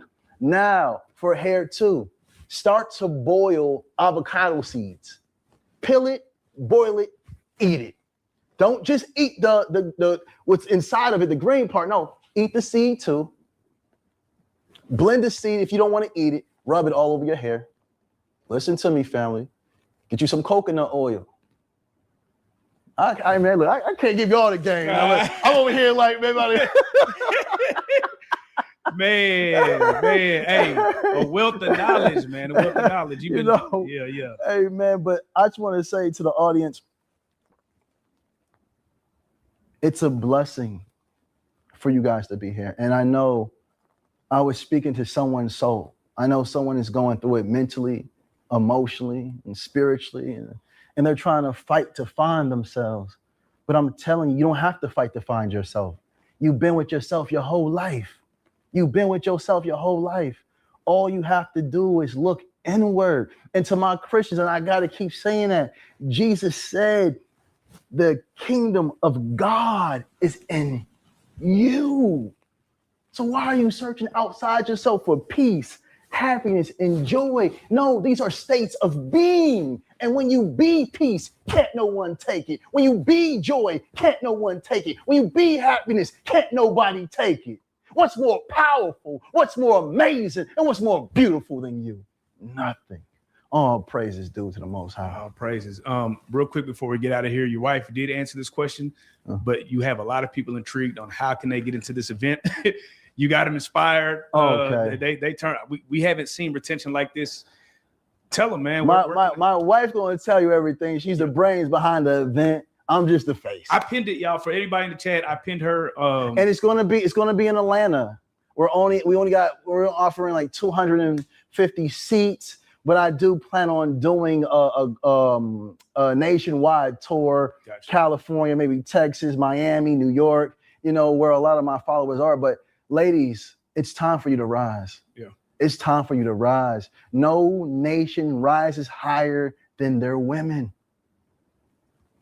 And we're gonna definitely make sure you follow our page, because when he gives us the information, we'll also share that information. Yes. We want to support Yada and everything he does. Again, let's talk to them about this book. Let's put that book in the camera. Ladies, this is going to allow you to know you're not crazy. You're not crazy. When you thought something, you felt something, and you felt like I'm losing myself, this book tells you why you thought that, why you felt that, and how your bodies work. This book was written only for women. Men can utilize it to elevate their women better, love their women better, connect with their women. But women, every other holistic book was written by men for men.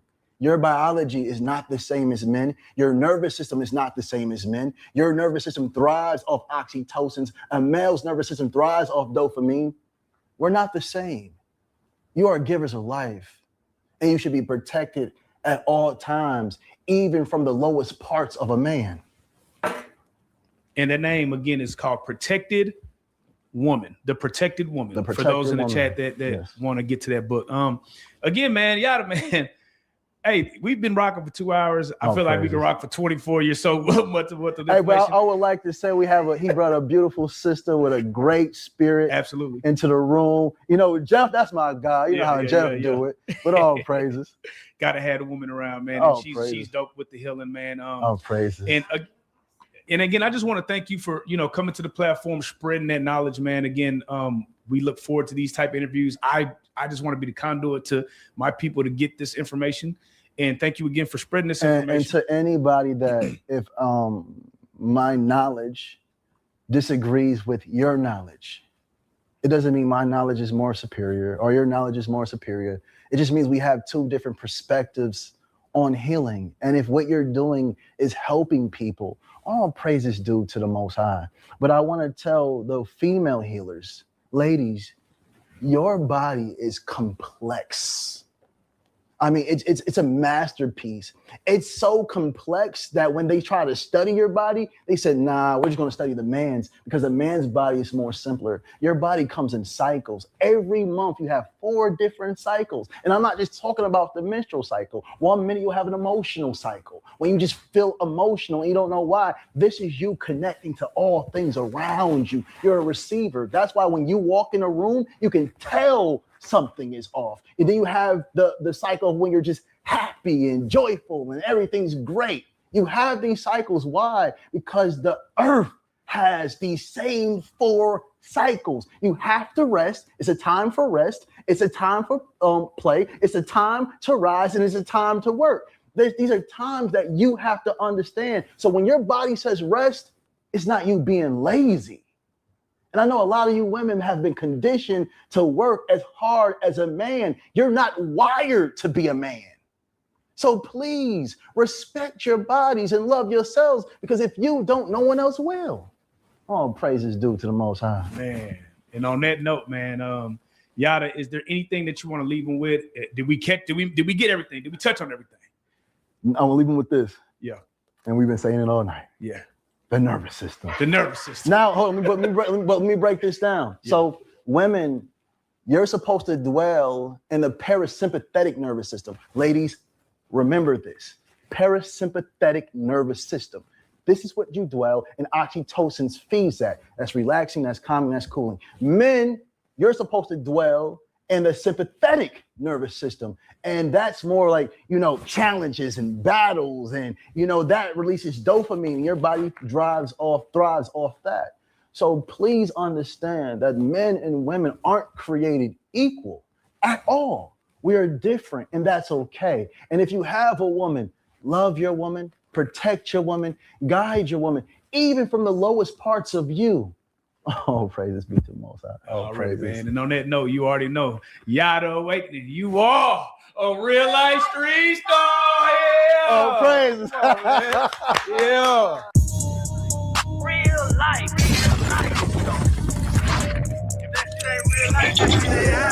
It ain't real life. Real life street stars. You know what time it is.